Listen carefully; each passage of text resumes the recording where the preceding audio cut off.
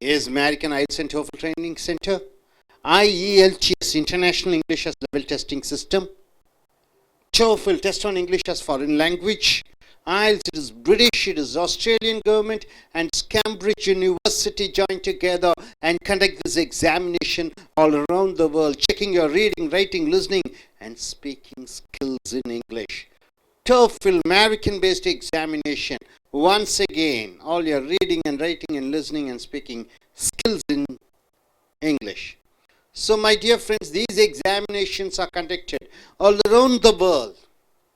You get a score. Using this score, you go to English-speaking countries or a country whose mother tongue is English.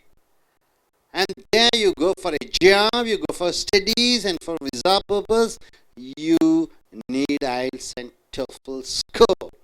Coming here for the writing and speaking skills development class in English, Lingua Forum Dream Tech publication, we have taken these essays from. We have come here to the video number 133.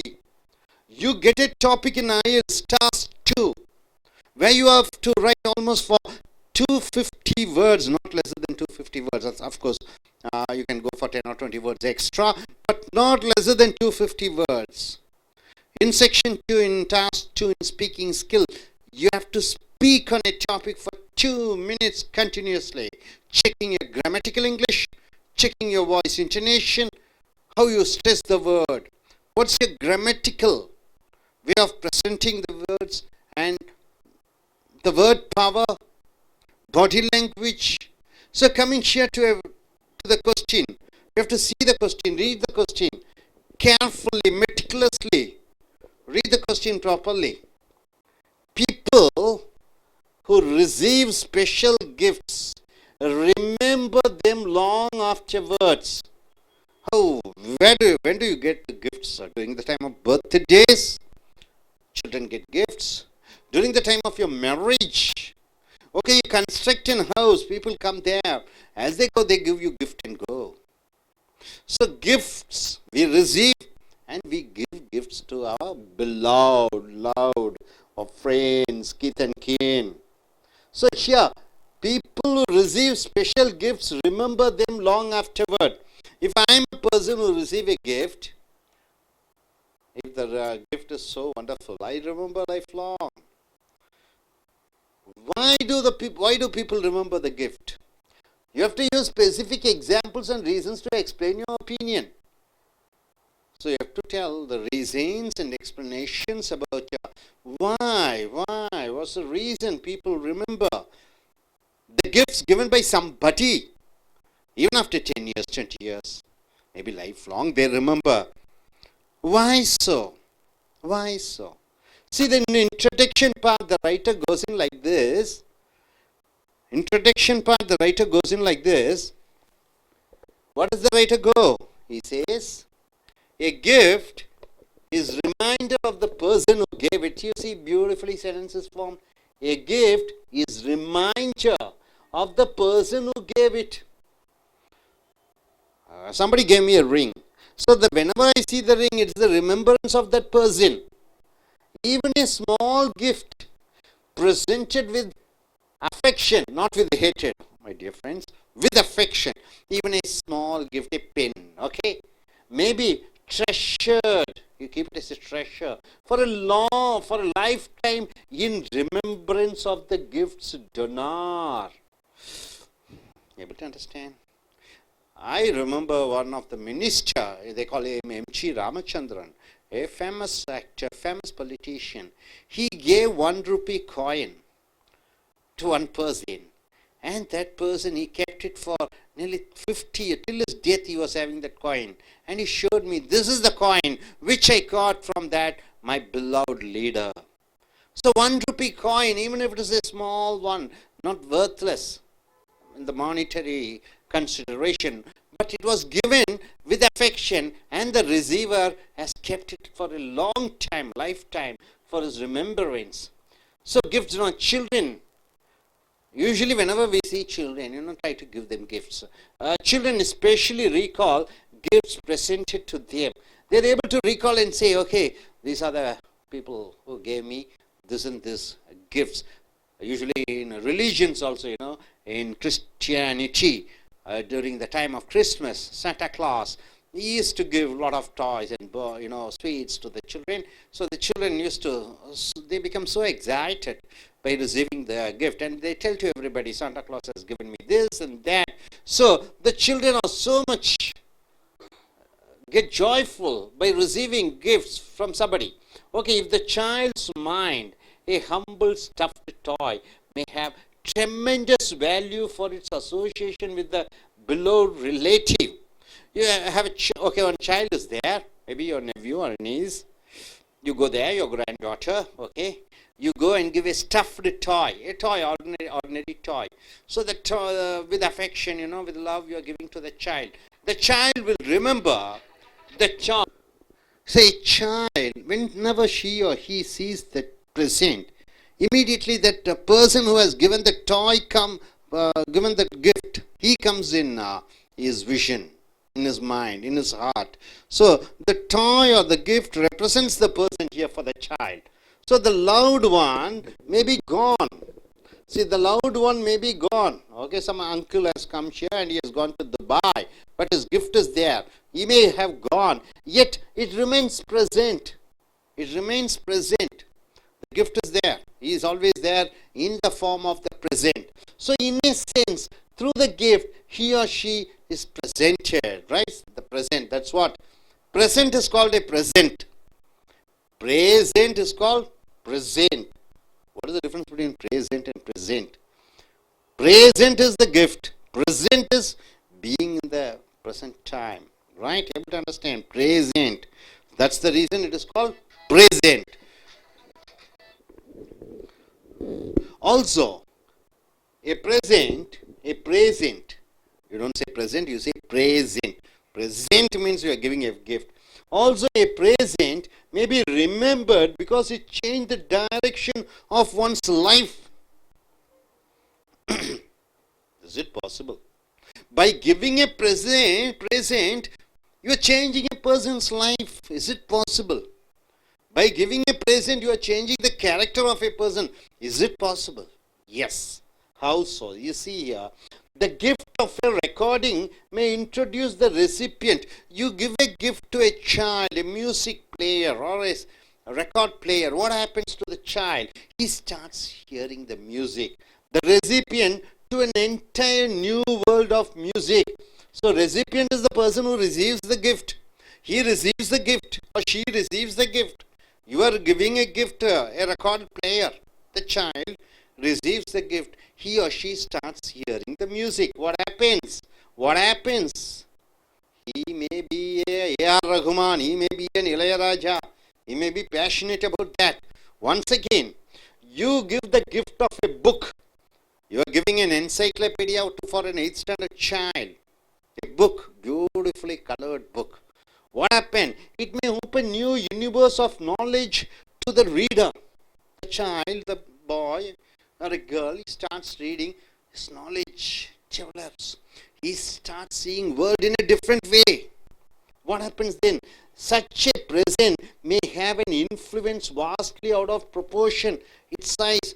The book may be small. Out of proportion means what? It becomes bigger, very big. 10 times, 20 times, 30 times. His knowledge develops. By giving a gift, he starts building his mind on that subject. It goes in for such a proportion, out of proportion. Its size, its cost or elegance. When you present a book to a child, that child may be a future PhD, doctorate in philosophy. He starts the habit of cultivating, reading the books. His mind is focused on the book. His mind is, getting attracted towards that. So he cultivated the habit of sitting and reading the book. You need a lot of energy to read, sitting in a calm place. So mind gets alignment with the book. As he keeps reading, he becomes a ferocious reader to an extent that he becomes a PhD in his future life. May result from the gift of a book to a child. One never knows. Anything may happen. So by giving a gift, see what all happens. a person's life may change. Tamil Nadu government is giving for all the school students laptop as a gift. Obviously, you know the result, what will happen, right? Tamil Nadu government is giving a gift of goats and cows to the farmers. You can guess what will happen. So, gifts may change the life of the people.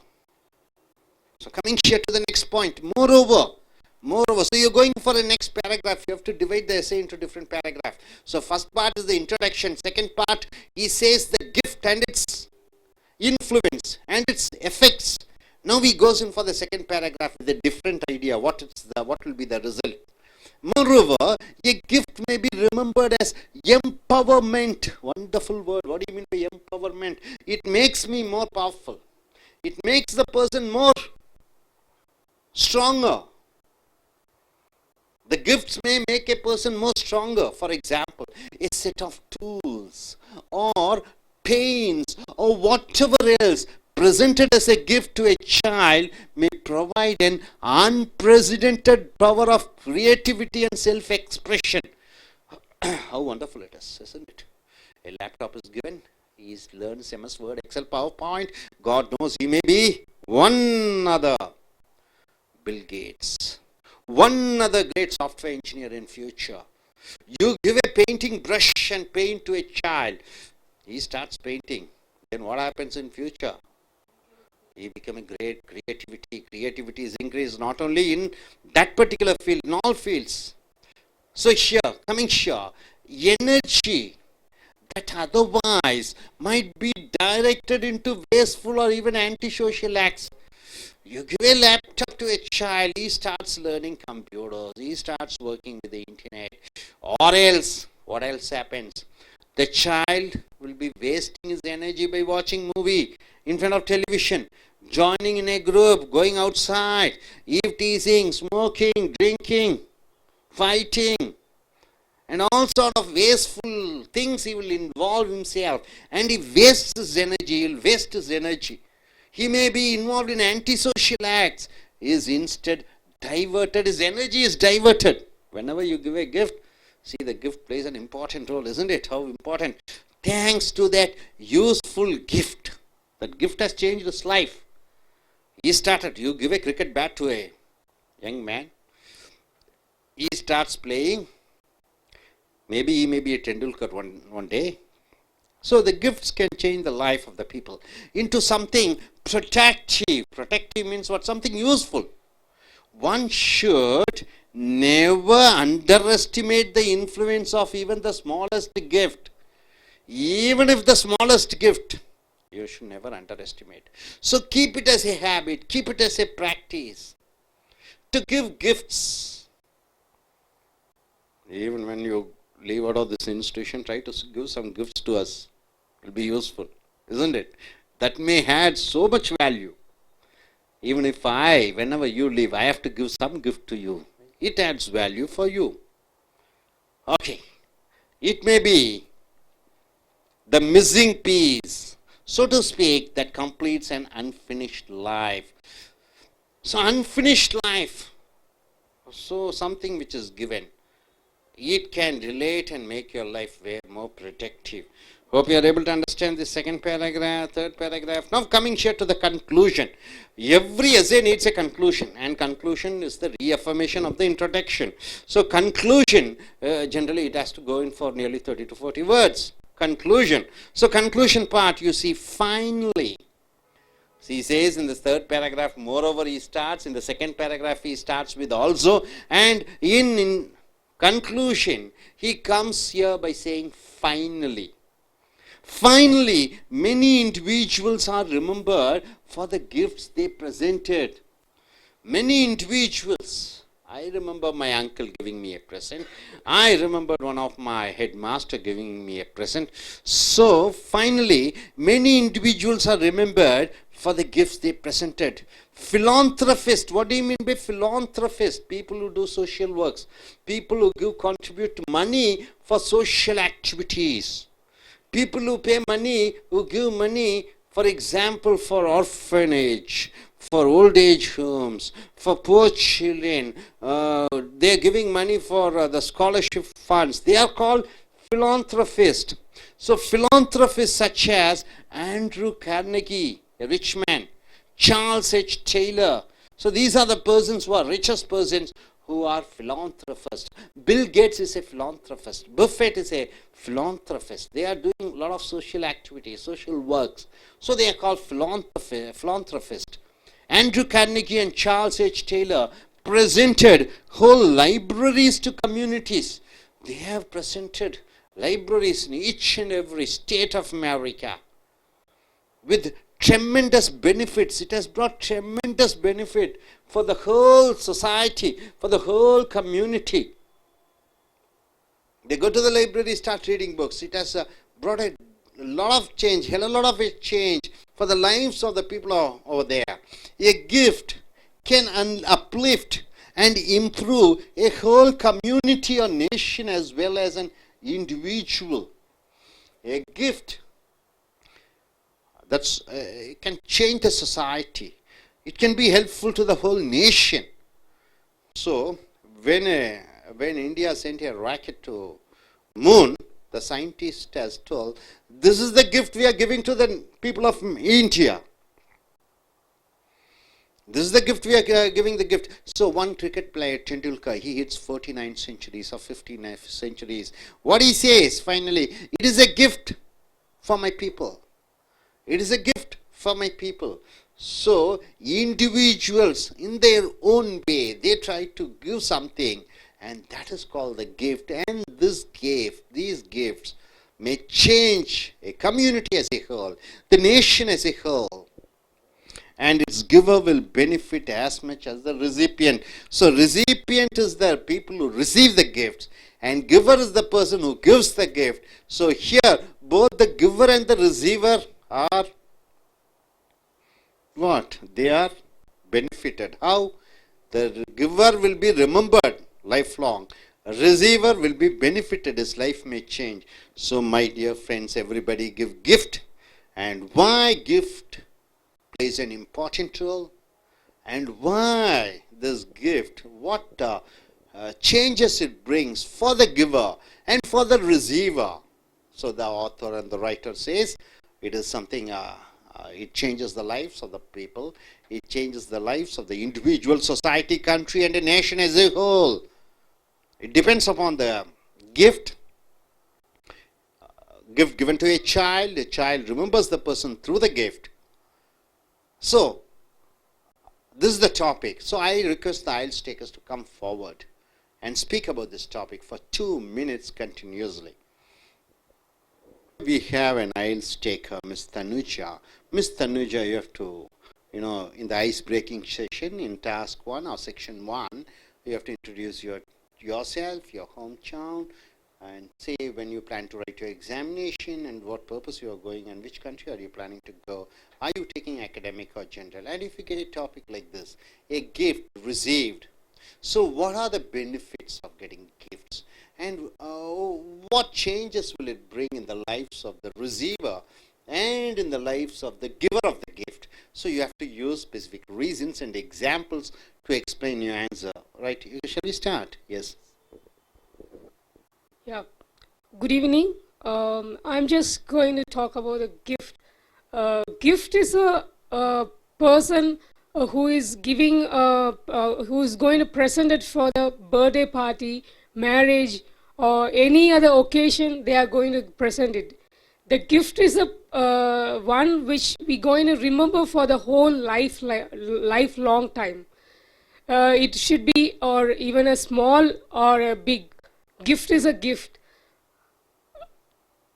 Gift should be the gift should be presented by the beloved person in any ways, even a friend or even a relative, or with the loved way we can present the gift.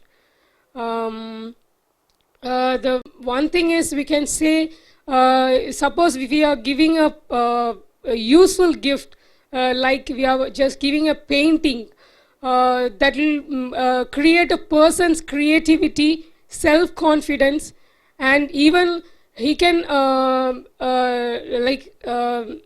do many things by using painting. Suppose if the person is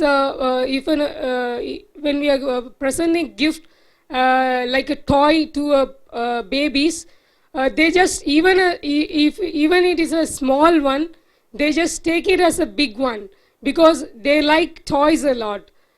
So one thing is we never underestimate the gift even if it is a small thing. Thank you. Next, Mr. R. Manoharan is with us. So he is going to US. So if you get a topic like this, gift, and what changes the receiver and the person who gives the gift. So what are the things which you understand? Could you speak about this topic? Good evening. In fact, gift plays an important role in our walk of life.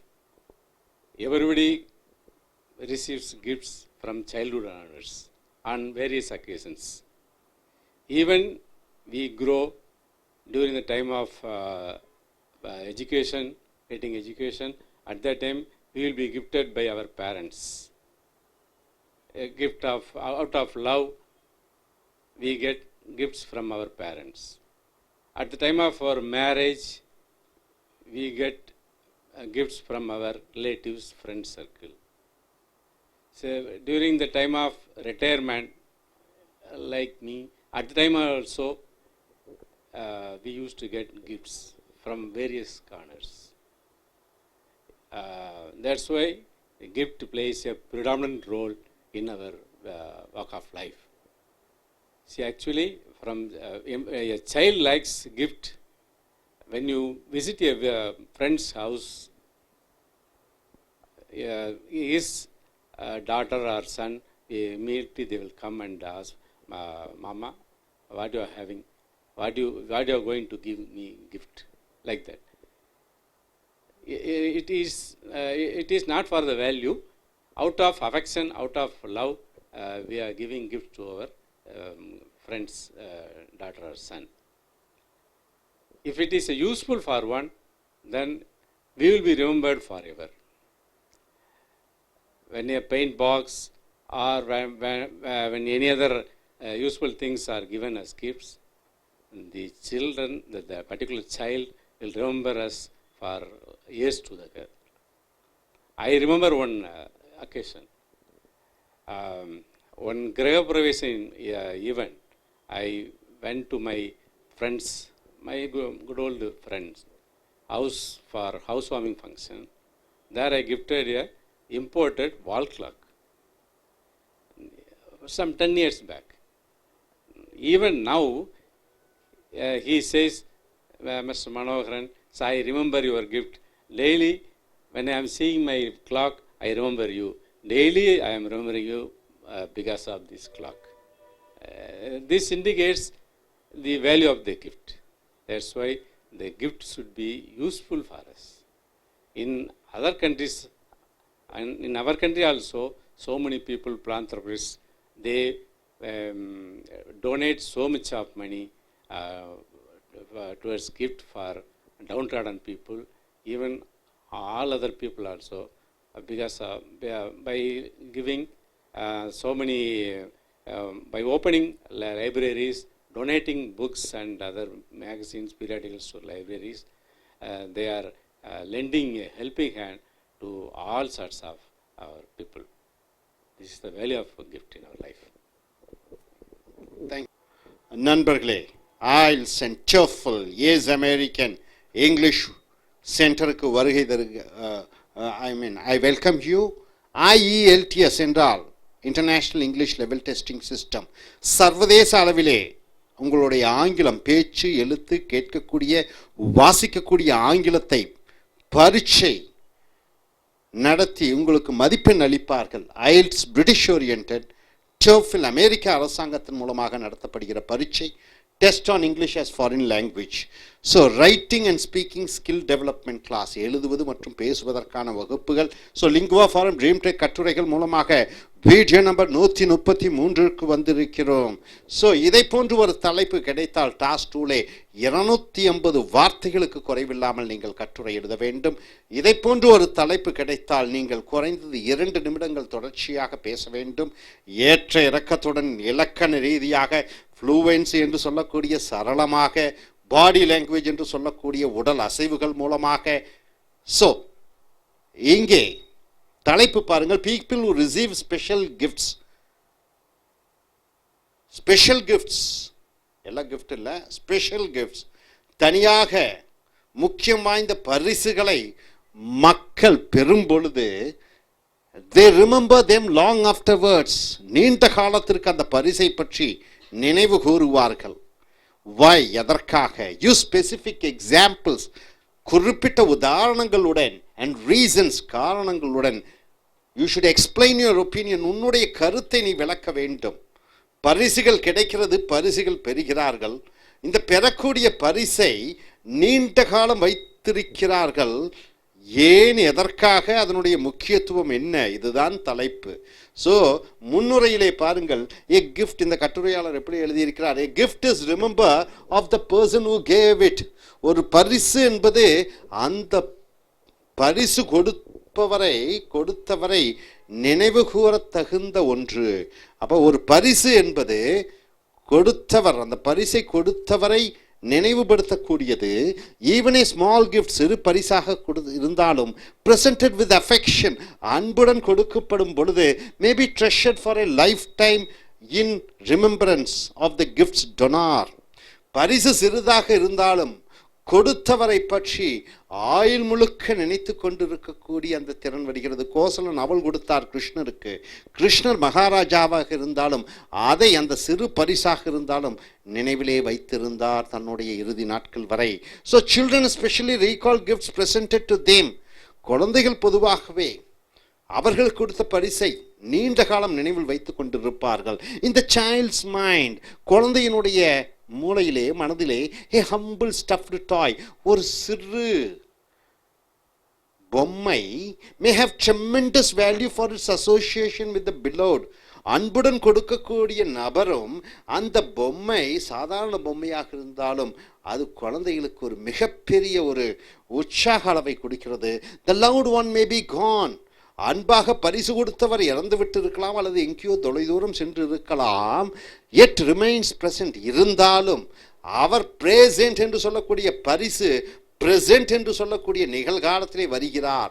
ஆகையால் தான் PRESENT ரெண்டுக்கும் ரெண்டாக ரெண்டு வித ஒரே spelling, ஆனால் ரெண்டு அர்த்தத்தில் வருகிறது. present என்றால் பரிசு, present என்றால் நிகழ்காலம். ஸோ பரிசு கொடுத்தவர் நிகழ்காலத்திலே வருகிறார். in a sense, ஒரு வகையிலே through the gift he or she presented, அந்த கொடுக்கப்பட்ட பரிசின் மூலமாக அந்த நபர், ஆணோ பெண்ணோ, அவர் நிகழ்காலத்தில் வந்து விடுகிறார். அந்த பரிசை பார்க்கும் பொழுது அவர் தொலை தூரத்தில் இருந்தாலும் சரி, இறந்து விட்டாலும் சரி. ஸோ அடுத்த பத்தியிலே பாருங்கள், ஆல்சோ வச்சு அந்த பத்தியை ஆரம்பிக்கிறார். Also a present may be remembered because it changed the direction of one's life. ஒருவர் கொடுக்கிறார் ஒரு பரிசு, அந்த பரிசு ஒரு மனிதனுடைய வாழ்க்கையவே மாற்றிவிடக்கூடிய தன்மை உடையதாக இருக்கிறது. ஒருவர் ஒரு பரிசு கொடுக்கிறார், அந்த பரிசின் மூலமாக பரிசை பெறுபவர் தன்னுடைய வாழ்க்கை பாதையையே மாற்றிக்கொள்ளக்கூடிய திறன் பெற்றவராக ஆகிவிடுகிறார். The gift of a recording may introduce the recipient to an entire new world of music. recipient என்றால் என்ன? பரிசு பெறக்கூடியவர். ஒரு டேப் ரெக்கார்டர் என்று சொல்லக்கூடிய டேப் ரெக்கார்டரோ, ஒரு மியூசிக் பிளேயரோ, MP3 என்று சொல்வார்கள் இப்பொழுது, அதை கிடைத்தாலோ அந்த பெறக்கூடிய அந்த நபருடைய வாழ்க்கை மிகப்பெரிய ஒரு மாற்றத்தை ஏற்படுத்தும். குழந்தைகளுக்கு அந்த ரெக்கார்டிங் கொடுக்குறீங்க. The gift of a book may open a new universe of knowledge to the reader. புஸ்தகத்தை பரிசாக கொடுக்கிறீர்கள் ஒருத்தருக்கு, அது குழந்தையாக இருந்தாலும் வேறு நபராக இருந்தாலும் அவர்கள் வாழ்க்கையை மாற்றக்கூடிய சக்தியை பெற்றிருக்கிறது புஸ்தகங்கள். ஆகையால் தான் இன்றும் பார்க்கிறீர்கள், கொஞ்சம் வயது முதிர்ந்தவர்கள், படித்தவர்கள், யாருக்கு பரிசு கொடுத்தாலும் புஸ்தகத்தை மெயினாக முக்கியமாக பரிசளிப்பார்கள். அடுத்ததாக such a present may have an influence vastly out of proportion.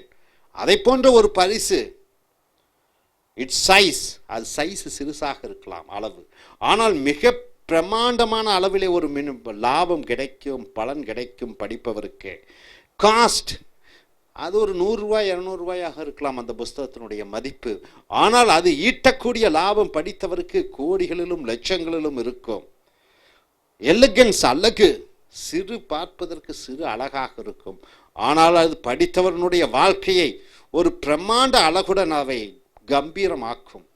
So a future PhD may result from the gift of a book to a child. ஒரு சிறு குழந்தைக்கு ஒரு அழகான புஸ்தகத்தை கொடுங்கள், அழகான அட்டையுடன் அழகான புஸ்தகத்தை கொடுங்கள். அதை படிக்கக்கூடிய குழந்தை அந்த படிப்பின் மேல் லைந்து விட்டால், பிடித்து விட்டால், இன்பம் கண்டு கொண்டால், எதிர்காலத்திலே அது ஒரு முனைவர் பட்டம் பெறக்கூடிய டாக்டரேட் பட்டம் கூட பெறலாம். ஸோ ஒன் நெவர் நோஸ், யாருக்கும் தெரியாது. அடுத்த பத்தியிலே மோரோவர் வைத்து ஆரம்பிக்கிறார். மோரோவர் என்றால் என்ன? இருந்தும். A gift may be remembered as empowerment. ஒரு பரிசு ஒருவருக்கு கொடுக்கும் பொழுதே அவர் உந்துதல் சக்தி பெறுகிறார், ஊக்கம் பெறுகிறார். Boost the secret of my energy என்று கிரிக்கெட் விளையாட்டு வீரர்கள் சொல்வார்கள். இங்கே பரிசு கொடுப்பதன் மூலமாக ஒருவர் அதிக சக்தி பெறுகிறார். என்ன சக்தி பெறுகிறார்? A set of tools.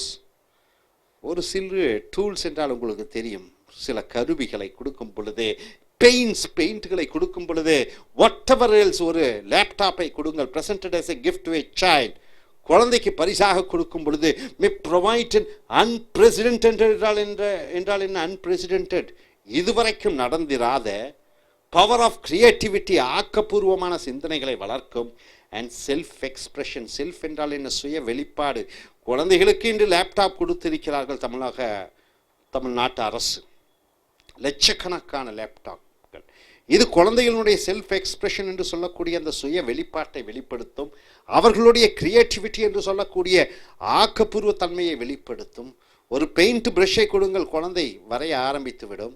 ஒரு டூலை கொடுங்கள், ஒரு ரேடியோவை ரிப்பேர் பண்ணக்கூடிய அந்த மெக்கானிக்கல் இன்ஜினியர் அளவுக்கு போகக்கூடிய வாய்ப்புகள் இருக்கிறது. So energy that otherwise might be directed into wasteful or even anti-social acts. இந்த பரிசுகள் கொடுப்பதன் மூலமாக குழந்தைகள் ஆக்கப்பூர்வமான செயல்களில் ஈடுபடுகிறார்கள். இல்லாவிட்டால் சினிமா பார்ப்பதிலும், சண்டை இடுவதிலும், ஆன்டி சோஷியல் என்றால் என்ன? சிகரெட் பிடிப்பதிலும், கட்டடிப்பு, ரவுடித்தனம் பண்ணுவதிலும், அந்த செயல்பாடுகளிலே ஈடுபடுவார்கள். இன்ஸ்டன்ட் டைவர்ட், அதற்கு பதிலாக அவர்கள் சிந்தனைகளை வேறு பக்கம் திருப்பி விடப்படுகிறது. Thanks to that useful gift. So நன்றியை சொல்வோம் அந்த பரிசுக்கு. ஸோ அடுத்ததாக இன்டு சம்திங் ப்ரொடெக்டிவ். ஸோ இது அந்த பரிசின் மூலமாக ஆக்கப்பூர்வமான சிந்தனைக்கு வருகிறார்கள். One should never underestimate the influence of even the smallest gift. சிறு பரிசாக இருந்தாலும் கூட அதை சாதாரணமாக எடை போட்டு விடாதீர்கள். It may be the missing piece, so to speak, that completes an unfinished life. ஒரு பரிசு நிறைவு பெறாத வாழ்க்கைக்கு, முடிவு பெறாத வாழ்க்கைக்கு அது ஒரு சாதாரண ஒரு தூண்டுதலாக முடிக்கக்கூடிய ஒரு செயல்பாடாக இருக்கும். ஸோ இறுதியாக முடிவுரை ஃபைனலி என்று வருகிறார். Finally many individuals are remembered for the gifts they presented. பல நபர்கள் அவர்கள் கொடுத்த பரிசுக்கு நினைவில் வைத்துக் கொண்டிருக்கப்படுகிறார்கள். ஒரு பிரமிட், ஒரு தாஜ்மஹால் ஷாஜகான் பரிசளித்தது, சத்துணவு ஒரு காமராஜ் பரிசளித்தது. ஸோ லேப்டாப் 40-50 செஞ்சுரிகள் அல்லது 100 செஞ்சுரிகள், ஒன் டே இன்டர்நேஷனலிலும் 5 டே மேட்ச்லையும் பெற்ற டெண்டுல்கரனுடைய பரிசு தேசத்திற்கு, அந்த பரிசு நினைவில் கொள்ளப்படுகிறது. ஸோ பரிசு அப்துல் கலாமுடைய கிஃப்ட் டு த நேஷன், பரிசு ராக்கெட். ஸோ இந்த பரிசுகள் எப்பொழுதும் நினைவில் நிற்கப்படுகிறது. பிலாந்திரபிஸ்ட் என்றால் என்ன? சமுதாய சேவகர்கள், சமுதாயத்திற்காக மேம்படுவதற்காக செலவழிக்கக்கூடிய, பணம் செலவழிக்கக்கூடிய சமுதாய முன்னோடிகள். such as ஆண்ட்ரூ கார்னகி, மிகப்பெரிய பணக்காரர் ஆண்ட்ரூ கார்னகி. எத்தனையோ சமுதாய சேவைகளை அமெரிக்காவிலே செய்திருக்கிறார்கள். கருப்பின மக்களினுடைய வாழ்க்கை மேம்பாட்டுக்காக எத்தனையோ நல்ல விஷயங்களை செய்திருக்கிறார். சார்ல்ஸ் எச் டெய்லர், மிகப்பெரிய சமுதாய சேவகர், presented whole libraries to the communities. Communities என்றால் என்ன? அனைத்து மக்களும். 50 மாநிலங்கள் இருக்கிறது அமெரிக்காவிலே. கம்யூனிட்டிஸ் என்றால் அங்கே வாழ்ந்து கொண்டிருக்கக்கூடிய சமுதாய மக்கள். அவர்கள் சமுதாய மக்களுடன் வாழ்க்கை மேம்படுவதற்காக ஒவ்வொரு மாநிலத்திலும் ஒரு லைப்ரரி ஒன்று ஆரம்பித்திருக்கிறார். நூலகங்கள் வித் ட்ரெமெண்டஸ் பெனிஃபிட்ஸ். அது மிகப்பெரிய பலன்களை அளித்தது மக்களுக்கு. எத்தனையோ கலெக்டரும் லாயரும் என்ஜினியர்களையும் அந்த நூலகங்கள் உருவாக்கியது. இதனுடைய காரணகர்த்தா ஆண்ட்ரூ கார்னகியும் and சார்ல்ஸ் டெய்லரும். So a gift can uplift and improve a whole community. ஒரு ஒட்டுமொத்தமான ஒரு சமுதாயத்தீவை முன்னேறக்கூடிய சக்தியை ஒரு பரிசின் செயல்பாடு செய்யக்கூடியதாக இருக்கிறது. our nation, ஒரு தேசத்தையே அது செழிப்படைய வைக்கிறது. as well as an individual, ஒரு தனி நபருக்கும் கூட. so and its giver will benefit as much as the recipient. பரிசை கொடுப்பவர் நினைவில் கொள்ளப்படுகிறார். ரிசிபியன்ட், பரிசை பெறுபவரும் அவரை மறக்க மாட்டார். தாமஸ் ஆல்வா எடிசனுடைய பல்ப் கொடுத்தவர் தாமஸ் ஆல்வா எடிசனை நாம் மறக்கவில்லை. பெற்ற பலன் பெறக்கூடிய நம்மளும் அவரை மறக்கவில்லை. அதே போல் கிரஹம் பெல் டெலிஃபோன், அவரை நாம் மறக்கவில்லை, அவர் பேரும் நமக்கு மறக்காது. ஸோ பரிசு கொடுப்பவர்கள் யாராக இருந்தாலும், சிறு பரிசாக இருந்தாலும் பெரு பரிசாக இருந்தாலும், பரிசு கொடுப்பவரை மறக்க முடியாது. அதே போன்று பரிசு பெறக்கூடிய தனி நபராக இருக்கலாம், சமுதாயமாக இருக்கலாம், தேசமாக இருக்கலாம், அவர்களும் மிக பெரிய அளவிலே பலன் பெறுவார்கள். ஸோ இனி வரக்கூடிய கட்டுரைகளில் மற்ற IELTS based டாபிக்ஸை பார்ப்போம். இனி அதுவரை thank you very much. TOEFL test on English as foreign language. Both these tests are international tests which checks your reading English, writing English, listening and speaking English. World. IELTS is British, Australian and Cambridge University combined together and conducts these exams, and TOEFL is an American based examination. So here, writing and speaking skill development class, these essays have been taken from Lingua Forum Dream Tech publications, and we have come here to the video number 134. Dear friends, when you get a topic like this in your writing skill, you have to write about not lesser than 250 words. Then if you get a topic like this in speaking task, you have to speak for nearly 2 minutes continuously. And based on that topic, you have a discussion between your examiner and yourself. And coming here, the topic here, read the topic carefully. Do you think that some famous entertainers, who are the entertainers? Entertaining industry is cinema people, television people, circus people, models. Who else can you say?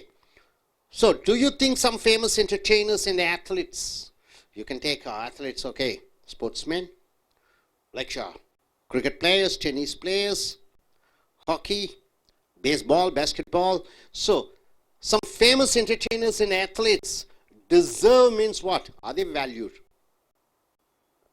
Is it right for them to get certain things?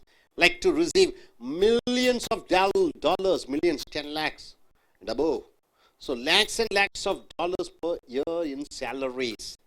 So use specific examples and reasons to explain your viewpoint. Hope you are able to understand. Do you think some entertainers or famous entertainers like cine stars, models and athletes like Chedilkar, Johnny, William, then who else? A lot of players are there, isn't it? Deserve, do they really deserve? Are they qualified enough to receive millions of dollars per year in salaries? Now, in hours they are getting, once come to the stage, or they perform a program, you pay a lot of money. Right? See models, just a one-day shoot or half-a-day shoot, or maybe a half an hour shooting also, they get in millions. You ask one Aishwarya Roy to come, Abhishek Bachchan, Salman Khan, Shah Rukh Khan, Greg Pitt or anybody, international or national, you have to pay a handsome amount of money. Use specific example. Do they deserve it? Do they really deserve this amount of salary? If you say yes, then you have to use specific examples and reason. If you say no, then you have to go in for points stating why they should not be given, why they should not be, given all type of importance in money, in name and fame. So coming here to the point here, so the writer here goes in for, what does he go for? He says, yes, they are worth. It's good to give. So let us see what he says. So when someone criticizes the high salaries given to certain entertainers and athletes, okay, if one set of people over here, they say, no, it is not right to give for entertainers, cinema stars and athletes that amount of money, one can only suspect that the criticism is based on envy. Envy means what? Jealous. They just feel jealous about that. They earn in millions and I don't earn much. So why should they give? So the criticizers are generally envious about the people who receive the high amount. So they are criticizing they should not be given that amount of salary. A person making only a modest income may feel jealous of a high paid star. The whole month a person works, he gets 10,000 rupees or 20,000 rupees the whole day. But a cine star or a TV artist or a cricket batsman, they are getting in crores. Or a newscaster, and wish to see that celebrities' income redistributed. So people like, they're getting very modest income. They don't want all the money should be pocketed by the entertainers or the famous people. They want to see that the crores they get, the cinema stars or TV stars or models, should be redistributed. Means what? The money should be taken and given to the people. That is confiscated. Confiscate means you take away. Take away with force and hand it out to other. Take the money from them, crores of money, to lower paid persons. You distribute to the lower paid persons. Who are the people who think like this? The people who are jealous, the people who are getting modest income, the people who are suffering, people who have financial difficulties, they feel envy, they feel jealous of high paid entertainers. This principle is often described as fair or progressive. So people who have this type of policy take the money from the rich, famous and popular artists, cricket players, sportsmen, and distribute the money to the poor people. So these people are considered to be, the people who are supporting this view are considered to be progressive and fair. But in fact, the writer goes and says, in fact, the truth is, it is mere robbery. He says it is robbing. Robbing means what? Taking other person's money. In principle, it is not good. Robbing is a very bad thing. So he says it is robbery to follow this principle. And unjustifiable. Justifiable means what? You can say, yes, what I have done is right. Unjustifiable means what? It not at all good. No way you can justify. No way you can defend. No way you can argue in support of that. If a celebrity, if a famous person like Shah Rukh Khan or Salman Khan or Aishwarya Roy can make a large salary, then there is no reason to deprive him or her of it. So if they are able to earn 10 crores, 20 crores, I believe one actor gets 100 crores. 300 crores, 400 crores he makes business, so 100 crores he gets a salary. So if he deserves, let him have it. You should not take from him. It is wrong. That's what the writer says. Yes, the entertainers, I believe, cricket player, one Sachin Tendulkar, he has thousands of crores of money. There's nothing wrong. He worked hard. He became famous. He earned money. Nothing wrong in him getting such amount of money. So coming here to the second paragraph, that's what the writer says. It's not my point of view. Here, this is not to say that every celebrity's work is an important to society. So here this gentleman says, the writer says, or the man or a woman who says, not all the entertainers who gets in crores, all the sportsmen who get in crores, all the models who get in crores, they are not doing, it's not that they're doing great thing for the society. As for example, that of a surgeon. Surgeon is art specialist who operates the patient. There are doctors who operate hundreds of operations, even thousands per annum, per year. There are doctors, eye surgeons, heart surgeons, knee surgeons, kidney, and they do a lot of surgery, and it is highly beneficial for the society. Or emergency response worker, a policeman, anytime you call him, he come. Firework department, anytime you call them, they will come. So, a celebrity's work may not be as important as these type of people who work for the society. But these people are getting very low paid, but a celebrity entertainer gets a very huge amount of money. They may not be doing that amount of service like these type of surgeons or the emergency workers. But a celebrity may be paid huge sums for a task that has a very little intrinsic value, utility. What do you mean by intrinsic? Natural. True. Intrinsic means natural, true. Utility means what? The usage. So, a celebrity may be getting 10 crores or 100 crores for a work which is not truly useful. It may not be truly useful. One Amitabh Bachchan comes and he says, this diamond necklace from this particular jewelry is great. He is not doing it, there's nothing, a natural utility is there. Not like a surgeon who does just an half an hour talk. But he gets in crores, 10 crores or 50 crores he gets. Just a single payment. Such as smiling at a TV camera.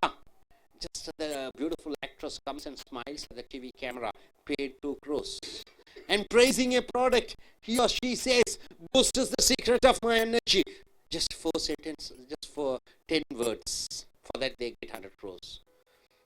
Viewed in that light, the celebrity's earning may seem excessive. It may seem too much.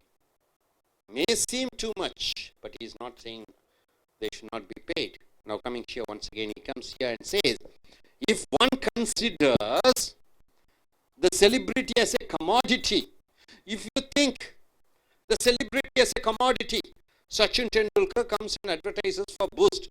You think Sachin Tendulkar has Boost. So simple. If one considers the celebrity as a commodity, however, then the situation looks different. A commodity is worth whatever a free market system decides. So you consider him as a commodity. Sachin Tendulkar or Amitabh Bachchan as a product which has a demand. He acts very well, so he has a lot of fans, so it's a product. Tendulkar bats very well, he hits 100 centuries, so he is a product. So there is no other product to replace this product. If you consider them as product, then it is worth, isn't it so? Decides its worth. If the commodity is a handsome actor or beautiful actress, maybe it is a gold of 1,000 kilos, worth platinum or something like a product. If the beautiful actress or handsome actor, and bidders, who are the bidders? The producers are the bidders. The advertisers are the bidders. The organization which want that particular actor to act in their serial or in their advertisement, they are the bidders. Bidders means what? People who are standing in queues asking that actor to act in their movies, to act for their product, to be a model to their product. Or in fact you have IPC, isn't it? IPL, Indian Premier League cricket match. So each cricket player is put as a product. So there are 12 teams. All the 12 team people are the businessmen. So they bid. Okay, Tendulkar is auction. Tendulkar is 5 crore. Okay, Dhoni is 7 crores. So Madras Super Kings buys Dhoni for 50 crores. So 50 crores goes to Dhoni. So if you consider them as a product, if bidders are there for that person's service, so that Dhoni serves, out of 12 teams, he serves for Super Kings, Super Chennai Kings, Chennai Super Kings, and are willing to pay 10,000 per day. They are ready to pay now. 10,000 is nothing. $10,000 is, even if you go in for dollars, they are getting $1 lakh per day. Then that is the commodity's value. So this becomes a commodity, and the celebrity receives. Celebrity means the famous person, what he or she is worth on the open market. So it is like an open market. The actor Kamal Haasan or Rajinikanth is in the open market. All the producers are there. So once he starts acting, people will watch and they give the money, and the producer gains profit. So he is sold as a product. If the product is demanded, if the product has demand, then nothing wrong in giving him a lot of money. So he says, from the free market perspective means what? The viewpoint. From the free market means what? Demand and supply fixes the rate. In the market, how much tomato you get, according to the supply, the demand is fixed. If supply is lesser, the demand increases. So here, according to the market value, according to the demand and supply, the value of the actor and actress goes up from the point of the bidders and free market perspective.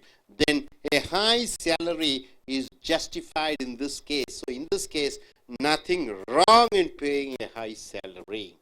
So coming here once again, he says, that is why celebrity should be permitted high salaries if society chooses. Society chooses. Who pays the actor? It is the people's money. Society. It is the society which has made Shah Rukh Khan as the superstar.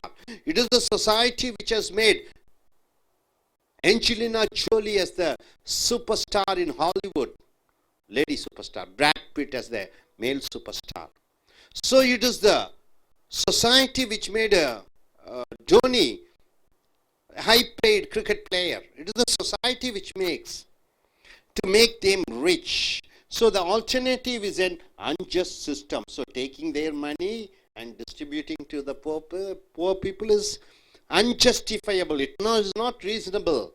Of confiscation. Confiscation means taking away their property using the law points based on the so-called politics of envy. It is a politics of envy, jealousness.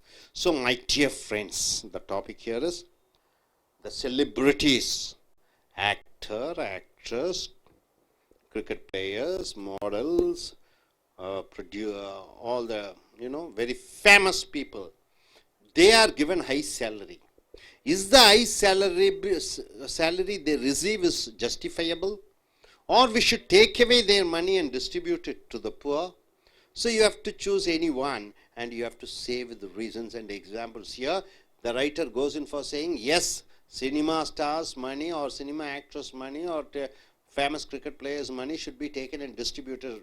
It is should be distributed is wrong thing.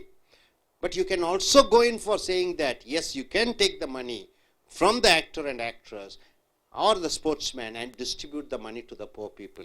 So either one you can take. But here the writer has chosen that nothing wrong in actors and actors getting high paid, and it is wrong to take away the money from them.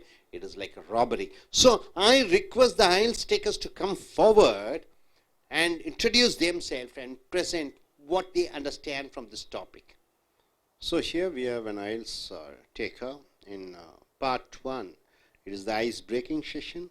You have to introduce yourself, tell about your qualification and which country you are going to go, your academic or general examination you are writing. When is your examination? And if you get a topic like this, what you are going to speak about? Yeah. Good evening. This is Tanuja, coming from Valasaravakkam. Completed my BSc Information System Management, and I am going to write the examination on 22nd of November.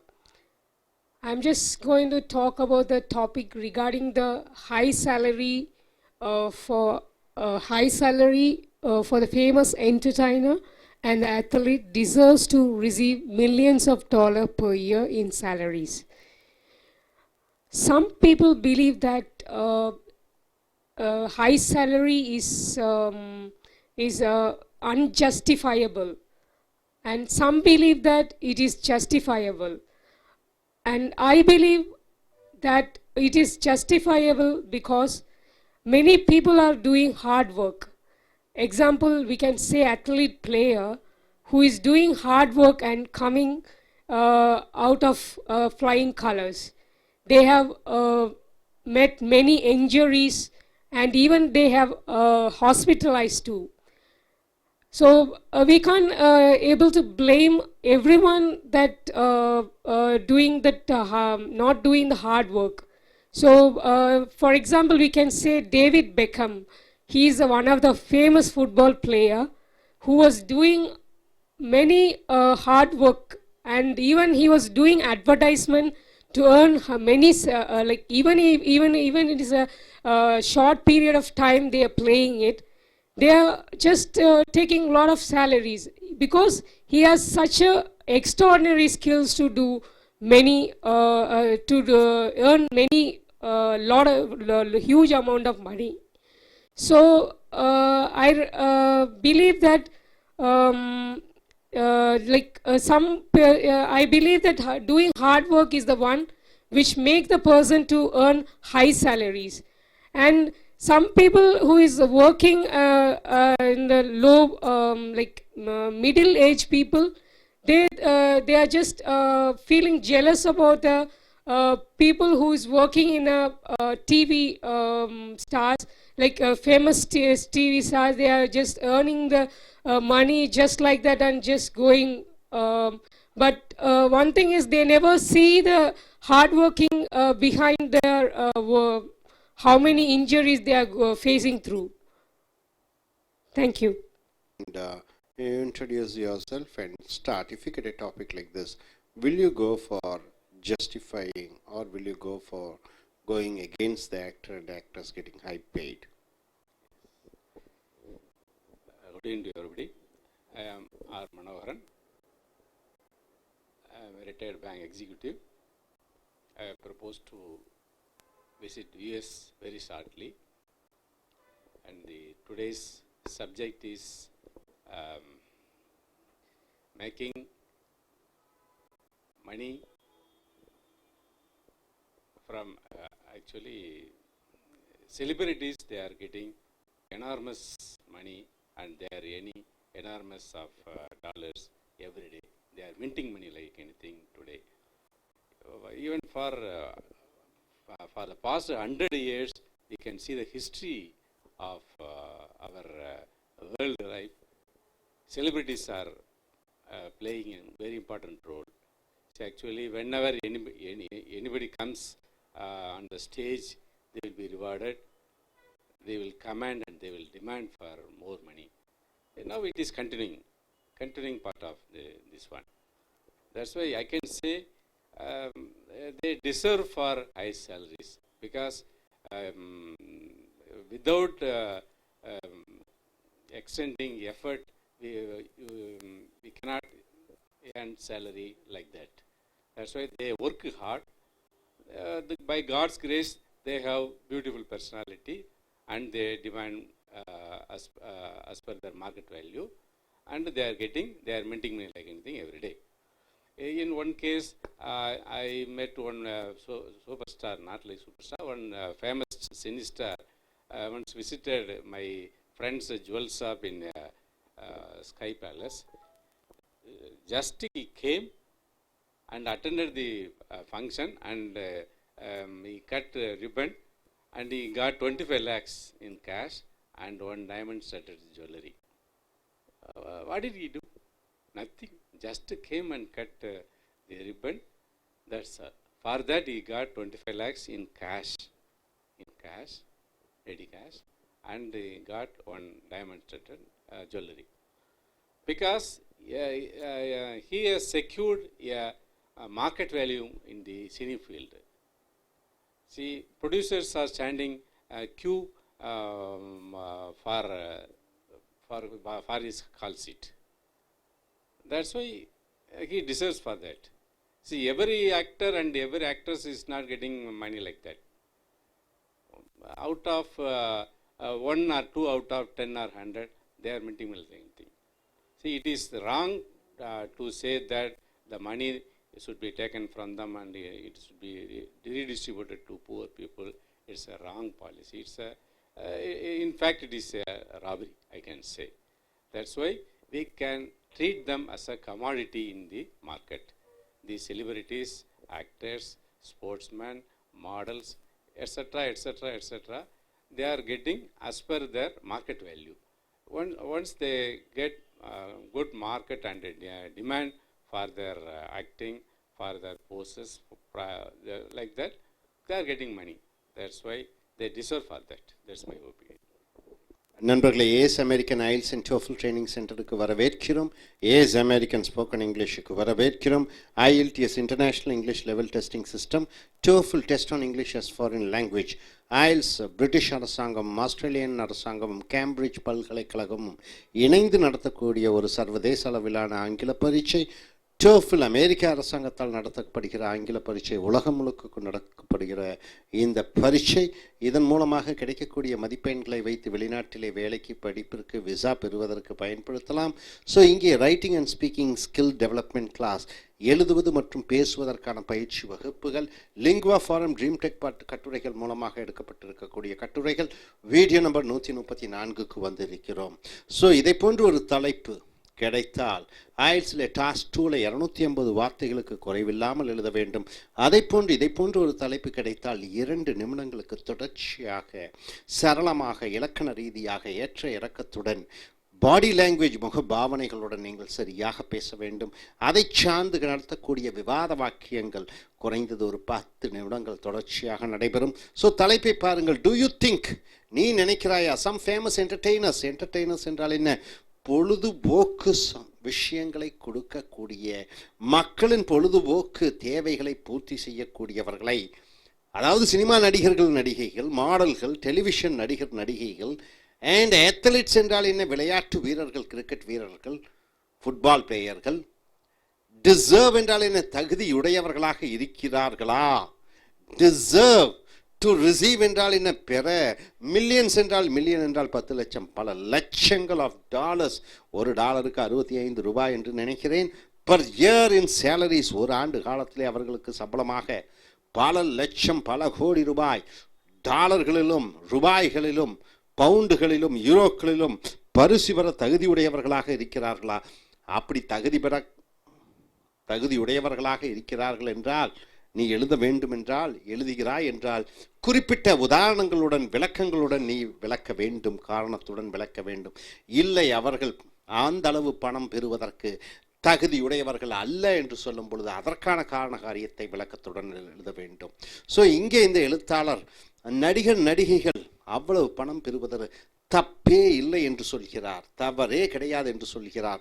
So இங்கே பார்த்தீர்கள் என்றால் முதல் பத்தியிலே, when someone criticizes the high salaries given to certain entertainers and athletes, ஒரு சில பேர் குறை சொல்கிறார்கள், நடிகர்களுக்கும் விளையாட்டு வீரர்களுக்கும் அதிக அளவிலே பணம் கொடுக்கப்பட்டிருக்கிறது.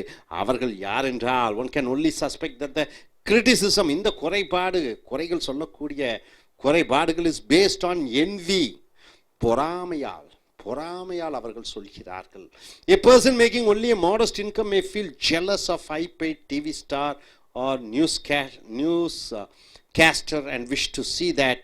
அப்ப ஒருத்தன் மாடஸ்ட் இன்கம் என்றால் என்ன? சராசரி 10,000 20,000 ரூபாய் சம்பளம் பெறக்கூடிய ஒரு நடுநிலை உழைப்பாளி பொறாமைப்படலாம்.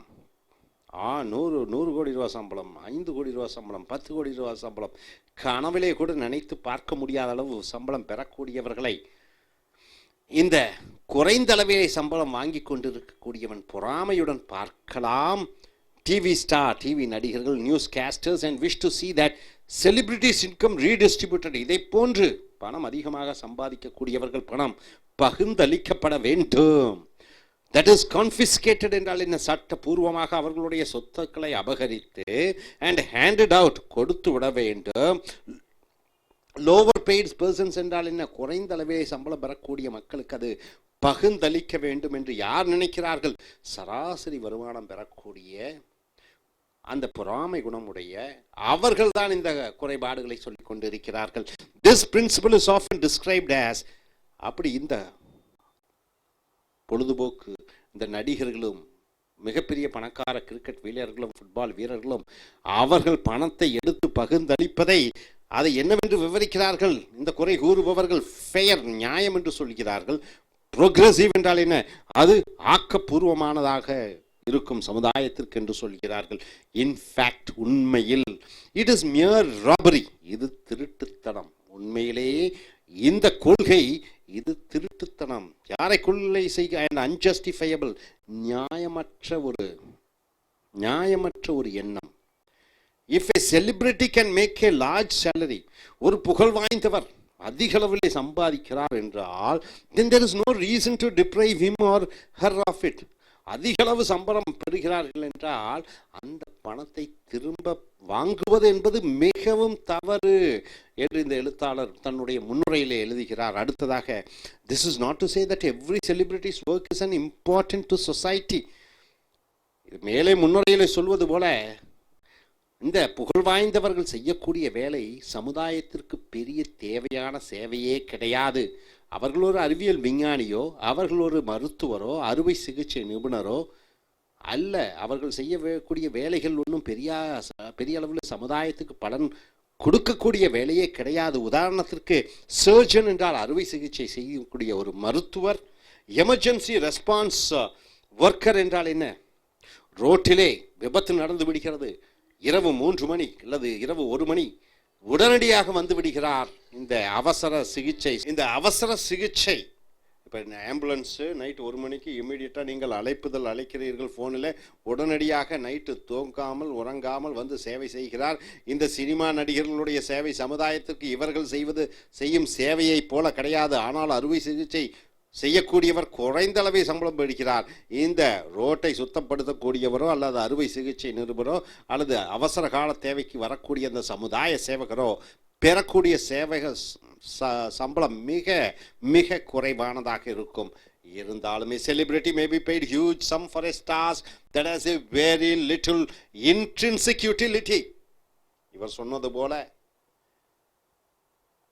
ரிப்பன் வெட்டுவதற்கு 25 லட்சம் ரூபாய் ஒரு நடிகருக்கு கொடுக்கப்பட்டிருக்கிறது. இன்று 25 லட்சம் ரூபாய் கம்மியாக ஆகிவிடுகிறது. இன்று 2.5 கோடி 3.5 கோடி என்று அந்த கட்டணம் உயர்ந்து விட்டது. ஸோ இன்ட்ரின்சிக் யூட்டிலிட்டி என்றால் என்ன? அவர்கள் செய்யக்கூடிய வேலை உண்மையான, இன்ட்ரின்சிக் என்றால் உண்மையான, யூட்டிலிட்டி என்றால் என்ன? பயன்பாடு. யூட்டிலிட்டி என்றால் அதனுடைய அவசியம், அதனுடைய பயன்பாடுகள்.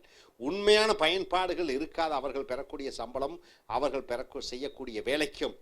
such as smiling at a TV கேமராக்கு முன்னாடி தங்கள் புன்னகையை காண்பிக்கிறார்கள், அதற்கு 1 கோடி. and praising a product, ஏதோ ஒரு பொருளை கையில் வைத்து கொண்டு இந்த பொருள் சிறந்தது என்று சொல்லும் பொழுது 5 கோடி என்று வாங்குகிறார்கள்.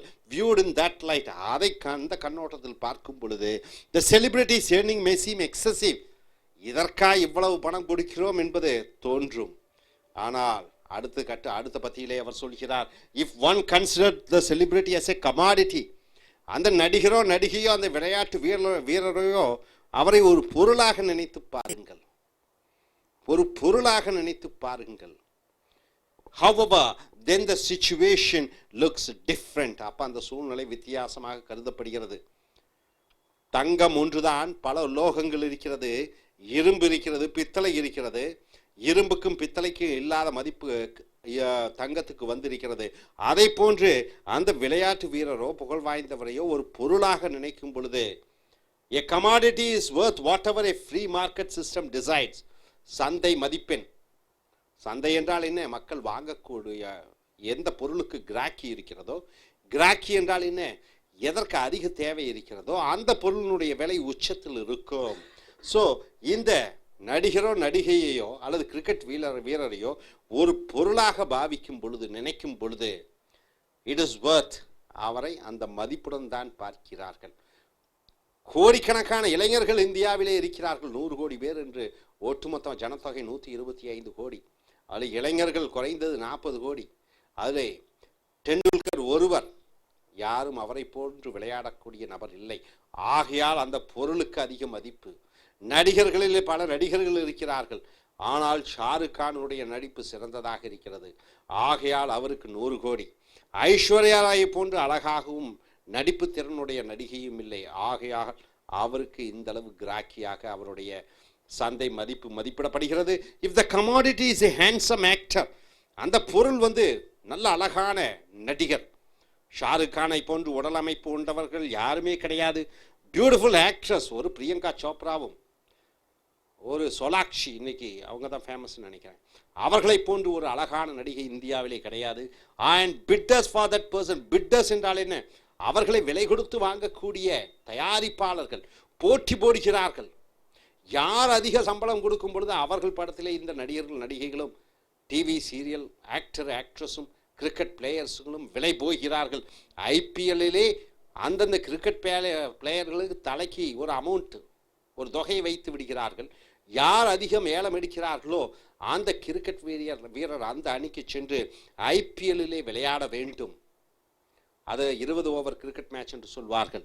So for that person's service are willing to pay $10,000 per day, $10,000 per day. $10,000 என்றால் 65,000 ரூபா ஒரு நாளைக்கு. இன்று 65,000 எல்லாம் ஒன்றும் இல்லாமல் ஆகிவிட்டது. இன்று $1,00,000 கொடுக்க வேண்டிய நிலைமையில் இருக்கிறோம். Then that is the commodity's value. அது பொருளினுடைய மதிப்பாக கருதப்படுகிறது. And the celebrity receives what he or she is worth on the open market. So அந்த புகழ் வாய்ந்த நடிகனும் நடிகையும் கிரிக்கெட் பிளேயர்களும் சந்தை மதிப்பெண் என்னவோ அதற்கு தகுந்தபடி அவர்கள் விலை பேசப்படுகிறார்கள். So from the free market perspective, இந்த சுதந்திர சந்தை பொருளாதார அல்லது மார்க்கெட் வேல்யூ அல்லது சந்தை மதிப்பெண் அந்த கண்ணோட்டத்தில் பெர்ஸ்பெக்டிவ் கண்ணோட்டத்தில் பார்க்கும் பொழுது then high salary is justified in this case. அதிக சம்பளம் ஜஸ்டிஃபைடு என்றால் நியாயப்படுத்தப்படுகிறது இன் திஸ் கேஸ், இந்த வழக்கிலே. ஸோ இறுதியாக இந்த கட்டுரையாளர் வருகிறார். தட் இஸ் வை, ஆகையால் தான் செலிபிரிட்டிஸ் என்றால் புகழ் வாய்ந்தவர்கள் should be permitted, அவர்கள் அனுமதிக்கப்பட வேண்டும். ஹை சேலரிஸ், அதிக சம்பளம், if society chooses to make them rich. இங்கே சமுதாயம் தான் அவர்களை உருவாக்குகிறது. சமுதாயம் தான் நடிகரை உருவாக்கியது. சமுதாய மக்கள் பார்க்கிறார்கள் அந்த நடிகர்களை. சமுதாயத்தினுடைய அந்த கிராக்கியை இந்த தயாரிப்பாளர்கள் பிரதிபலிக்கிறார்கள். ஸோ த ஆல்டர்னேட்டிவ், இதனுடைய மாற்று இஸ் அன் அன்ஜஸ்ட் சிஸ்டம். இதனுடைய மாற்று ஒரு நியாயமற்ற ஒரு அமைப்பு. அவர்களிடமிருந்து பணத்தை பிடுங்குவது என்பது அது நியாயமற்றதாகும். ஆஃப் கான்ஃபிஸ்கேஷன், கான்ஃபிகேஷன் என்றால் என்ன? சட்ட ரீதியாக அபகரிப்பது என்பது தவறு.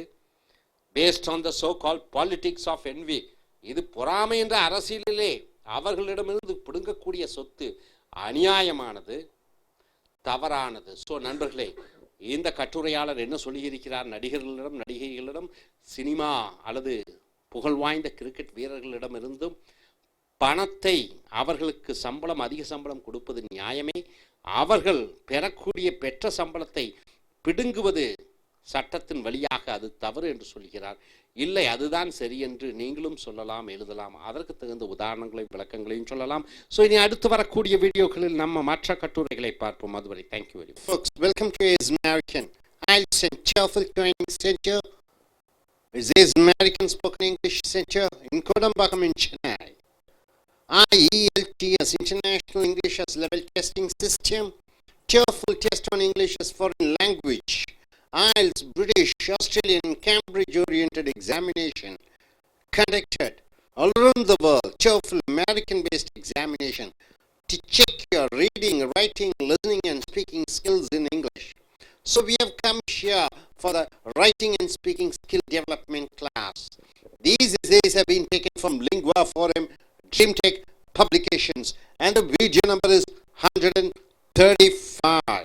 So my dear friends, you get a topic like this, and in the examination you have to speak for 2 minutes in the speaking task.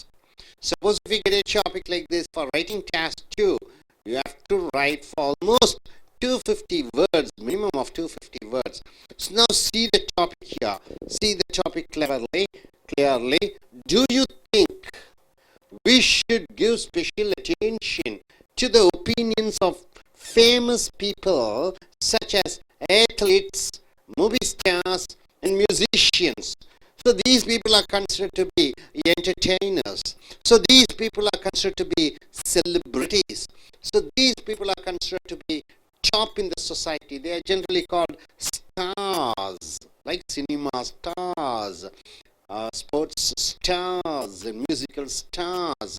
So these people's opinions regarding various subjects should we consider it? Why? If you say yes, and you have to say why should we consider their opinions on various subjects? Why not? Why not means yes, why not we should agree. So you have to use specific reasons and examples to explain your opinion. So hope you're able to understand the question very clearly. The famous people are called celebrities. Asking about their opinions on various subjects, is it good or bad?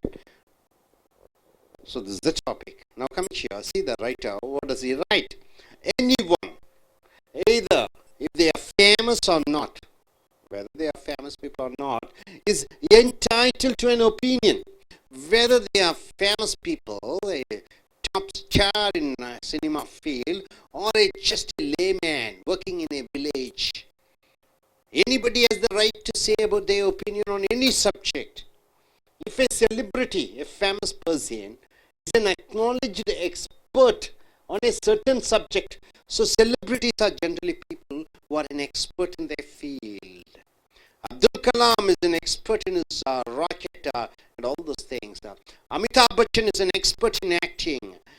Of course, Modi is an expert in politics. So each one is an expert in their acknowledged field, such as football. Leonardo, you ask him, he is an expert in football. Maradona is an expert in football. Music, Rahman is an expert in music. Astronomy, you have various astrologers who's famous for astronomy. Then that person can speak about it with authority. Authority means with full confidence. You ask to Rahman about music, he will say in a detailed way, yes, you can get his opinion on that particular subject. You ask about Abdul Kalam, about rocket, and he will say about all the scientific achievements, and that is a good opinion, and you can consider it, you can take it as on a face value. Outside that field, however, I think the celebrities' opinions are worth no more than anyone else's. You ask to Rahman about the politics, about the women's bill and various other subjects or science, and if they give an opinion, it is not worth. It is not at all worth. You ask about Abdul Kalam, something about acting, and if he gives an opinion, it is a waste, even though he is an expert in science. His opinion regarding acting or actors, it is not to be valued at all.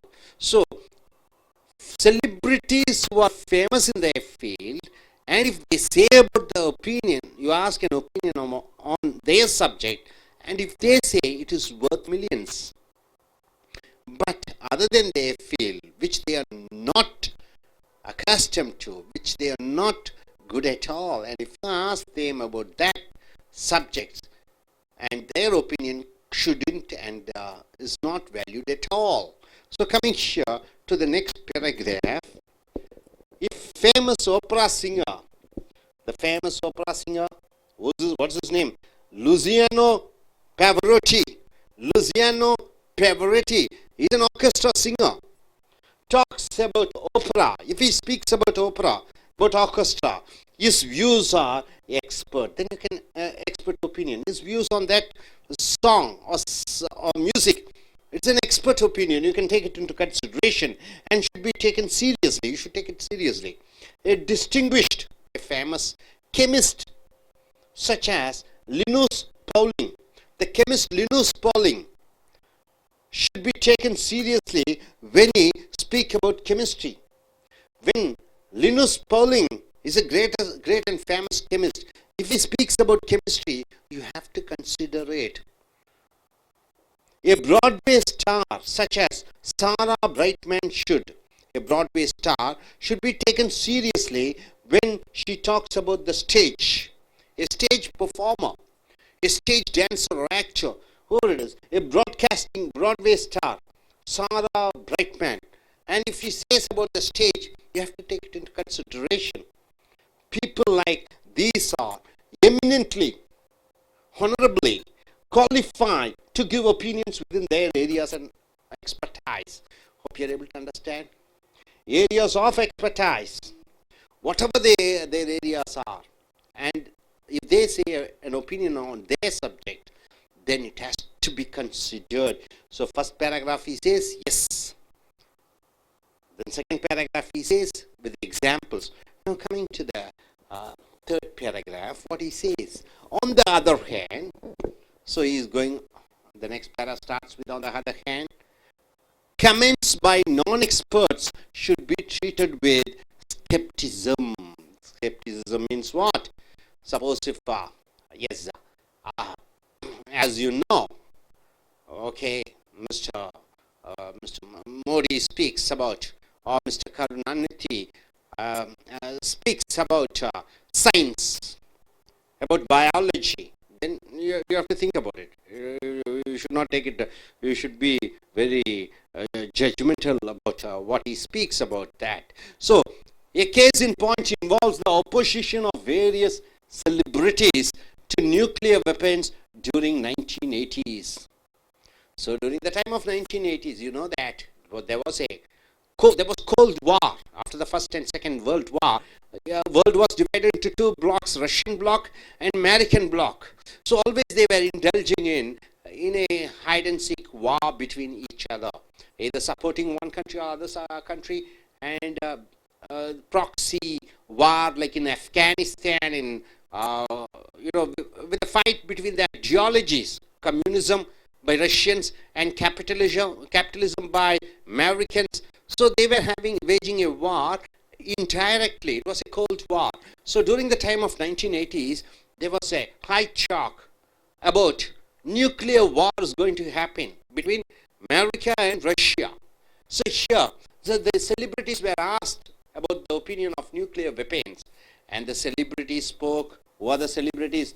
The famous actor and actress and sportsmen spoke as if they were authorities on nuclear weapons and arms control. So these people were speaking as if they know all about nuclear bombs and what they do, harm or good or bad. So they were talking as if they are experts. Oh, the famous celebrities. Yet, when a reporter asked some of them if they could define expressions such as throw weight. So in nuclear technology, there's a phrase called throw weight. And when a reporter asked these celebrities about the throw weight, and they were not able to say who the celebrities, because they don't know anything about the subject. The celebrities were at a loss. So they showed they did not know what they were talking about, and thus they lost credibility. Credibility means what? Credibility. The good name, the fame, and what the words are, it has lost its meaning. So during the time of nuclear, 1980s, talking and speaking about nuclear and arms and everything, the celebrities were giving their opinions, but when the reporter asked certain things, they were unable to speak. They were at loss of words. So it lost, the celebrities lost the credibility. So coming here to the conclusion, he says, the writer goes in for saying that, to conclude, this is not to say that experts are always right. Oh God, once again, this says the experts are always, the experts are always right. Mostly in election time, there will be reports indicating pre-election results or post-election results.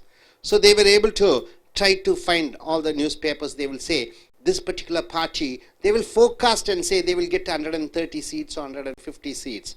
Some may be right and some may be wrong. If reporters and magazine and newspapers are expert in politics, they should accurately say they will get this particular this particular seats, either in parliament or legislative, but some have been successful, some have been failure. So you cannot take, even if an expert says about something, you cannot take it in a face value. Politicians will say, our party is going to form their government, and finally he may be an expert in politics, but what happens, he may lose the election.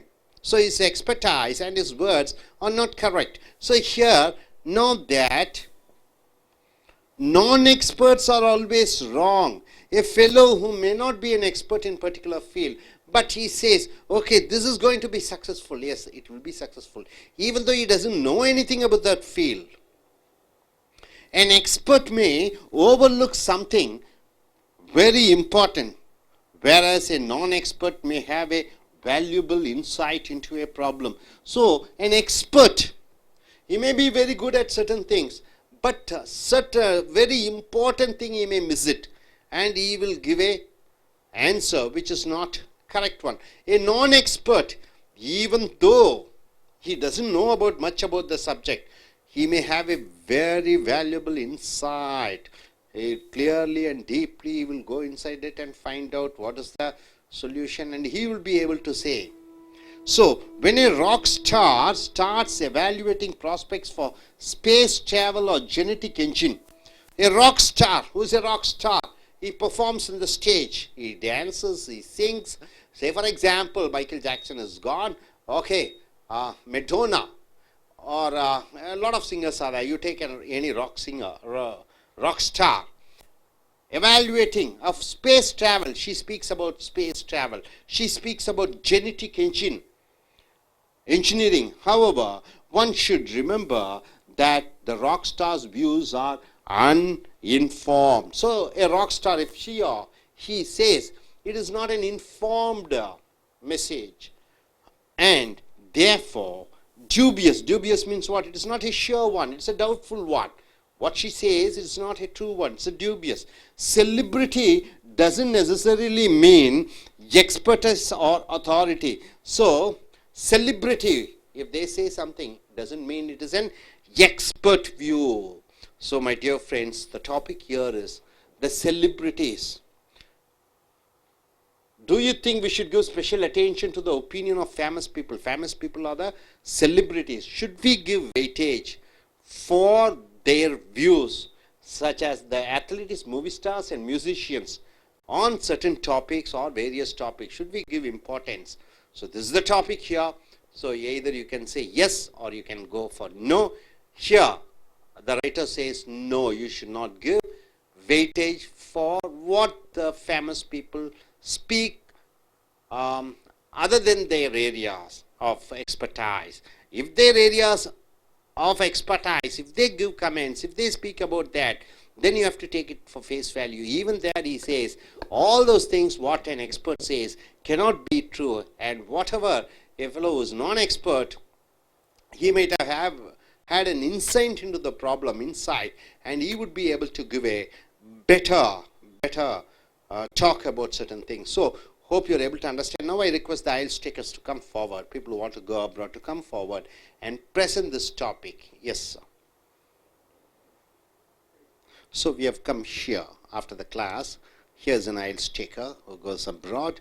So I request this gentleman, what's your opinion regarding this topic? And if you get a topic like this, how you're going to speak? You are given 2 minutes to speak. Hi friends, myself Arun. Yeah, regarding today topics, if I have to share my words, I have to talk about the today topics. First of all, I look about the matters. What is the material? The material here is expert or non-expert. So, expert means celebrity, who knows very much about, who has gained expertise in his area, means who has high command in his subject. So regarding today's topics, should we consider the opinions of the celebrity? Yes. at first glance, I'll say yes. If the opinions comes from the celebrity who has high command over his subject and he's talking about his subject, so we should consider his opinion. It definitely worthwhile for us. For example, if a dentist prescribed some toothpaste that is good, useful for teeth, and if he advises to do brush before eating in morning or after taking dinner at night, so it is useful, we should consider that opinion. On the other hand, if the opinion comes from non-expert, first of all, non-expert means the person who may knows little about the subject or may not knows about that subject. He's just guessing about this subject. We can also say that he's a non-expert in that subject. For example, same example we have take. If a dentist advising the people how to act, how to sing better, how to play orchestra, so there is little bit skepticism, there is little bit doubt. So here we have to put our mind that either we have to consider his opinion or not, because it seems dubious. So, as in my opinion, even the expert from the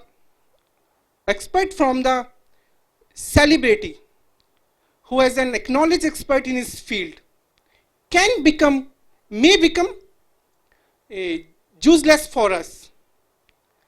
Or another case, opinion from a non-expert may become useful for us. Yeah, I would like to explain it with an example, like the Modi or Prime Minister Modi. If he's talking about it political, he is estimating that in Jammu and Kashmir he's going to take 44 seats out of 87 seats, and he will make a government there. May or may not,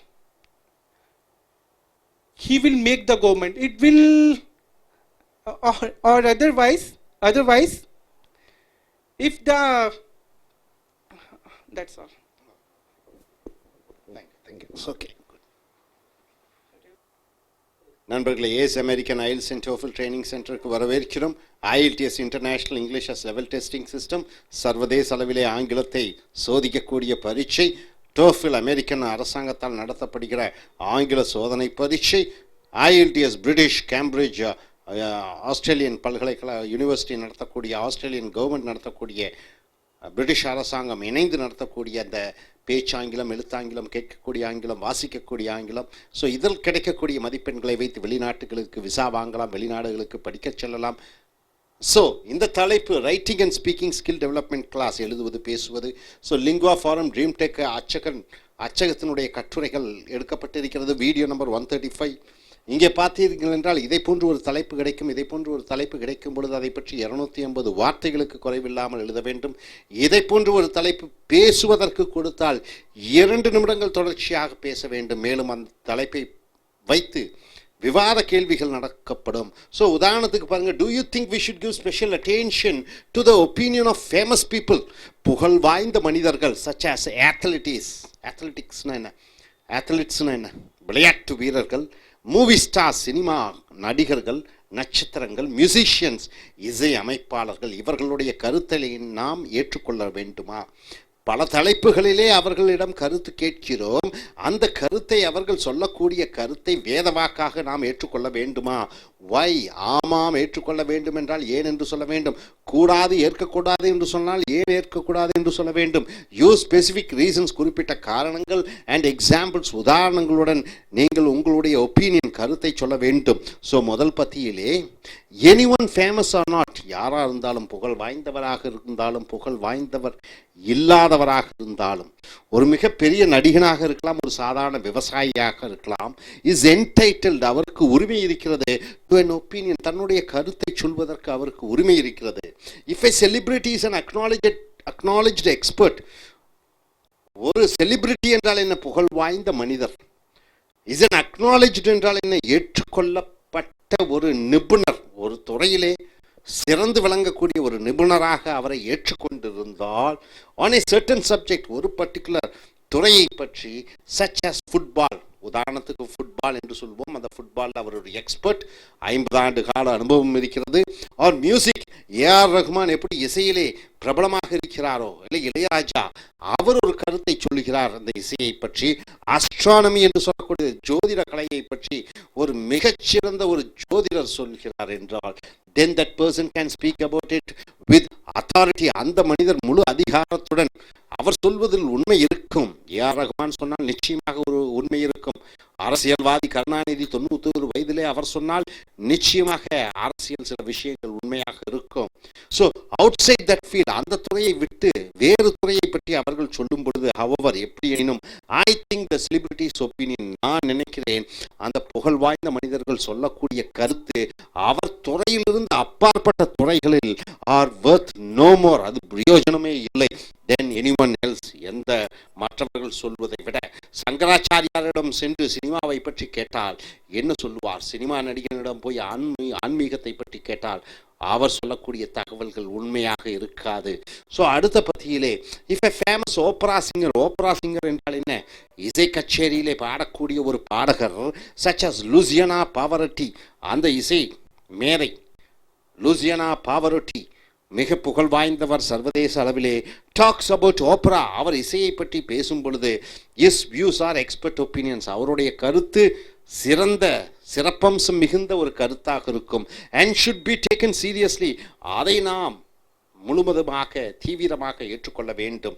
A distinguished என்றால் என்ன? மதிப்பு மரியாதைக்கும் உரிய chemist, வேதியியலிலே, such as லினூஸ் bowling, கெமிஸ்ட்ரியை பற்றி, வேதியியலை பற்றி இந்த லினூஸ் bowling அவர் சொன்னால் should be taken seriously, அந்த வேதியியலை பற்றி நாம் ரொம்ப முக்கியமாக அந்த கருத்தை எடுத்துக்கொள்ள வேண்டும். when he speaks about chemistry, a broadway star, broadway star என்றால் என்ன? மிகப்பெரிய ஒரு ஸ்டார், அது மிகப்பெரிய ஒரு நடிகர், மேடை நடிகர், such as சாரா பிரைட்மேன், இந்த சாரா பிரைட்மேன் என்று மேடையிலே மிகப்பெரிய ஒரு ஆட்டம் ஆடக்கூடியவர், should be taken seriously when she talks about the stage, அவள் அந்த அம்மா மேடையை பற்றி சொல்லும் பொழுது அதை நாம் தீவிரமாக கவனத்திலே கொள்ள வேண்டும். people like these are eminently qualified, இதை போன்ற மக்கள், eminently என்றால் என்ன? மதிப்பு மரியாதைக்கும் உரிய, qualified என்றால் என்ன? தகுதி வாய்ந்தவர்களாக இருக்கிறார்கள். to give opinions, அவர்கள் கருத்தை சொல்வதற்கு, within their areas of expertise, அவர்கள் நிபுணத்துவம் வாய்ந்த அந்த குறிப்பிட்ட அவர்களுடைய துறையிலே அவர்கள் கருத்தை சொல்வதற்கு அவர்களுக்கு முழு உரிமை இருக்கிறது. அதை ஏற்பதற்கு நாம் முழு மனதுடன் ஏற்க வேண்டும் என்று இரண்டாவது பத்தியிலே சொல்கிறார். அடுத்த பத்தியிலே, ஆன் த அதர் ஹேண்ட், மாற்று வகையிலே, on the other hand, comments by non experts. Non experts என்றால் என்ன? ஒரு துறையிலே சிறந்து விளங்காதவர்கள், அவர்கள் அந்த துறையை பற்றி சொல்லும் பொழுது should be treated with skepticism என்றால் என்ன?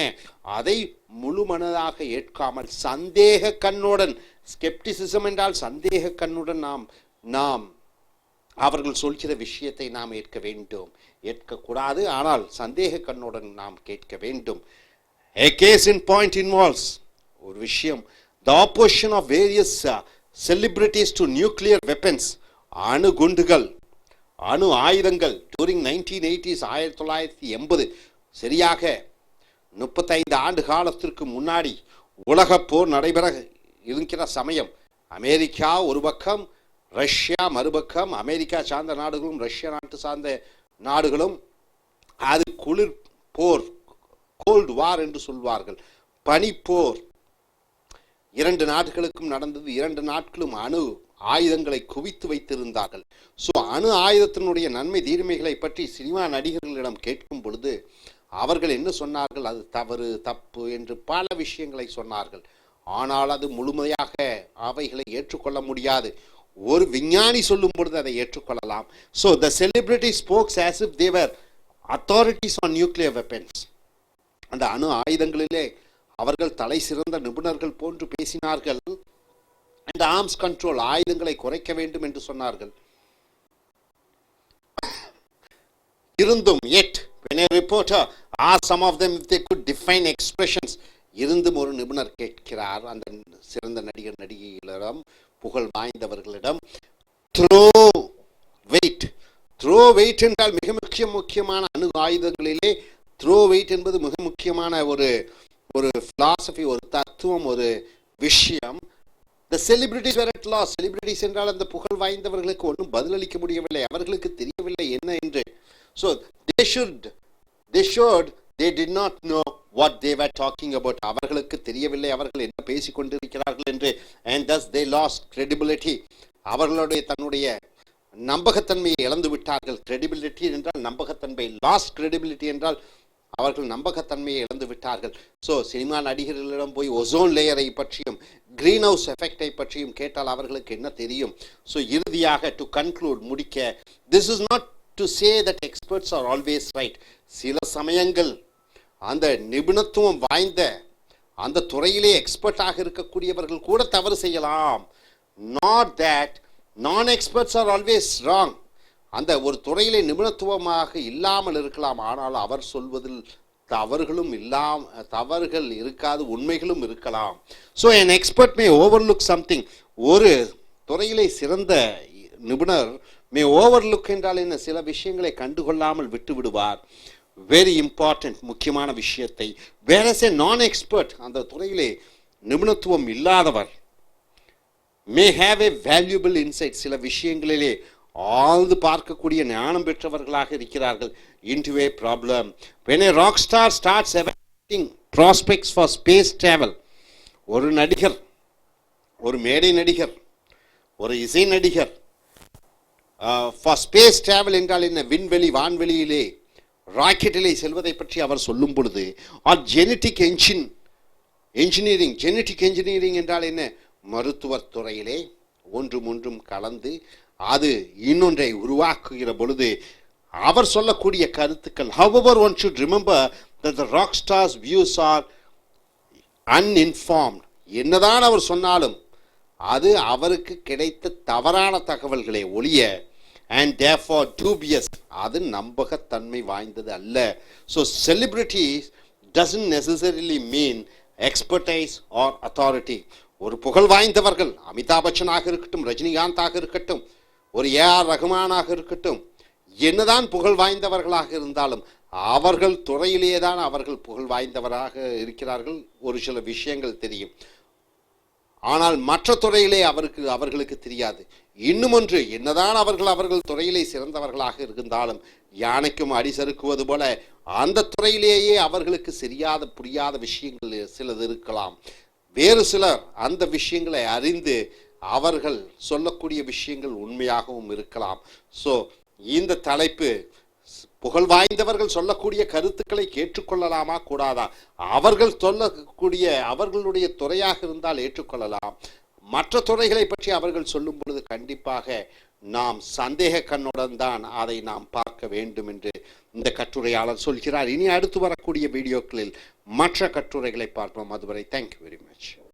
TOEFL Training Center is American Spoken English Center in Kodambakam in Chennai. Ielts International English as Level Testing System. TOEFL Test on English as Foreign Language.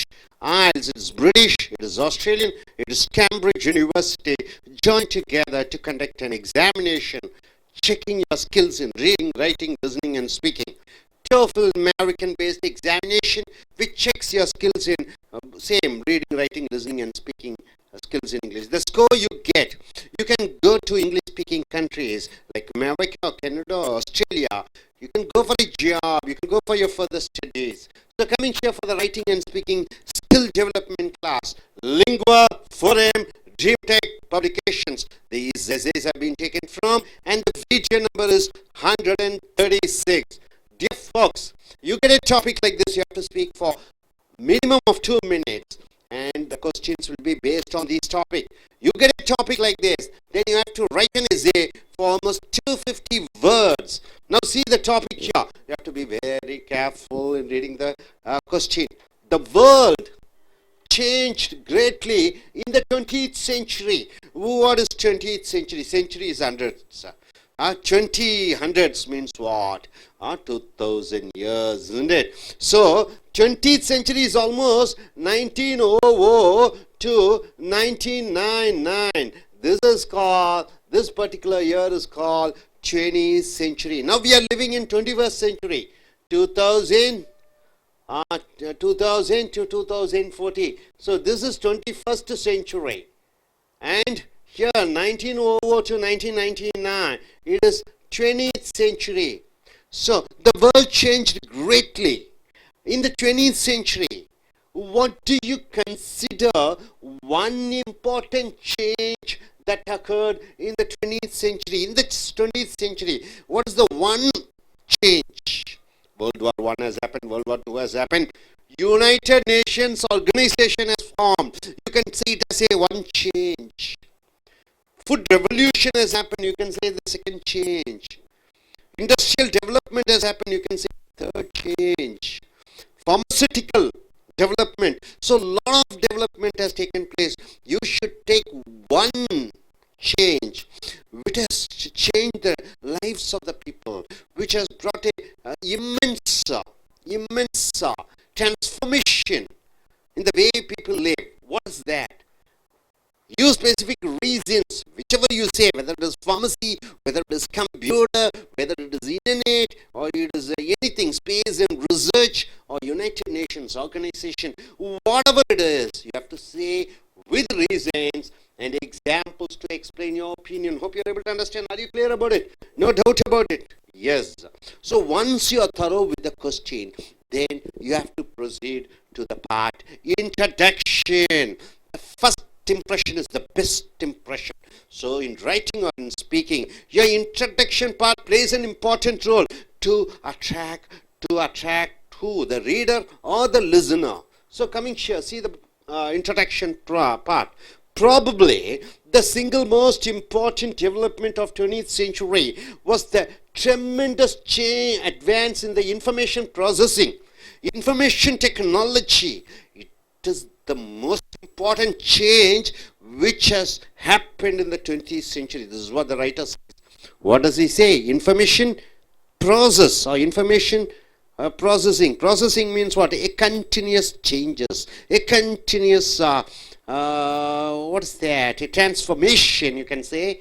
Information processing. In 1920s, workers were still using adding machines for calculations. In the early 20th century, people were using, what are they using? Machines for calculations. A desktop was still a rectangular piece of wood or glass. So he says information process, and he goes in for the history of the information process, where they used to use the wooden plates for calculating. Now coming here to the main ideas to support his view. That is, information process has changed the lives of people. This is the most important change in the 20th century. For that he is giving reasons and examples. What is that? Within a single human lifetime, however, single human lifetime, how many years? It's 100 years, isn't it? Normal is 100 years. Single human lifetime. However, information processing technology changed almost beyond recognition.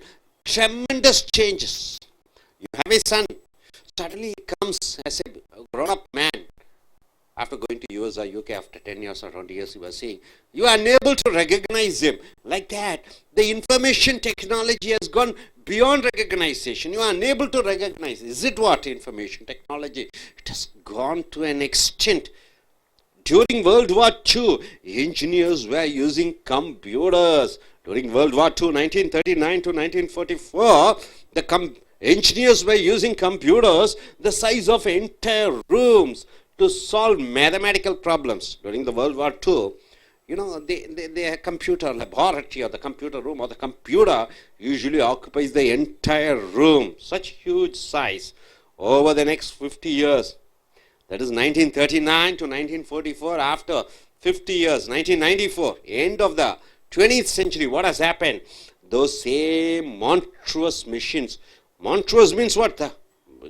Huge machines were reduced in size until they could fit atop a small table.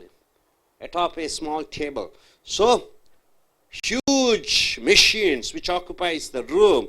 In the 1944s, the computer has changed into a desktop, then it has reduced to laptop, now it has still reduced to cell phones, palm top, right, sir? So, it has grown, the size has grown smaller and smaller, but the functioning of the computers, the functioning of the information processing has done a tremendous change, has gone faster and speeder. Next, at the same time, the capabilities of software were expanded until nearly anyone in 1995 could perform sophisticated data processing operation. So 1995 is the year where anybody can do data processing operations, and here all the software development has happened. Especially a country like India, we have made an immense progress in software. So software, the development has taken a much bigger role. And coming here to the next paragraph, he also says, this computer revolution in the late 20th century. Late 20th century is what?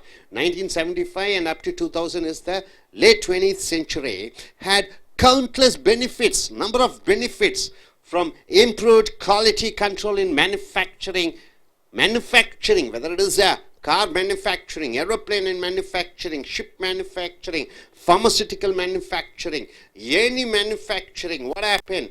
The usage of computer played an important role to more effective health care. So from manufacturing side to health care, in hospitals, in operations, so these computers played an important role. At the same time, however, the explosive growth in information resources posed many troubling questions. So the information process has shot.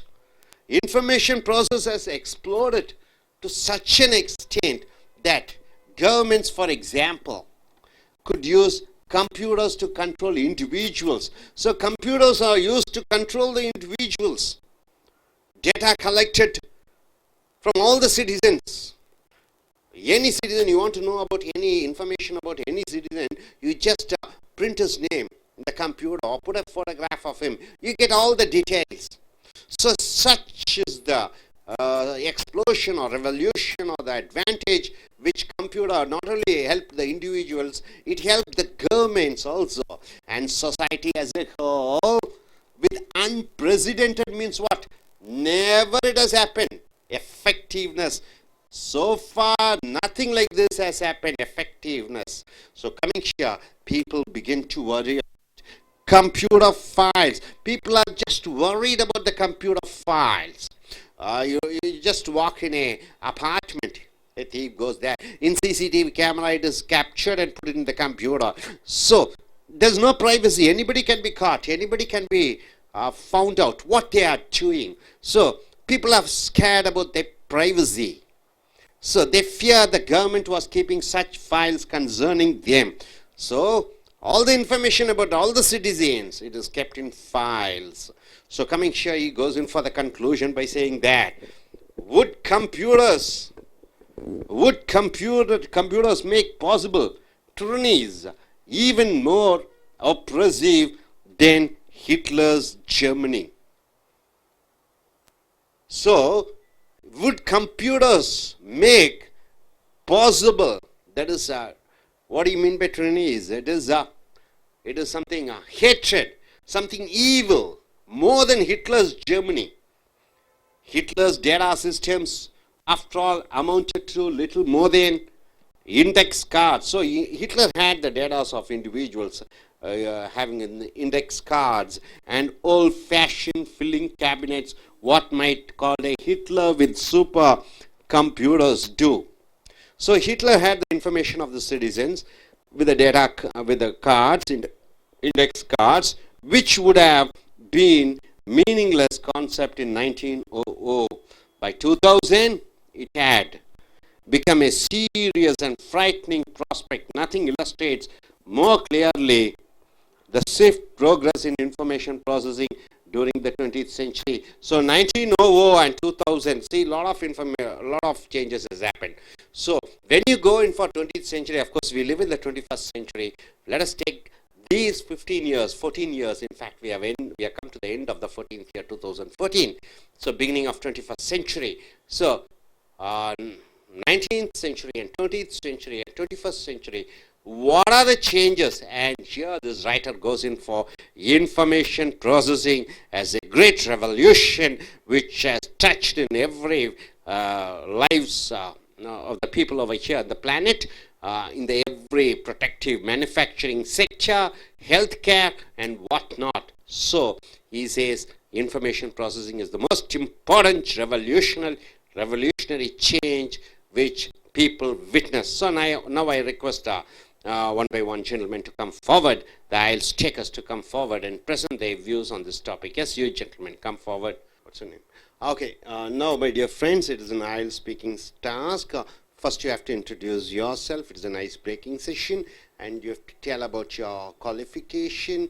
Then when you get a topic like this in this 21st century, what is the great change you have found according to you? And you have to say with the reasons and examples, not less than 2 minutes, right? So shall we start? Yes.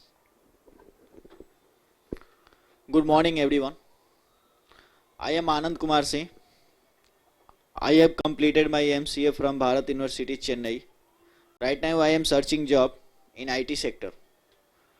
Today we will discuss about what was the change in year 19th century. Now in my view the change is information technology. Information technology is one of the best revolution in year 90s. It allows to share the information, to share the view and to share the organization from one-to-one communication and the social responsibility for the people, government and whatever the bureaucrats, they can share their view with this technology and it improve the one concept. In year 90s, first it came under the computer sector where we see one computer can do the work of 10 people and it take less time and it also allow to do the sufficient work and safe work. With this we can get a great work by this technology. And second, in the sector of agriculture, it allow us to make a new and great inventional instrument which allow to give us a good pharmacy products such as a hybrid and one of the more thinking that we can get a more technology with those and we can get a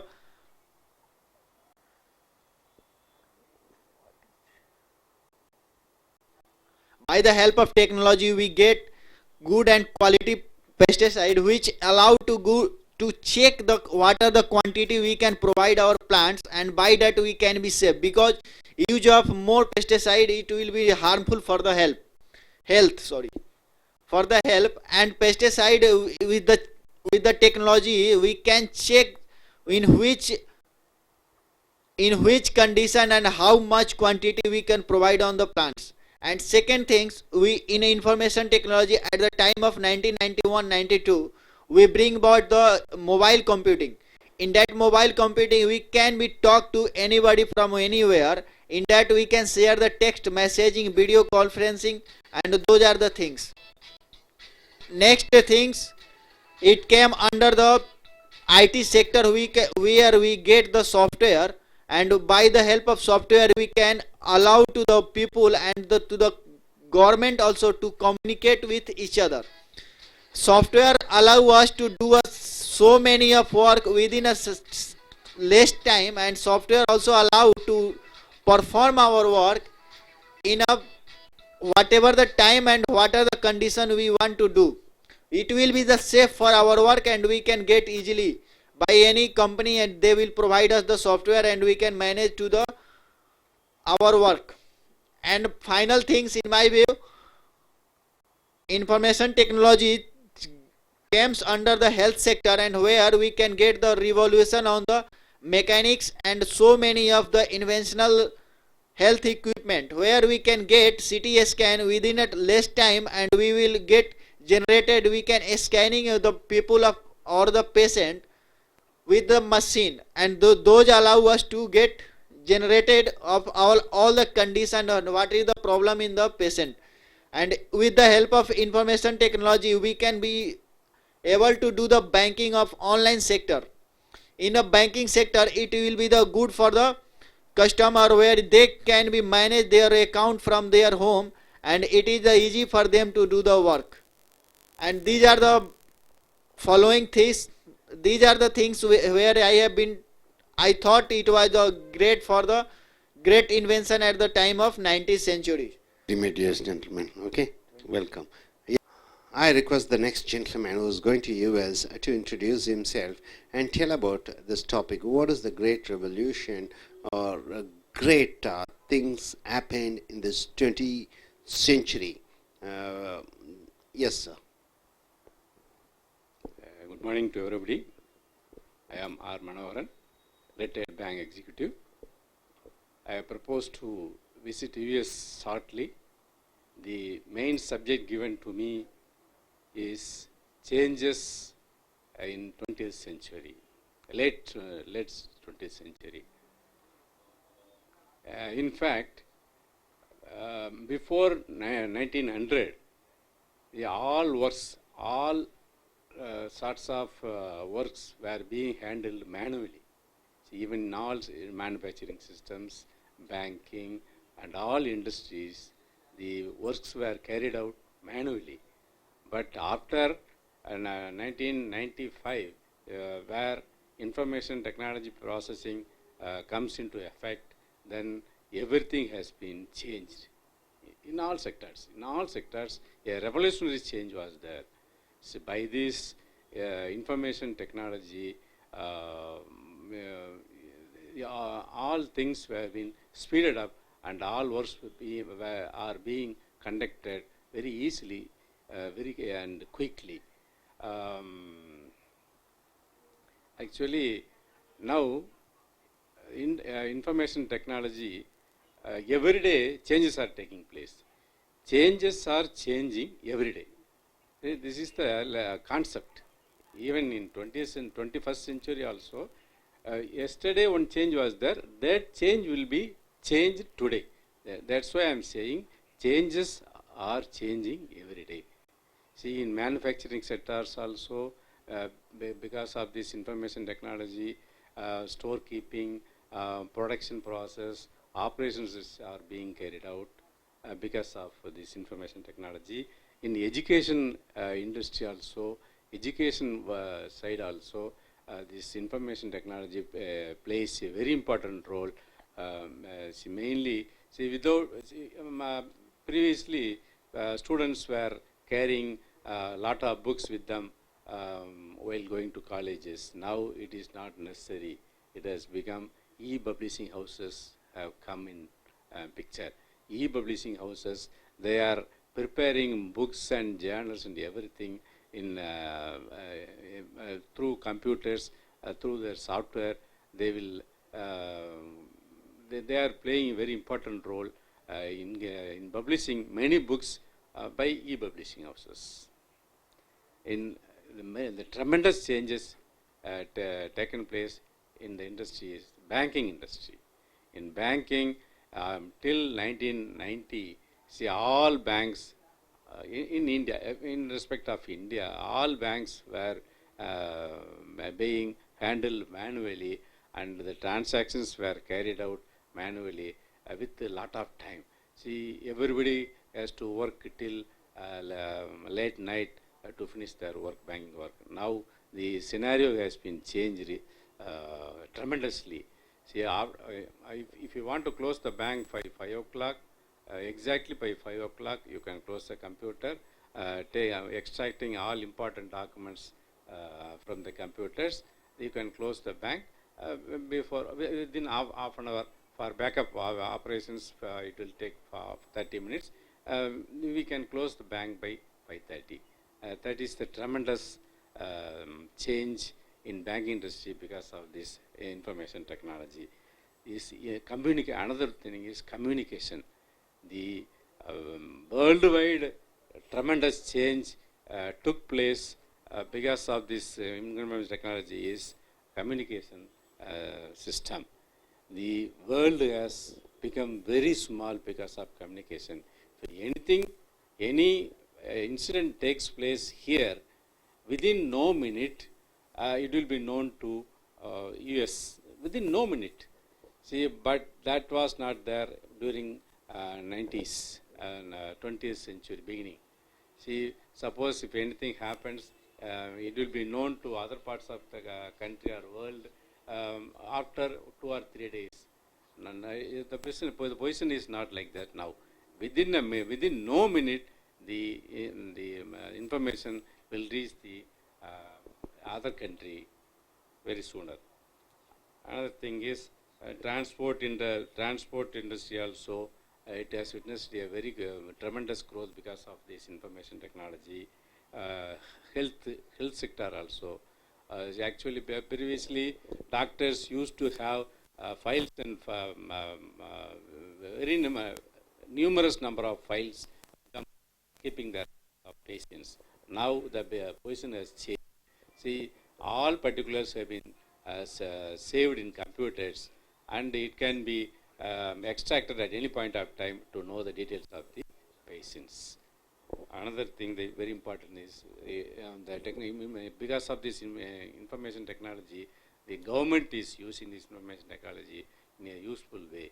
See, in US and other foreign countries, the social security scheme system, everybody will be given a card, social security system card. See, in that, all the particulars of the particular individual will be recorded and the card will be given. If anything goes wrong with the particular person, immediately they will look the number and immediately they will trace out the entire history of the individual will come out. See, like that, now the government has been arranging to issue Aadhaar cards to all citizens. This will be helpful for very much for tracing the people and know the history of the particular person. Because of this, information technology plays a very vital role in world economy as well as Indian economy.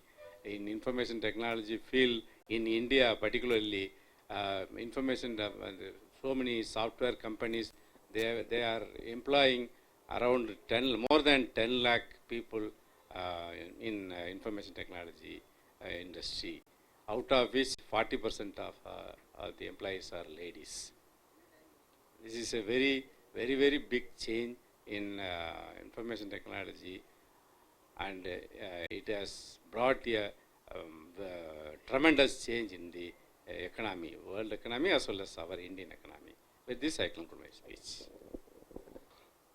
Dear friends, IELTS and TOEFL training centerக்கு வரவேற்கிறோம். IELTS international English level testing system என்றால் சர்வதேச அளவிலே உங்கள் பேச்சாங்கிலம், எழுத்தாங்கிலம், கேட்கக்கூடிய ஆங்கிலம், வாசிக்கக்கூடிய ஆங்கிலத்தை பரிசோதிக்கக்கூடிய பிரிட்டிஷ் அரசாங்கம், ஆஸ்திரேலியன் அரசாங்கம், கேம்பிரிட்ஜ் பல்கலைக்கழகங்கள் இணைந்து நடத்தக்கூடிய ஒரு பரீட்சை உலகம் முழுக்க நடைபெறுகிறது. TOEFL test on English as foreign language. அமெரிக்க அரசாங்கத்தால் நடத்தப்படுகிற எழுத்து, பேச்சு, கேட்கக்கூடிய, வாசிக்கக்கூடிய ஆங்கிலம். ஸோ இங்கே பார்த்தீங்கன்னா writing and speaking skill development class, எழுதுவது மற்றும் பேசுவதற்கான வகுப்புகள். இங்கே லிங்குவா ஃபாரம் ட்ரீம் டெக் கட்டுரைகள் மூலமாக கட்டுரைகள் எடுக்கிறோம்.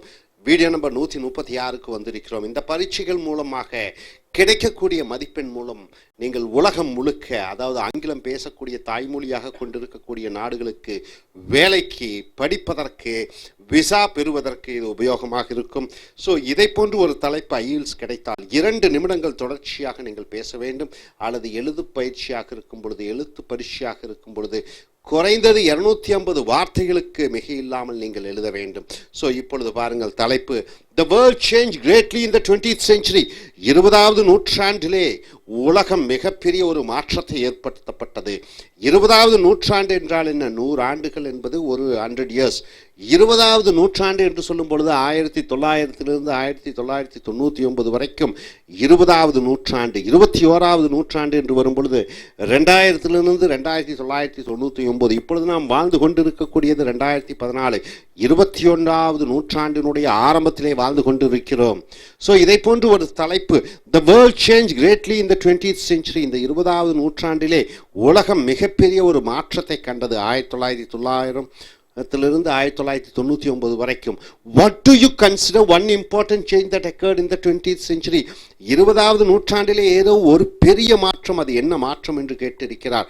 உலகப்போர் ஒன்று நடந்தது 1919 24 வரைக்கும்.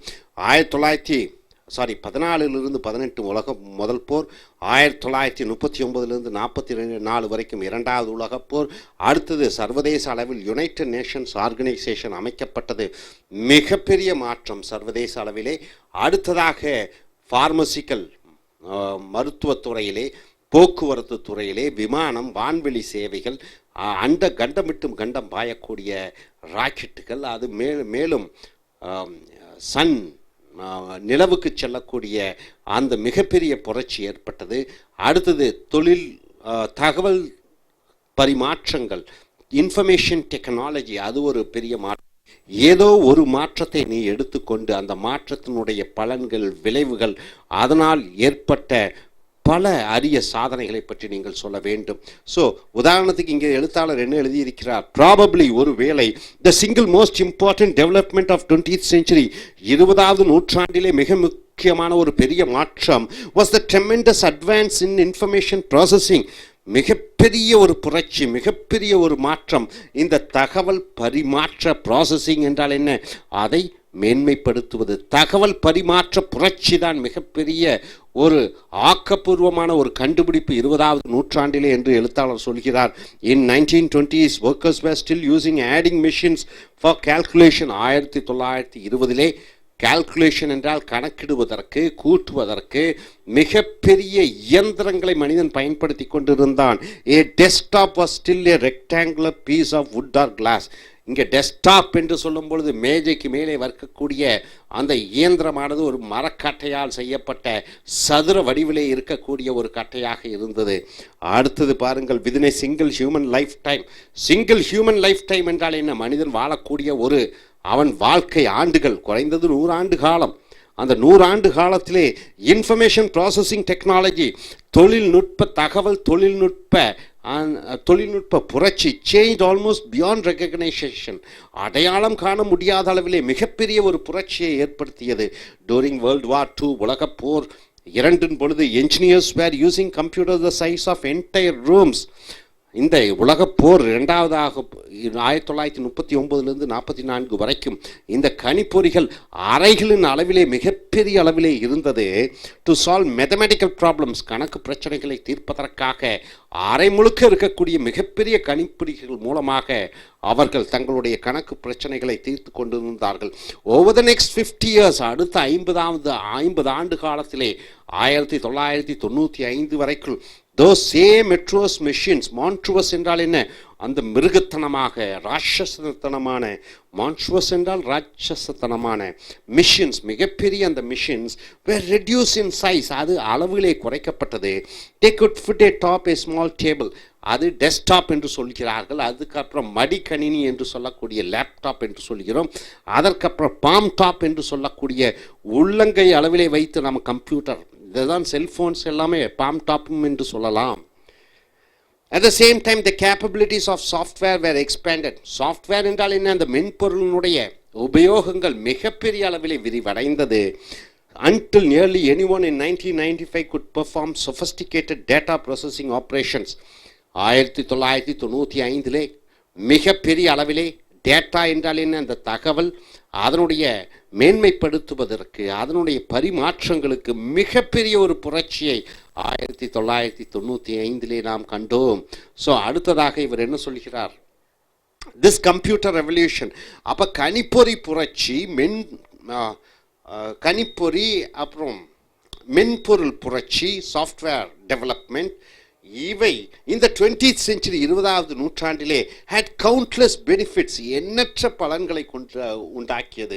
From improved quality control in manufacturing. அப்போ மேனுஃபேக்சரிங் என்றால் என்ன? லாரி தயாரித்தல், கார் தயாரித்தல், பைக் தயாரித்தல்,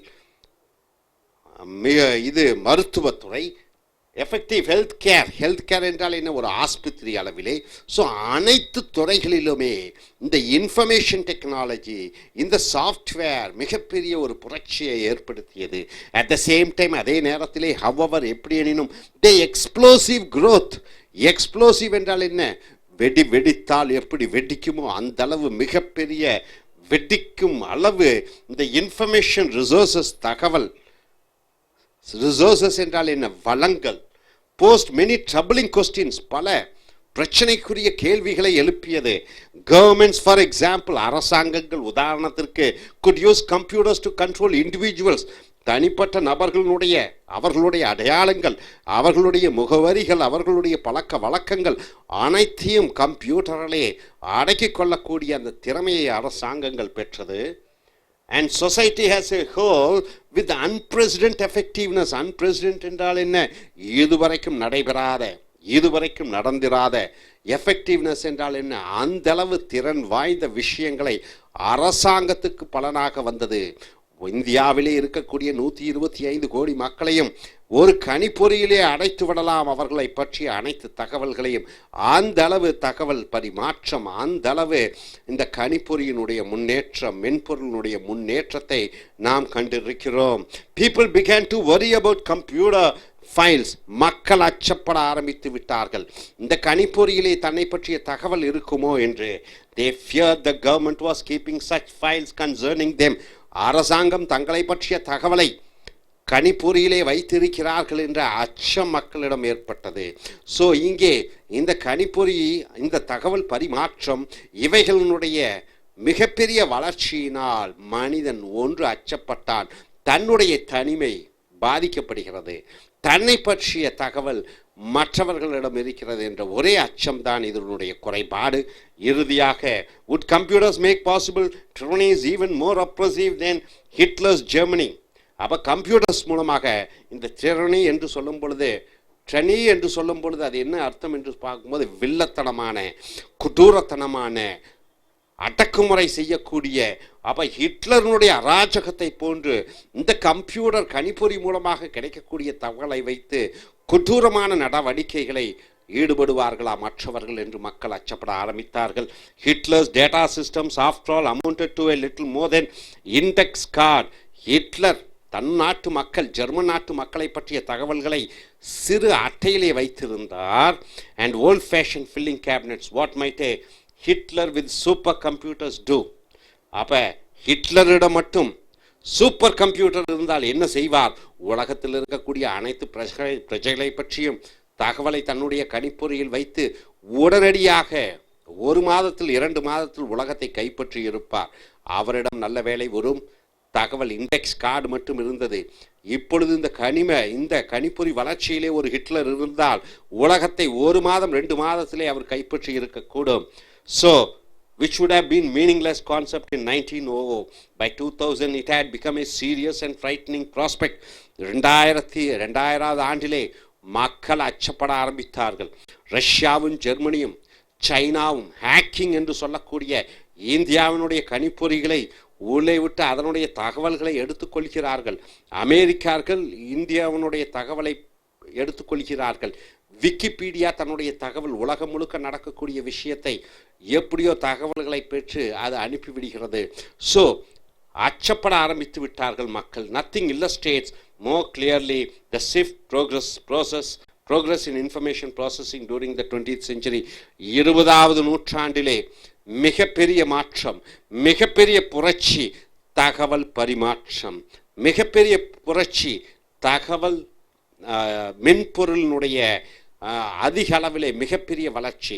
20வது நூற்றாண்டிலே மிகப்பெரிய வளர்ச்சி கணிப்பொறி என்று சொல்லக்கூடிய software, hardware, computer technology, information technology, இது மிகப்பெரிய ஒரு புரட்சியை ஏற்படுத்தியது. திஸ் இஸ் வாட், இதுதான் இந்த ரைட்டர், இந்த எழுத்தாளர் தன்னுடைய கருத்தை சொல்கிறார். இனி அடுத்து வரக்கூடிய வீடியோக்களில் மற்ற கட்டுரைகளை பார்ப்போம். அதுவரை thank you very much. American IELTS and TOEFL Training Center. IELTS, International English as Level Testing System. TOEFL, Test on English as Foreign Language. IELTS, it's British, it's Australian, it's Cambridge University-oriented examination. It checks your reading, writing, listening, and speaking skills in English. It's conducted all around the world. Here, writing and speaking skill development class, Lingua Forum Dream Tech publication. These essays have been taken, and we have come here to the video number 137. You get a topic like this in your writing task. Task 2, you have to write for a minimum of 250 words. Grammatically, using high, most commonly and high words, your idea arrangements, logical arrangements with paragraphs, with introduction and good conclusion, with examples. So, coming here, the topic here is literacy. Read the question properly. Is literacy the ability to read and write? Is literacy, what do you mean by literacy? The ability to read and write more important now than it used to be? In the present world, is it more important to read and write? Why? If you say yes, then you have to say why. If you say no, you have to say why. What's the reason? And why not? You have to use specific examples and reasons to explain your opinion. So literacy, that is the ability to read and write, is it more important nowadays? And sure, the writer of IELTS exam, he has gone by writing like this. It is hard to imagine any trait. What do you mean by trait? Trait is the character. It is hard to imagine any trait that is more important in our modern world than the ability to read and write. Okay, in 2014, can you tell me which character is much better than, reading and writing, a person to read and write? It's the most important, it's the most vital, the basic thing what a man or a woman or a boy or a girl should and must know. So society requires basic literacy, because an information-based society and economy requires a certain facility for receiving and transmitting information. So written communication, oral communication, visual communication. So all things based on reading and writing. That's why the ability to read and write is essential today. So in the present world, it's the ability to read and write. So in introduction part, how beautifully he has written. See this first sentence. It is hard to imagine any trait that is more important in our modern world than the ability to read and write. So he starts with that and he says, it's very important. This is the most important. That is the literacy. Next, coming here to the next paragraph, up to the early 20th century. What is 20th century, sir? It is 1900 to 1999. So, up to the early 20th century means up to maybe 1915 or 1914, up to the World War I. An illiterate individual might find suitable work and enough of it to survive. A person who is able to do certain work, he'll be able to survive. As late as 1940s, that is the time of the end of the World War, and after that, many tasks involved unskilled or semi-skilled labor that didn't require the ability to read and write. So after 1940s, it is not necessary for a person to, during that time, only skill, semi and unskilled labor, that's quite fine. So one could be a good carpenter, for example, without any great degree of literacy. So a good carpenter, it's not necessary for him to have a graduation certificate or something. An unlettered fisherman, a fisherman who cannot read, or a farmer could succeed because work didn't require the transfer of large amounts of information. So this is an information world. The present 2014 is an information world. So during those days, is not much necessary for the information. A illiterate farmer, illiterate fisherman, a carpenter, whoever it is, they can strive, they can thrive, and they can be successful in their field. But now it's not possible in printed form. Okay, now coming here to the third paragraph, he goes in for writing, in early centuries, literacy was even less important. Before that, before 1900, not at all necessary for a person to be a literate. Society then functioned reasonably well with only a few literate individuals. So one particular group of people in India, or particular place like Tamil Nadu, there one particular sector or segment, they are called Brahmins. Only they used to read and write. Then others, there is not their area of work. So this Brahmin community, their particular group were involved in literacy. So here, before earlier centuries, the society then functioned reasonably well because one particular society is divided into different categories, and each category was supposed to do their own work, and one particular segment was supposed to go in for reading and writing. So here, next coming here, even a monarch is the king, might be illiterate, yet he rules successfully. So it is not necessary for the king to be a well-read man. He can rule the kingdom very successfully. The emperor Charles Magne, for one, was largely illiterate. He was an illiterate person. Charlie Magne. He tried to acquire literacy as an adult, but found the challenge too great. He tried to read and learn reading and writing, but he found it is quite a task. The need for literacy increased, but not too dramatically for centuries afterwards. So finally, coming here to the third paragraph, what he says is, around World War II, however, things changed quickly. That is 1940s and later, things started changing. Almost overnight, society entered the so-called new industrial era. So far, God is worshipped. Then after that, after industrial revolution, people started worshipping science.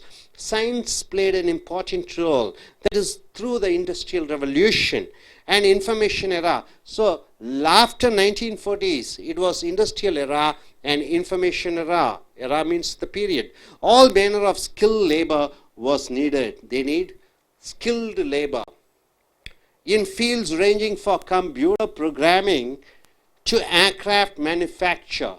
Whether it is in a computer programming, aircraft manufacturing, or pharmaceutical industries, or any industry, they need skilled labor who's well read. Such labor required literate workers. A strong muscles were no longer enough. So earlier days it is the muscle power. Now it is the intellectual part. The people, the capitalists or proprietors or entrepreneurs, they expect from their laborers. So one also had to be able to read and write well. So this gentleman, this writer, going for a conclusion by saying that now the best jobs, what are the best jobs? The managerial, managing people, professional, technical, and so forth. They require advanced literacy. So, high level of education, a high level of on-the-job training. It is most important for any sort of a job, especially when you go in for the managerial or professional or being a technical. So, without it, one is condemned to the lowest kinds of employment. So we have different categories, lowest level of employment, highest level of employment. So more the qualification in that particular field, whether it is in even engineering, mechanical, civil or electronics, so whatnot, hardware, software, pharmacy, MBBS, science, so various categories are there. So the more you learn, even bachelor's degrees are considered to be not, it is not sufficient. So people go in for post-graduation and further, doctorate. And these type of people are placed in the higher level of employment, and the people without literacy, they are put into the lower level of employment. So if one can find a job at all, therefore literacy is essential for our modern life. So literacy is the passport for living a decent and a quite quality life. That's what he says. So in this ability to read and write is the most important literacy level for each and every people. That's the reason why the government has brought right for education as a rule. So my dear friends, I just ask the IELTS takers to come forward and speak. If they get a topic like this, how they speak. Shall we start? So I request you to introduce yourself. Tell about your qualification, your hometown, and which country are you planning to go? When are you going to write your exams? Is it academic or general? And after that, second part is, if you get a topic like this, is literacy, that is the ability to read and write, is more important now than it used to be. So you have to say why and why not with the reasons and examples to explain your answer. So let us start. Hi, my name is Jay Kumar. My qualifications are I did my engineering in computer science, and I did my master's in business administration in UK.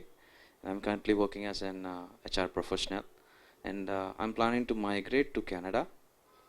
So I'm gonna take my IELTS on 22nd of this November, and so I got a topic like is literacy, the ability to read and write, is most important in this modern world. So they wanted to express my opinion about it is necessary or it's not necessary.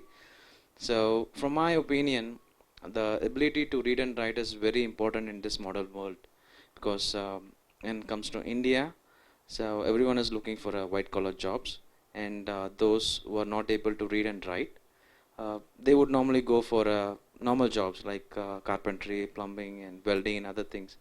But those people who have the ability to read and write, they would be well settled in MNCs or any corporate cultures, and the amount of pay that they get is more, or maybe 10 times or 5 times more than a normal jobs. So everyone is looking for people to read and write. And say for example, I was in UK, and the earlier times in UK, even there were people, even though they know English, but they're not well educated towards that. So as of now in India, the traffic has become a major concern, though it was twice the amount of traffic in UK, because they were not aware of the signs and how to travel and in a proper way. And then came up a lady who's been made us in charge of this. So she formed kind of a sign to manage the traffic. So now UK is a well prepared country for any amount of traffic that's going to come up, or because it's been well developed country, and maybe India should also be following that. So this is what the difference I want to make. Like the people have been educated over there, not only through education but also through the way they see and the way they communicate. So that is what the major thing. But when it comes to India, so education is a very important role. Only the people who read and write will be able to survive in an easier way and in a faster way than a people who's not been educated. So I wanted to conclude with this saying, the people who's able to read and write in this modern world is able to survive and go in a well good manner. Fine, sir. Your name? Jaikumar. Jaikumar. Fine, Jaikumar. Take a seat. So the next, so let us put the question, same question to you. So you have to introduce yourself and which country you are going, and tell about this topic. What is your opinion? Good evening. I am R. Manoharan, ex-executive of one bank, private bank. My education qualification is MCOM, MBA. I plan visit US for 3 or 4 months, and I want to stay there with my son's family. In respect of today's subject, this regarding literacy, that is read and my ability to read and write. So without the literacy, we can't survive in the modern world. Once upon a time, in the last century, many more people were there. The literacy rate was very low. Now, world level literacy level has increased. In India, our Kerala state has achieved a level of 10% literacy level, and our Tamil Nadu is said to be improved. Now it is around 40 to 50% only. In other states also in our country, the literacy level is slowly coming up. See, after industrial revolution, the economy grows fastly and it requires more literate people. Before that, our economy required more illiterate people. After industrial revolution, in all sectors of the economy, they require literate people, even architects, engineers, professionals, and in all fields, almost in all fields, they require literate people only. Even nowadays, see, actually after the abolition of telegraph, see, actually our economy depends more on information technology. For that, literacy is very important. Literacy plays a very important role in developing economy, and it is a must for all to increase their standard of living. Literacy is important. Even though nowadays, even though so many illiterate people are there living in villages, they are managing with a lower standard of living. But now, as on date, it require it is a must for everybody to increase their literate level. With this, I conclude my speech. Welcome to AS American IELTS and TOEFL Training Center. IELTS and TOEFL Training Centerக்கு வரவேற்கிறோம். IELTS என்றால் சர்வதேச அளவிலே உங்களுடைய எழுத்தாங்கிலம், பேச்சாங்கிலம், கேட்கக்கூடிய ஆங்கிலம், வாசிக்கக்கூடிய ஆங்கிலத்தை பரிசோதிக்கக்கூடிய ஒரு பரீட்சை. பிரிட்டிஷ் அரசாங்கம், ஆஸ்திரேலியன் அரசாங்கம், கேம்பிரிட்ஜ் பல்கலைக்கழகங்கள் இணைந்து நடத்தக்கூடிய ஒரு பரீட்சை. TOEFL Test on English as Foreign Language. இது அமெரிக்க அரசாங்கத்தால் நடத்தப்படுகிற பரீட்சை. இதுவும் உங்களுடைய பேச்சாங்கிலம், எழுத்தாங்கிலம், வாசிக்கக்கூடிய ஆங்கிலம், கேட்கக்கூடிய ஆங்கிலத்தை பரிசோதிக்கக்கூடிய பரீட்சை. உலகம் முழுக்க நடக்கக்கூடிய இந்த பரீட்சை தாய்மொழியாய் ஆங்கிலமாக கொண்டிருக்கக்கூடியவர்கள் இருக்கக்கூடிய நாடுகளான அமெரிக்கா, கனடா, ஆஸ்திரேலியா, நியூசிலாந்து இதை போன்ற நாடுகளுக்கு சென்று மேற்படிப்பு படிக்கலாம், வேலைக்கு செல்லலாம், மேலும் விசா பெறலாம். So writing and speaking skill development class, எழுதுவது மற்றும் பேசுவதற்கான பயிற்சி வகுப்புகள், லிங்குவா ஃபாரம் ட்ரீம் டெக் கட்டுரைகள் மூலமாக கட்டுரைகளை எடுத்து இந்த கட்டுரைகள் வீடியோ நம்பர் 137க்கு வந்திருக்கிறோம்.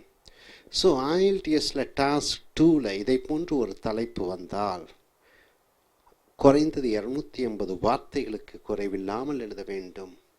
இதை போன்று ஒரு தலைப்பு கிடைத்தால் குறைந்தது 2 நிமிடங்களுக்கு அந்த தலைப்பை பற்றி பேச வேண்டும்.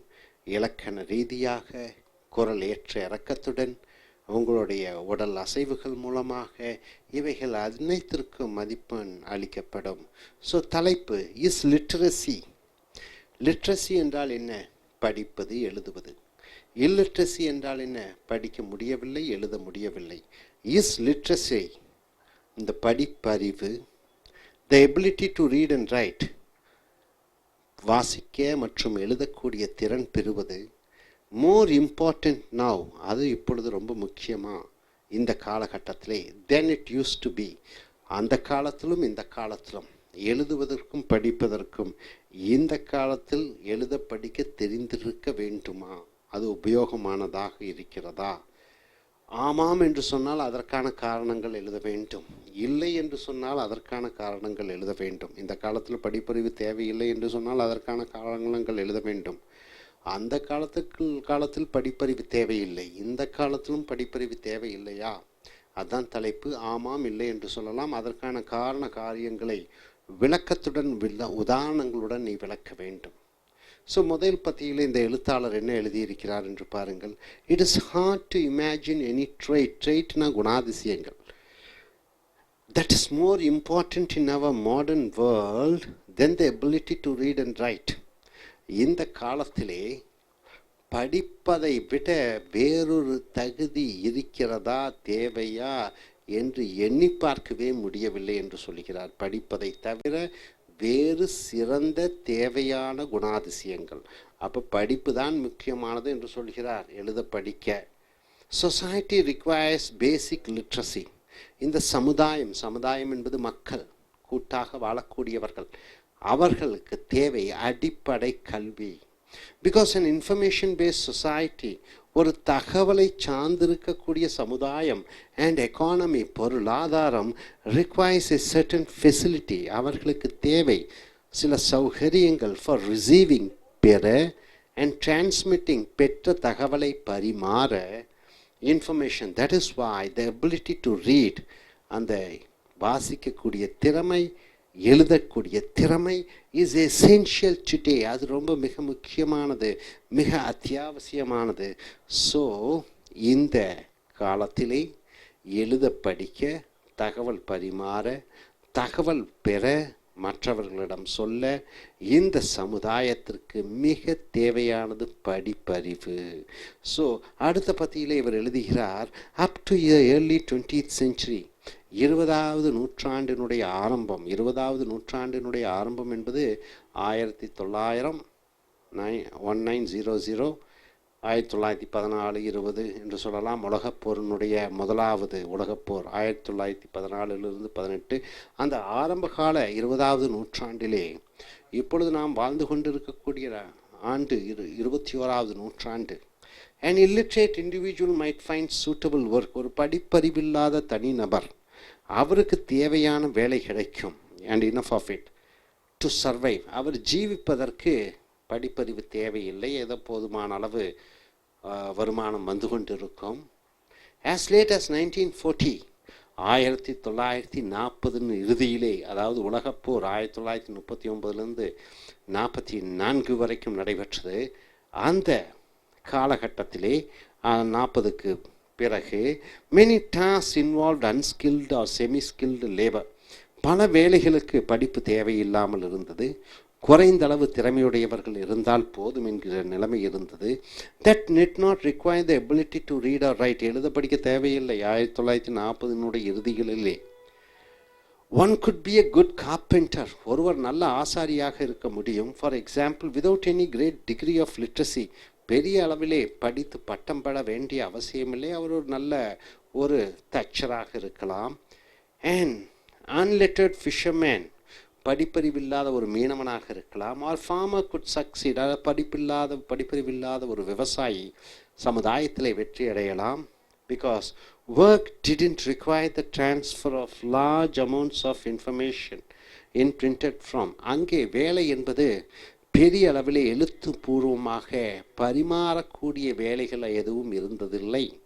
அடுத்த பத்தியிலே in earlier centuries, முந்தைய நூற்றாண்டுகளிலே 1500, 1400, 1300 போன்ற முந்தைய நூற்றாண்டுகளிலே, செஞ்சுரிஸ் என்றால் 100 ஆண்டு காலங்கள், லிட்ரஸிஸ் வாஸ் ஈவன் லெஸ் இம்பார்ட்டன்ட். படிப்பறிவு ரொம்ப குறைந்த அளவு முக்கியத்துவம் பெற்றது. சொசைட்டி தென் ஃபங்க்ஷன், சமுதாயம் அங்கே இயங்கியது reasonably well with only a few literature individuals. சமுதாயம் நன்றாக இயங்கியது ஒரு சில படித்த மனிதர்களை வைத்து. தமிழ்நாட்டிலே, இந்தியாவிலே பிராமணர்கள் என்று ஒரு பிரிவினர், படிப்பை அவர்கள் குலம் செய்து கொண்டிருக்க வேண்டும், படித்து கொண்டே இருக்க வேண்டும் என்று ஒரு பிரிவு, பிராமண பிரிவு, வைஷ்ணவாக்கள் என்று ஒரு பிரிவு, ஷத்ரியாஸ் என்று ஒரு பிரிவு. ஷத்ரியாக்கள் சண்டையிட்டு கொண்டிருப்பார்கள், வைஷ்ணவர்கள் வியாபாரம் செய்து கொண்டிருப்பார்கள், சூத்திரர்கள் தாழ்ந்த வேலைகளை சமுதாயத்திலே மற்றவர்களுக்கு சேவை செய்யக்கூடிய வேலைகளை செய்து கொண்டிருந்தார்கள். அப்படியாக சமுதாயம் பிரிக்கப்பட்டிருந்தது. ஒரு சிலர் மட்டுமே படிக்கக்கூடிய தகுதியையும் சௌகரியத்தையும் பெற்றிருந்தார்கள். அப்பொழுது சமுதாயம் நன்றாகத்தான் இயங்கிக் கொண்டிருந்தது. ஈவன் ஏ மொனார்க், ஒரு ராஜா கூட மைட் பி லிட்ரேட், அவர் படிப்பறிவு இல்லாதவராக இருக்கலாம், yet ரூல் சக்சஸ்ஃபுல்லி. படிப்பறிவில்லாத ஒரு ராஜா கூட ஒரு நாட்டை நல்ல வெற்றிகரமாக ஆள முடிந்த திறனை பெற்றார். தி எம்பரர் சார்ல் மாக்னே என்று சொல்லக்கூடிய சக்கரவர்த்தி, for one was largely illiterate, அவர் ஒரு படிப்பறிவு இல்லாத ஒரு நபராக இருந்தார். He tried to acquire literacy as an adult, அவர் பெரியவரானவுடன் படிக்கலாம் என்று முயற்சி செய்தார். but found the challenge too great, ஆனால் அவரால் முடியவில்லை. so the need for literacy increased, படிப்பின் தேவை அதிகரித்தது, but not too dramatically, ஆனால் பெரிய அளவு அல்ல. ஃபார் செஞ்சுரிஸ் என்றால் பல நூற்றாண்டுகள் பிறகு. ஸோ அடுத்த பத்தியிலே அரவுண்ட் வேர்ல்டு வார் 2, உலகப்போர் 2, however things changed quickly, விஷயங்கள் மாறியது. ஆல்மோஸ்ட் ஓவர் நைட், ஒரே நாள் இரவிலே, society entered the so called new industrial era. உலகப்போர் 2 பிறகு மிகப்பெரிய தொழில் புரட்சி, மிகப்பெரிய தகவல் பரிமாண வளர்ச்சி. all manner of skilled labor was needed. Telephone கண்டுபிடிக்கப்பட்டது, ஏரோப்ளேன் கண்டுபிடிக்கப்பட்டது, சினிமா கண்டுபிடிக்கப்பட்டது, மருத்துவம் கண்டுபிடிக்கப்பட்டது, தகவலும் படிப்பறிவும் தேவையானதாக இருந்தது. In fields ranging for computer programming, கம்ப்யூட்டர்னுடைய இயக்குவது, கம்ப்யூட்டர் கணிப்பொறி மென்பொருள் உருவாக்குவது, டு ஏர்கிராஃப்ட் மேனுஃபேக்சர், ஏரோப்ளேன் தயாரிக்கிற வரை.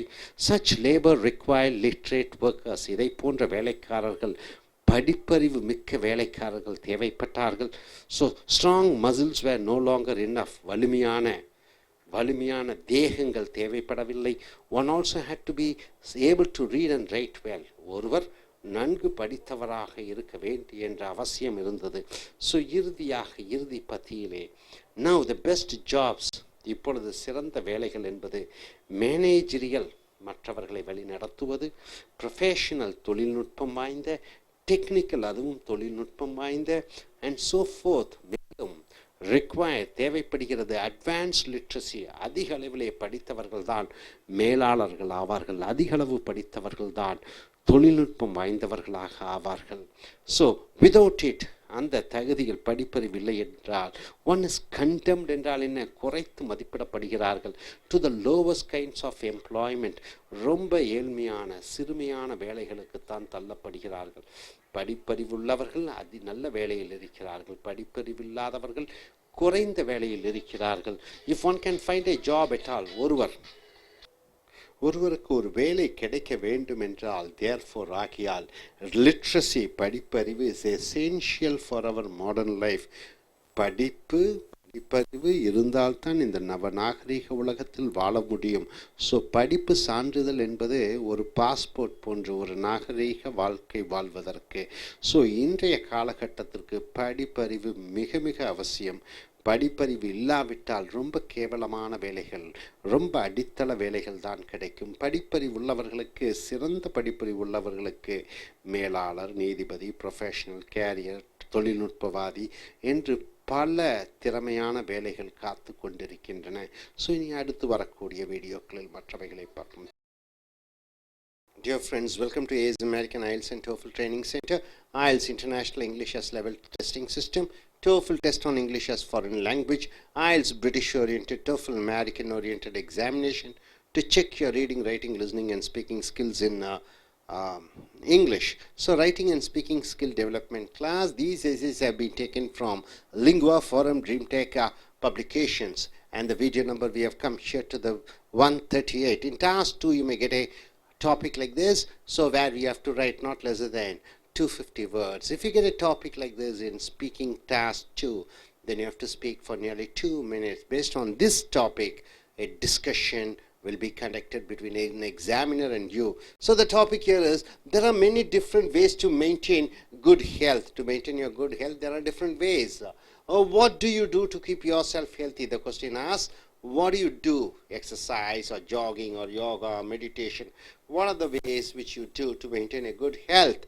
So use specific examples and reasons to explain your view. So whatever the point you want to say to maintain your health, to be fit, then you have to say with the reasons and examples why you have chosen those two or one or two activities. So here, see what the writer has gone. Almost everyone has particular recommendations for staying healthy. So everybody will say, okay, do this and that to maintain your health, from your friends, relations, co-workers. So here they say, generally they say, eat green vegetables, join an exercise club, keep regular hours. Regular hours means maintain the hours for sleeping. These are just a few suggestions that one is likely to hear from friends and co-workers. So from your friends and co-workers, relations, you may hear these words. Perhaps the most valuable advice, here the writer goes in for saying that the most valuable advice here, however, is avoid tobacco, avoid drugs, avoid excessive use of alcohol. So 3 points he says. Number 1 is avoid tobacco. In no way take tobacco. Drugs, what is the drugs? It's like, making you to be passive. Avoid drugs, either injection or whatever it is. And excessive use of alcohol, taking too much of alcohol. So tobacco, drugs and alcohol, just avoid, ban it from your life. This is what he says. So keeping those 3 influences out of one's life may not ensure perfect health. If you avoid all these things, it doesn't mean that you get a perfect health, but at least you will spare one much possible harm. You won't be, nothing may harm you. By avoiding this, it doesn't mean that it is a guaranteed thing that you will have a perfect health, but avoiding this may not harm your body. So coming here to the first paragraph, he says 3 things: no tobacco, no drugs, no alcohol.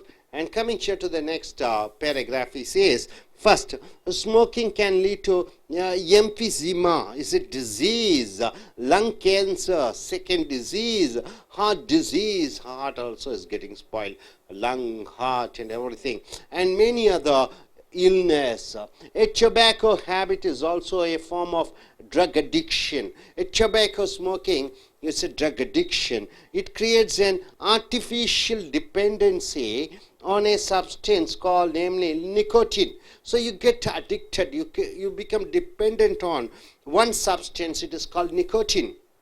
So other kinds of drugs also may create dependency and damage one's health.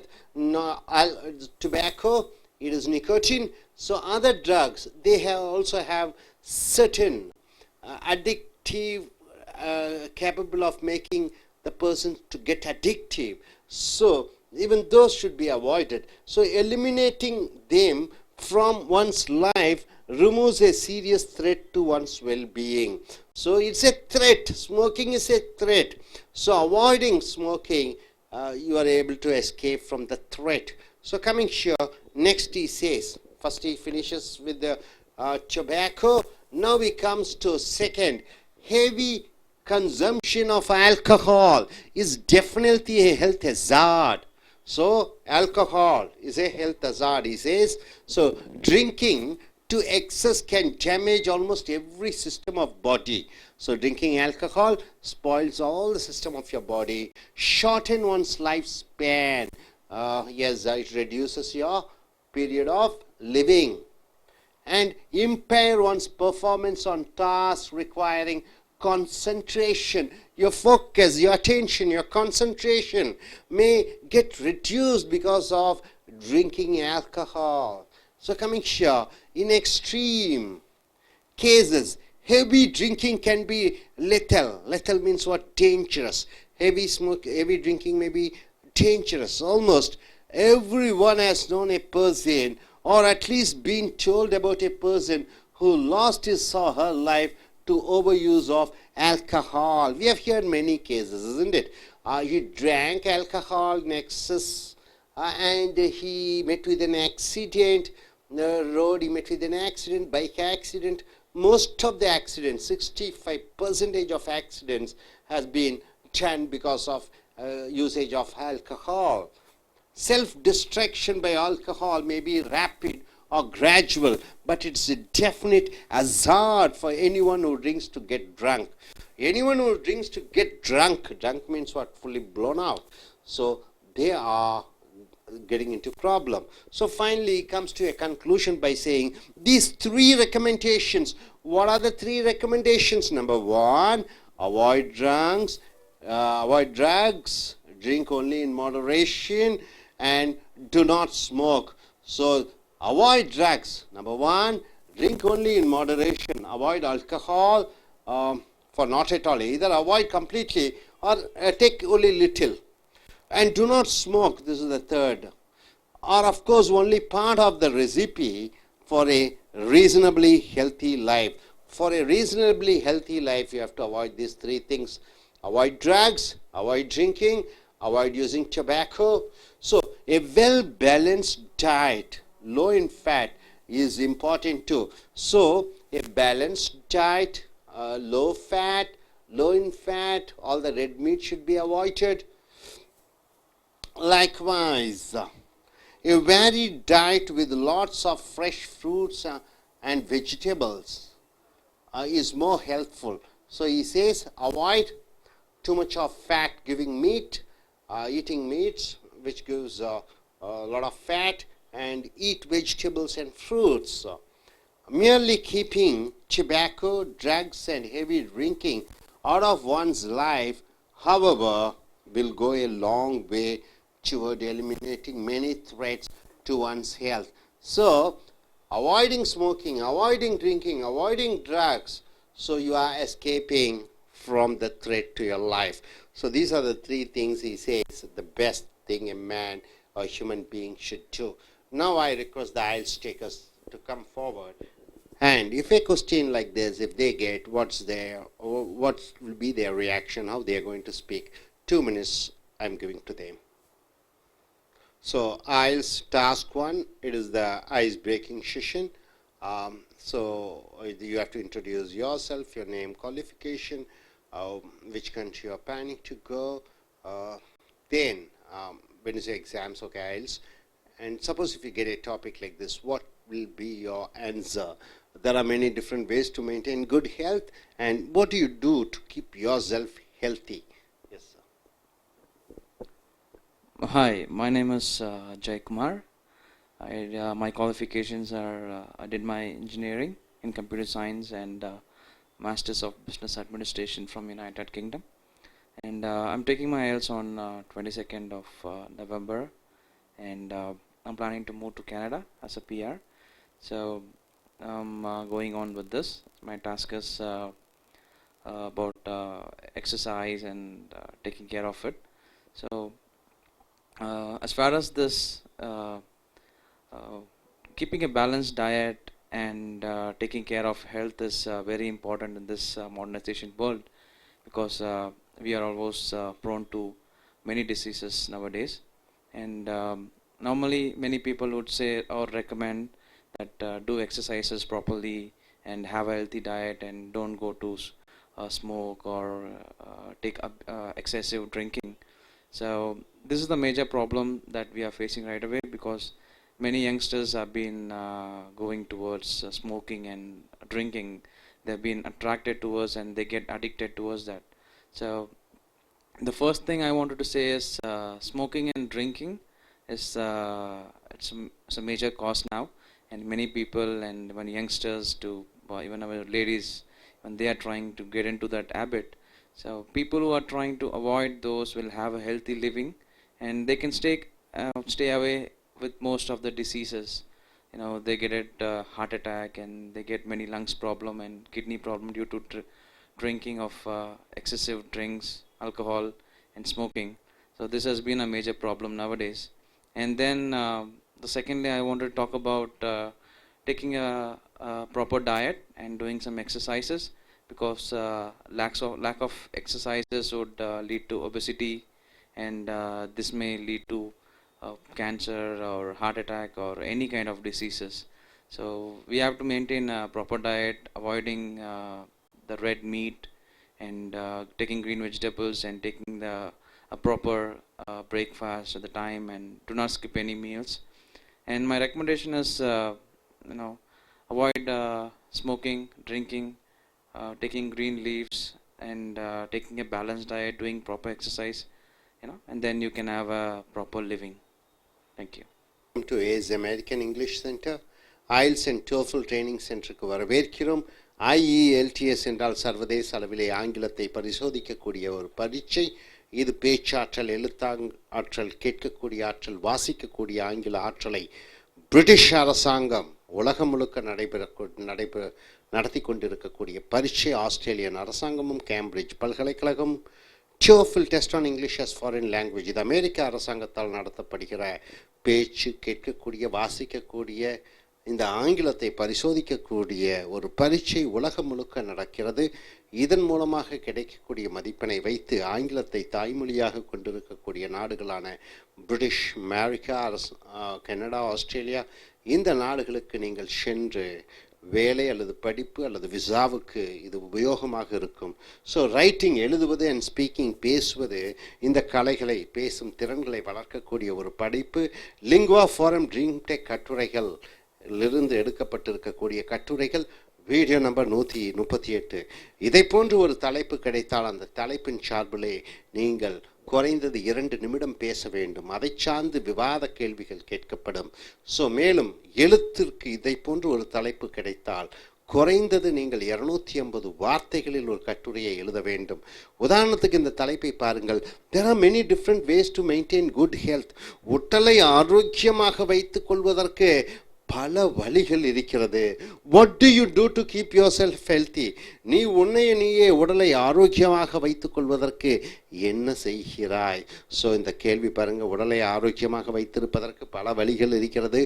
உன் உடலை ஆரோக்கியமாக வைத்திருக்க நீ என்ன செய்கிறாய்?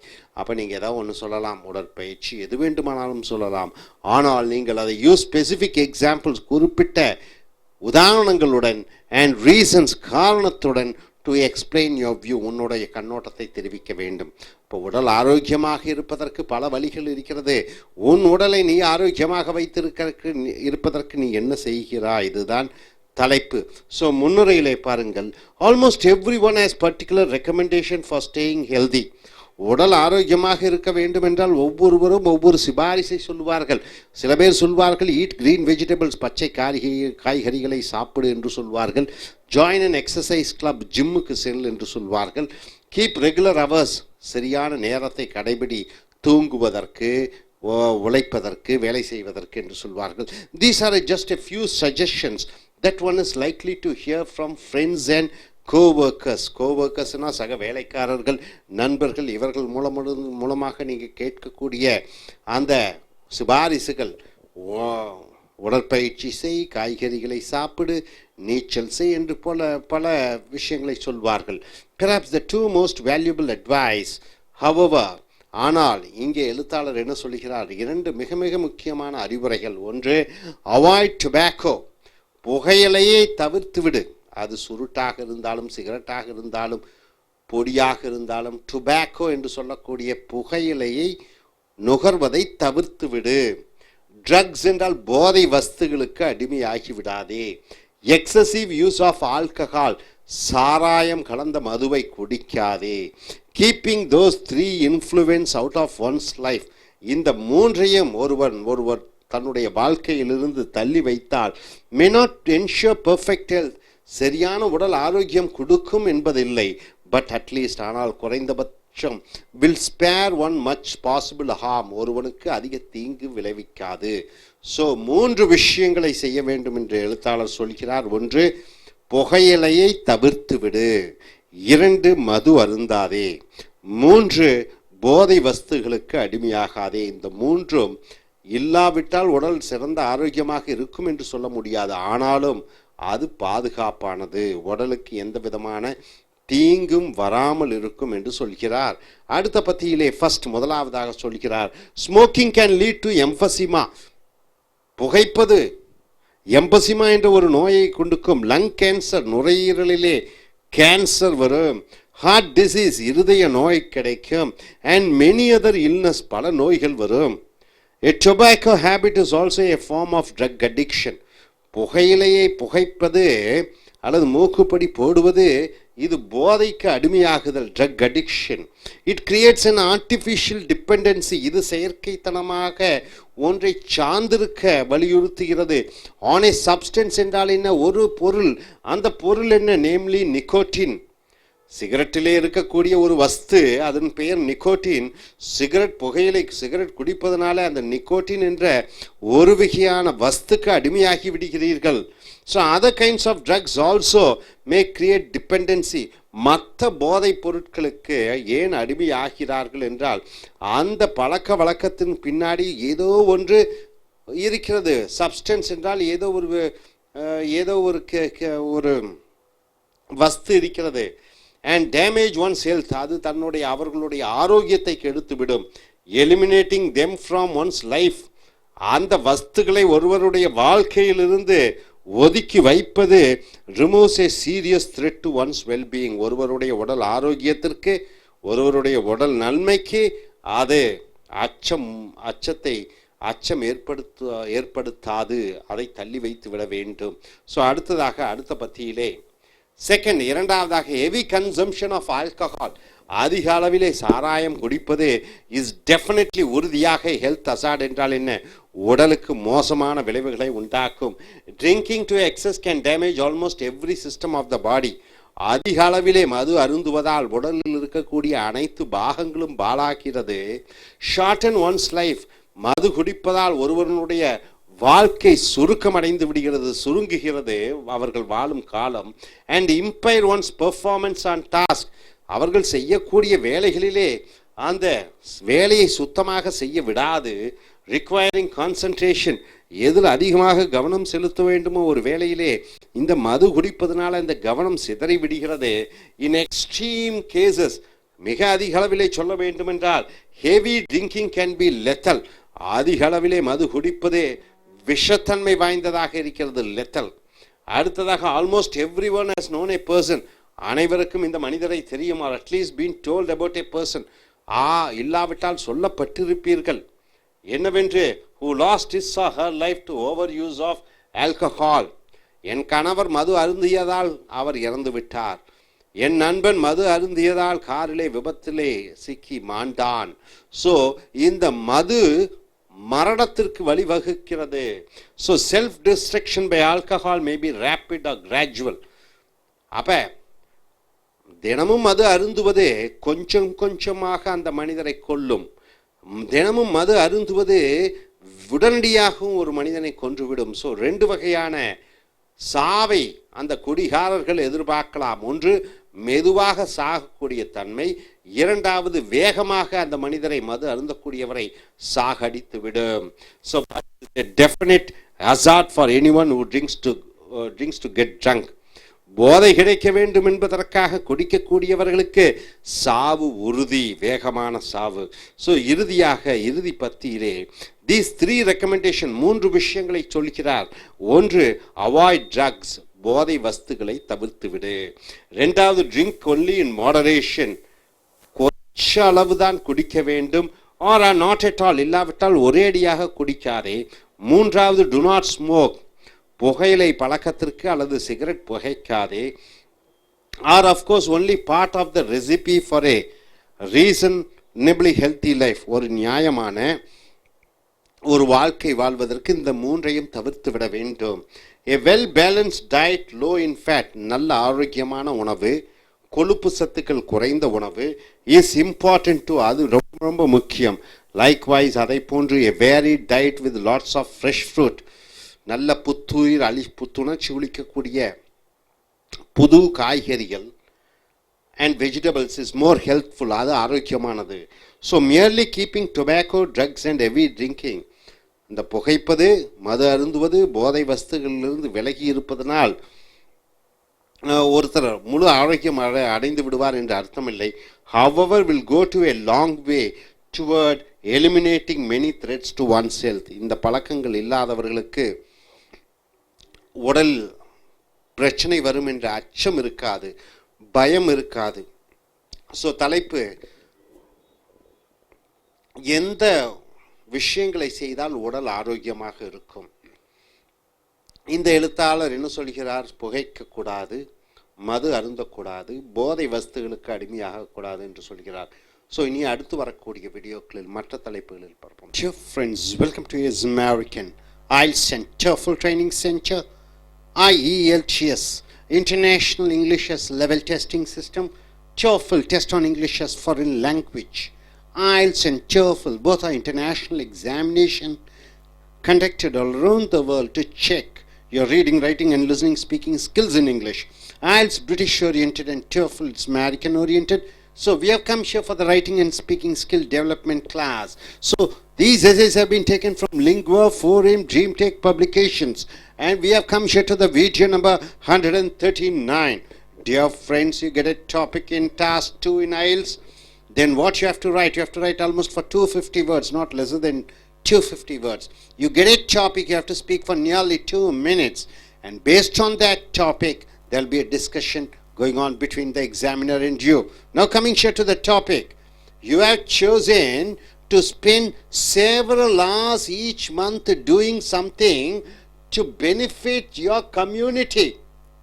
So every month you have decided, you have planned, okay, I'm going to do something for my community, for the people who are living in your place, for the betterment of them. So what is the one thing you would do and why? Use specific examples and reasons to explain your view. The Prime Minister of India, Mr. Narendra Modi in India, he has told, okay, let us clean India, make India clean and tidy. So let each citizen should take some time, spend the time to clean our surroundings. So he has told like that, but what you are going to do, something for the community every month, what you're going to do. This is the topic here. Hope you're able to understand the topic. Are you very clear about the topic? Okay, sir. Now, here this writer has chosen something else. What is that? Assisting, that is helping in a literacy program. What do you mean by literacy? Making others to read and write. It is called literacy. So persons who are able to read and write, you call them literate. If they don't know to read and write, you call them illiterate. Is one of the greatest contributions one can make to a community. In the first introduction, first line, he says, a person who wants to do something to the community, he should take literacy program, making others to, those of them who don't know to read and write, teach them to read and write. This is the most important contribution a person can make to the society. That's what he says. Then he says, one can no longer rely on schools to impart adequate literacy. He says to children, even though we have lakhs and lakhs of schools, Tamil medium, English medium, Central Board, Navodaya, Kendra Vidyalaya, still nearly 30% of young children are not properly, they don't go to the school. So, to educate them, it is your self-contribution is necessary. So he also says, and so the rest of the community must take up the slack, the weak. Slack means what? Something which is inadequate. So the rest of the community, the people who have learned, should take or should spend some time to develop, so to speak, organizing and implementing. Implementing means you are making it to activate. You are making to activate the program. Implementing programs, executing the programs to teach basic reading and writing skills to the community, to the deprived community, to the people who are illiterates, to the people who are, to the children who the children who do not read and write. So this particular small investment of time is not a huge time. Every month, maybe few hours and effort now may yield rich benefits later to the community. So this gentleman, this writer, or man or woman, whoever it is, he has told, if you want to spend some few hours or in a month for something for the community, the best choice is to take literacy program, so you can teach the deprived children how to read and write. So this is what he says in the introduction part. And coming here, he says with examples. What does he say? He says, for example, there is a strong positive correlation between, there is a relationship between literacy and prosperity. What do you mean by prosperity? The entire country develops. People, if they are educated, a girl is educated, her family improves, her generation improves. Imagine everybody are literate, everybody are educated, the whole nation develops. Prosperity comes to the nation. So, any country which has 100% literacy, you find a great amount of prosperity, richness. For example, as a rule, a literate country is a thriving country. As a rule, it is a rule. Any country which is highly educated, which has literate people, it is a thriving, means what? Developing country. So, who dominates the world? Who is dominating the world? There are 194 countries are there. Who are dominating the world? Of course, literate societies such as France, Germany, Japan. France, Germany, Japan, America. These are the countries which are dominating the world. And these are the countries where they have 100% literacy rate. People can read and write. So, are largely illiterates. Who are dominating the world? Is it Japan or America or German, or illiterate societies like poorer nations of Africa, Afghanistan? Which country is leading and dominating? It is the developed countries. It is the countries which has high literate rate. Now coming here, once again he also says importance of literacy. Literacy also confers, means make sure that there is tremendous advantages on the individual. So literacy, when you start reading and writing, it gives a tremendous development for every individual. So coming here, British essayist, an essayist, George Orwell, in a memoir. Memoir means what? Memoir. Your experience in life. Your experience in life is called memoir of the Spanish Civil War. He is saying about the Spanish Civil War, which he has experienced personally. He says, observe that a literate, a highly educated, well-educated prisoner, induce means what? Able to adjust. Captivity means what? Somebody arrested him. Like India and Pakistan, a war. Pakistan soldiers were arrested by Indians, and Indian soldiers were arrested by Pakistan. So the soldiers who are arrested, they are in the captivity, in the capture, much better than an illiterate prisoner. So a educated prisoner, a person who is literate prisoner, able to cope up with the difficult situation. But an illiterate prisoner, a fellow who is not studied, who doesn't know to read and write, he suffers a lot. So he says in his memoir, whose memoir? George Orwell, because a literate mind is filled with knowledge that will keep the intellectual active during imprisonment. So even if the prisoner is arrested, if he is a literate prisoner, so his mind will be fully activating. So coming here, very few of us will ever be imprisoned. Of course, we are not going to be imprisoned by somebody, but the advantages of a mind honed and armed by literacy are evident nonetheless. So, even he is highly educated, he is unemployed. It's better than being uneducated and unemployed. Being educated and unemployed is much better than being uneducated and unemployed. Being literate and unemployed is much better than being illiterate and being unemployed. So coming here to final conclusion, the writer says, what does he say? To sum up, so he is concluding by saying, teach a child to read. Dear friends, if you have monthly, you want to spare some time, you go to a place, teach to a child, and the child has entered a whole new universe. So you go and teach to a child how to read and write. He sees the world in a different way. A new world he sees. Moreover, a literate child may grow up to be a scholar. A literate child, once he starts reading, he may be a scholar. Scholar means what? A specialist in particular field, whose works enlighten the world, and his work may be enlightening the world. When Ambedkar is sponsored to abroad to study in UK, a barrister education, Subhash Chandra Bose, you find lot many people, they became highly educated and they were able to, including Mahatma Gandhi, including Jawaharlal Nehru, all these people, they learn and they were able to be the leaders.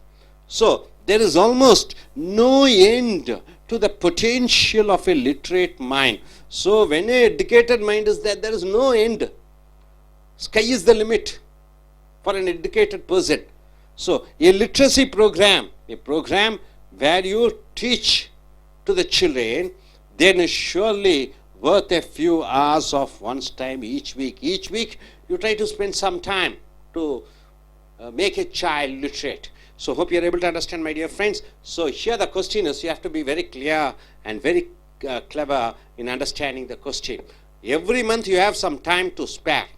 You have to do something for the community. So what work will you do, or what service you like to do to bring up the community? So a lot of things are there. You can clean, you can help, you can cook food, you can build certain things. But here the writer goes in for, if I have few hours to spend, I would recommend, in fact, the writer says, I will do literacy program, and I also recommend my friends to do literacy program. So he goes for various, introduction and saying various examples, then he comes to the conclusion. So let us go in for our Ielts takers. So if you get a topic like this, what are you going to do? Yes, please come forward.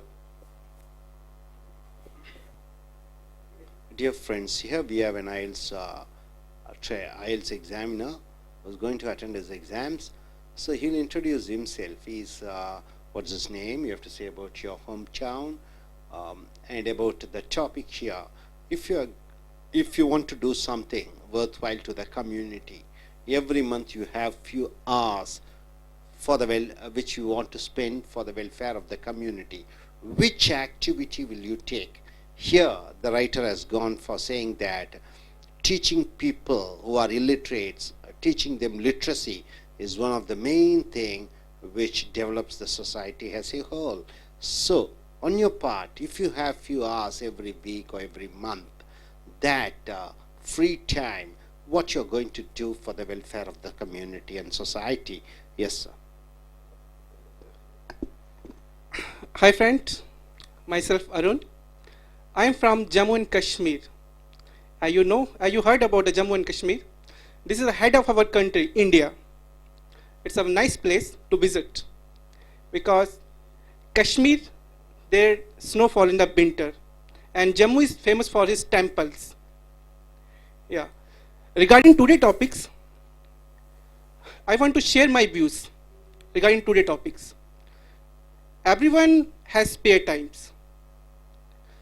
Instead of moving astray, one should spend his spare time in the for the goodwill of our community. As the author says here, explain here, that if he has to spend his spare time, he will go for to educate the slack persons, means the illiterate person. And I agree with his point that if one has to go to educate the others. Ultimately, the country will be prospered. If all the person in the country are literate person, then definitely the country will prosper. And I want to add one more point. As you heard about a proverb that health is the wealth. I want to show light on these three words. How is the health is the wealth? And why Modi has implemented a program, in Hindi if I say, it's a Swachh Abhiyan, inspired by Mahatma Gandhi. He has implemented a program, and many people, many celebrities joined this. And even I'm also inspired. I'm also whenever I get a spare time, I also try to be a part of the Swachh Abhiyan. So, what is a Swachh Abhiyan? First of all, I'll tell you. Swachh Abhiyan is nothing a big term. It is only a small term. If one has eat something and put the wrapper on the road, you just go out and put the wrapper and put in the dustbin. Take up the wrapper and put in the dustbin. This is the Swachh Abhiyan. Swachh Abhiyan is not to cleaning the what is nale? Means poor water. No, water. Oh, polluted water. Polluted water. When we dustbin put in the polluted water, It become polluted. Polluted, not to clean pollution. Pollution is a different thing. And once you have started to do such activity, others will inspire with you, and they will do same. So, in short, I want to say that cleanliness, hygienic is not is only be implemented, only be taken up if individual himself try to be hygienic. So, to be hygienic, we should do. That's all. Today being his second day of class, so he is being a bit tensed.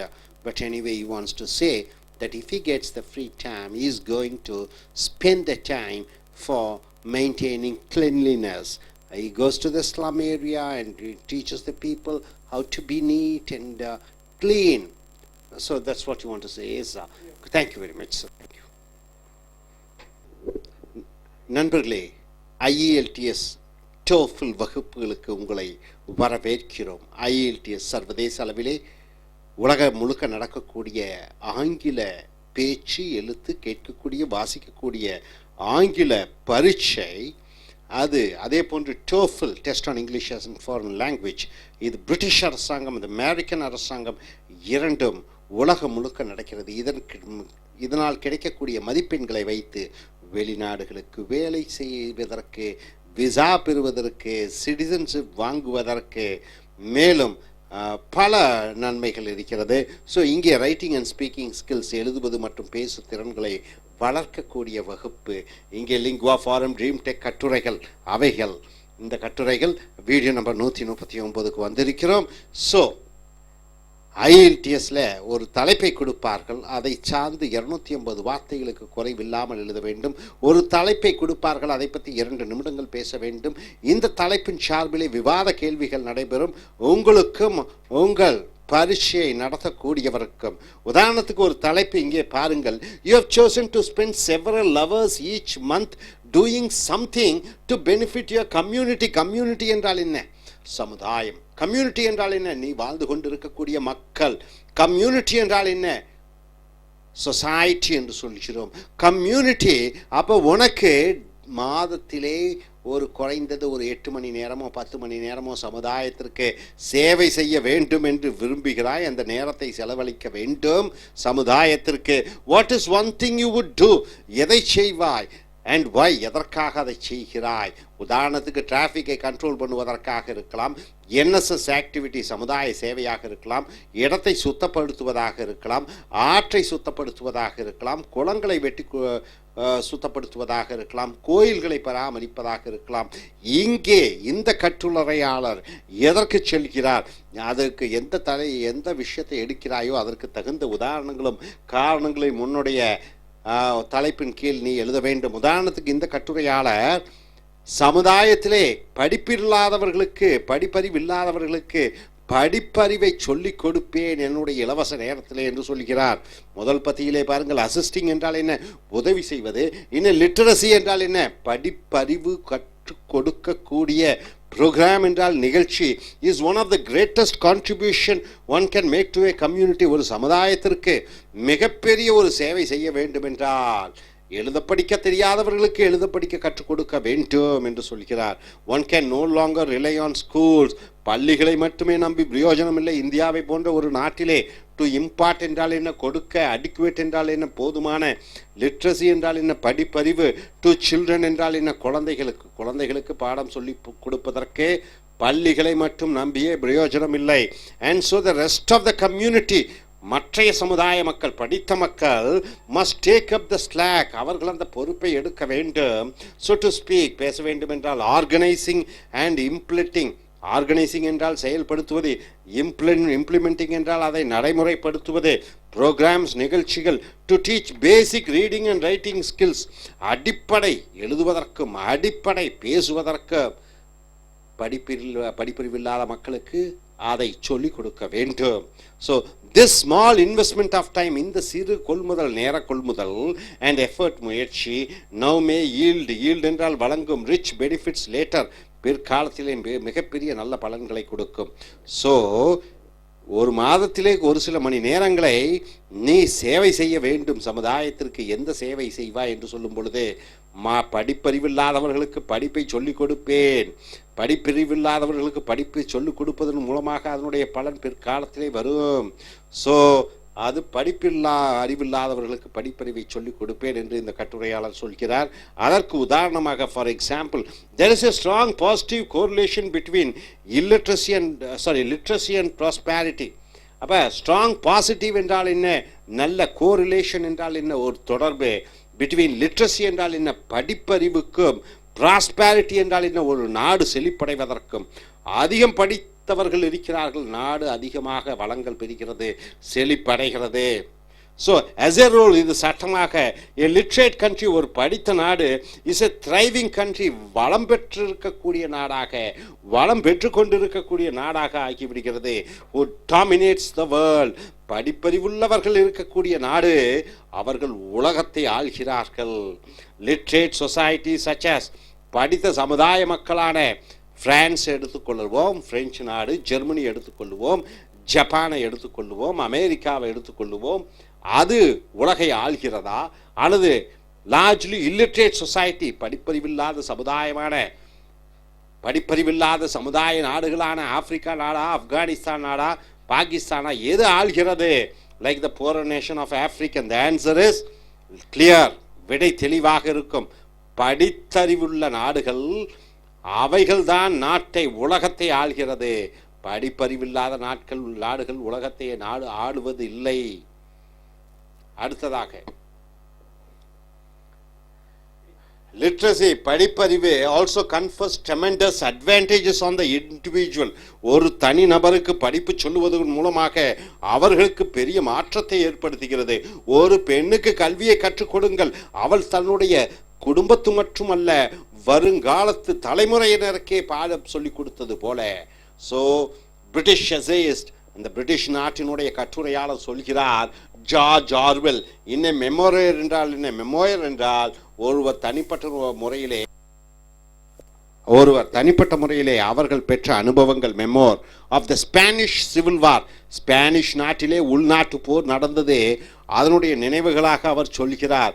That a literate, படித்த, well educated, நன்கு படித்த, prisoners, கைதிகள், என்டியூர்ஸ் என்றால் என்ன? தாங்கிக் கொள்கிறார்கள் வலிகளையும் வேதனைகளையும். Captivity என்றால் என்ன? அவர்கள் கைப்பற்றப்படும் பொழுது, அப்ப ஒரு நாட்டினுடைய சிறை வீரர்கள் மற்ற நாட்டிலே சிறைப்பிடிக்கப்படும் பொழுது அந்த கைதிகள் படிப்பறிவானவர்களாக இருந்தால் அவர்கள் அந்த கஷ்டங்களையும் வேதனைகளையும் எளிதாக சமாளிக்கக்கூடியவர்களாக இருக்கிறார்கள். better than an illiterate prisoner. படிப்பறிவில்லாத கைதியை விட படிப்பறிவுள்ள கைதி நுண்ணியமாக பிரச்சனைகளை சமாளிக்கிறார். So because a literate mind is filled with knowledge, படிப்பறிவுள்ளவனுடைய மூளை அதிக அறிவு ஞானமுடையதாக இருக்கிறது. That will keep the intellect active during imprisonment. சிறைச்சாலையிலே இருக்கும் பொழுது கூட அவருடைய மனது நல்ல விஷயங்களை அசைபோடுகிறது. ஸோ அடுத்தது, very few of us will ever be imprisoned. அதற்காக அனைவரும் நாம் சிறைப்பிடிக்கப்படுவோம் என்று இல்லை.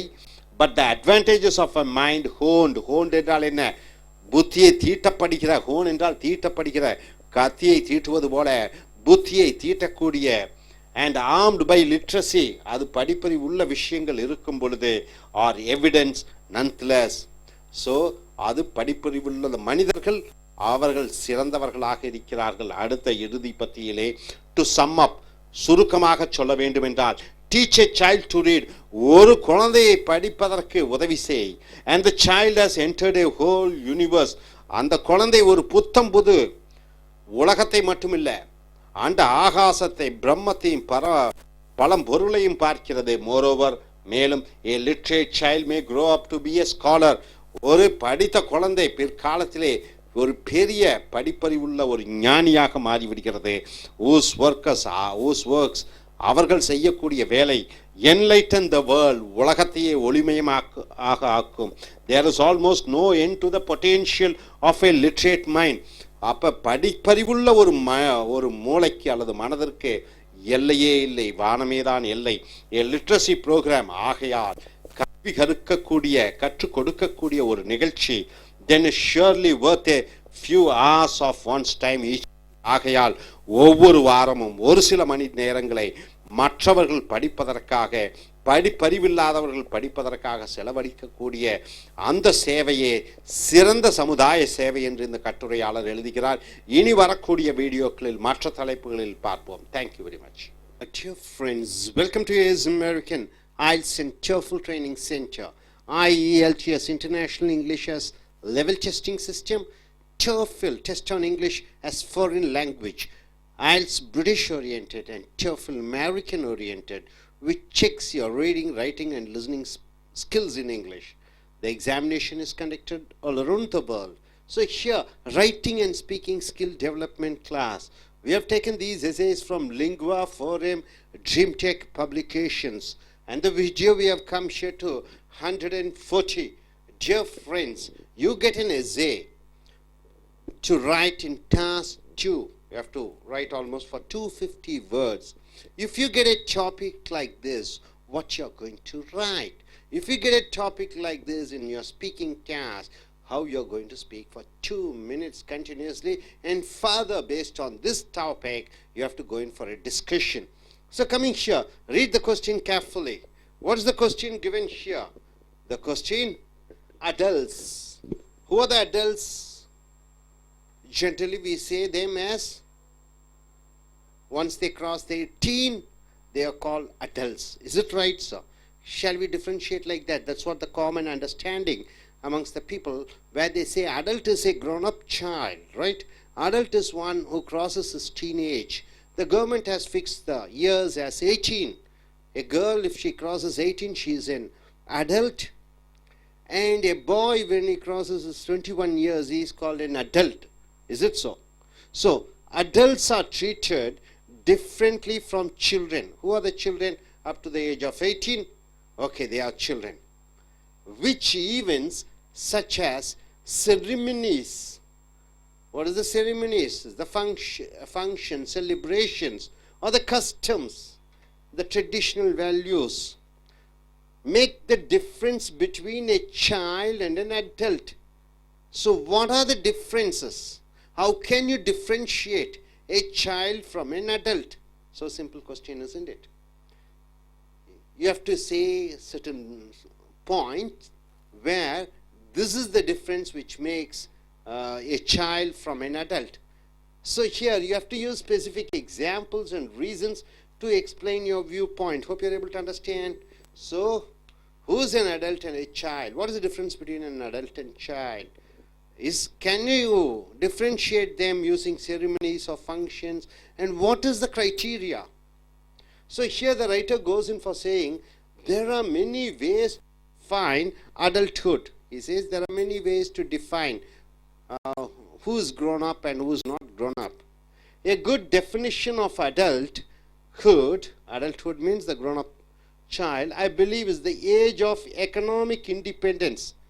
Wonderful term, isn't it? What do you mean by economic? Spending the money. Independence means what? No need to depend upon anybody. Independent and dependent. A person is dependent means what? For money he has to go and ask his father, mother. For money he or she should ask her husband. So anybody who depend on others for money, for living, they are dependent economically. So economical independence, that's what he says. Age of economic independence, he takes it as a main criteria, our main point to differentiate or distinguish between a child and an adulthood. Here, when a person starts making a living and supporting himself or herself, this definition has some practical advantages. So here this gentleman says it's not the age, it is not the mind maturity which differentiates between adult and a child. Simple that economical independence. When a child, when whoever it is, boy or a girl, when they start earning themselves, when they start living independently without the expectations from expecting from anybody, then they are called adult. So in this case, even a 15-year girl or a 13-year boy may be an adult. So he takes this as a criteria. What is the criteria? Economical independence. So economical dependence means what? There are persons even at the age of 25, they depend upon father, mother, isn't it? So he is not a adult. He is still considered to be a child. So there are some boys and girls at the age of 14, 13, they start earning money. They send money to the parents also. So they are adults. That's what he goes in for an explanation of adulthood and childhood. Right? And coming here, first, it is not tied to any arbitrary scale of age. So he says age is not a consideration at all. Thus it is more realistic than saying adulthood begins at the age 18. If it is, age is a criteria, then after 18 is adulthood, or whenever, 18 for some countries it is 19, for some countries it is 15. By this definition, a very independent boy might become a man at the age of 15. So when economical independence is a criteria, then at the age of 15 a boy is an adult. Or a very lazy man might remain a boy until age 30 or beyond. So up to the age 30, still he is dependent on his parents for money. So the curse here is in India. In India, how do you differentiate between adult and child? Generally it is age, right? But here, a child throughout his life, a son or daughter throughout his life, they are dependent upon whom? Father or mother. The father and mother should make him to get education, provide education, get him married or her married. Even after marriage, what the parents should do? They should conduct, build a house for him, buy properties for him, get even his granddaughter, let a lot of functions and celebrations, he has to spend money. So, lot of family bound commitments are there. So, when you take Western countries, at the age of 15 or 16, they just kick them off, get out. And you have to earn your money on your own. So, that boy or a girl, they work in part-time, they earn money. So, generally, the maturity level, that's what they say, financially and economically, it's much more in countries like Western countries. That's what the writer goes in for saying here. So coming here to this point here. Second, the economic independence definition gives children an incentive to grow up quickly and behave as responsible members of society. See, these 2-3 lines is a wonderful lines.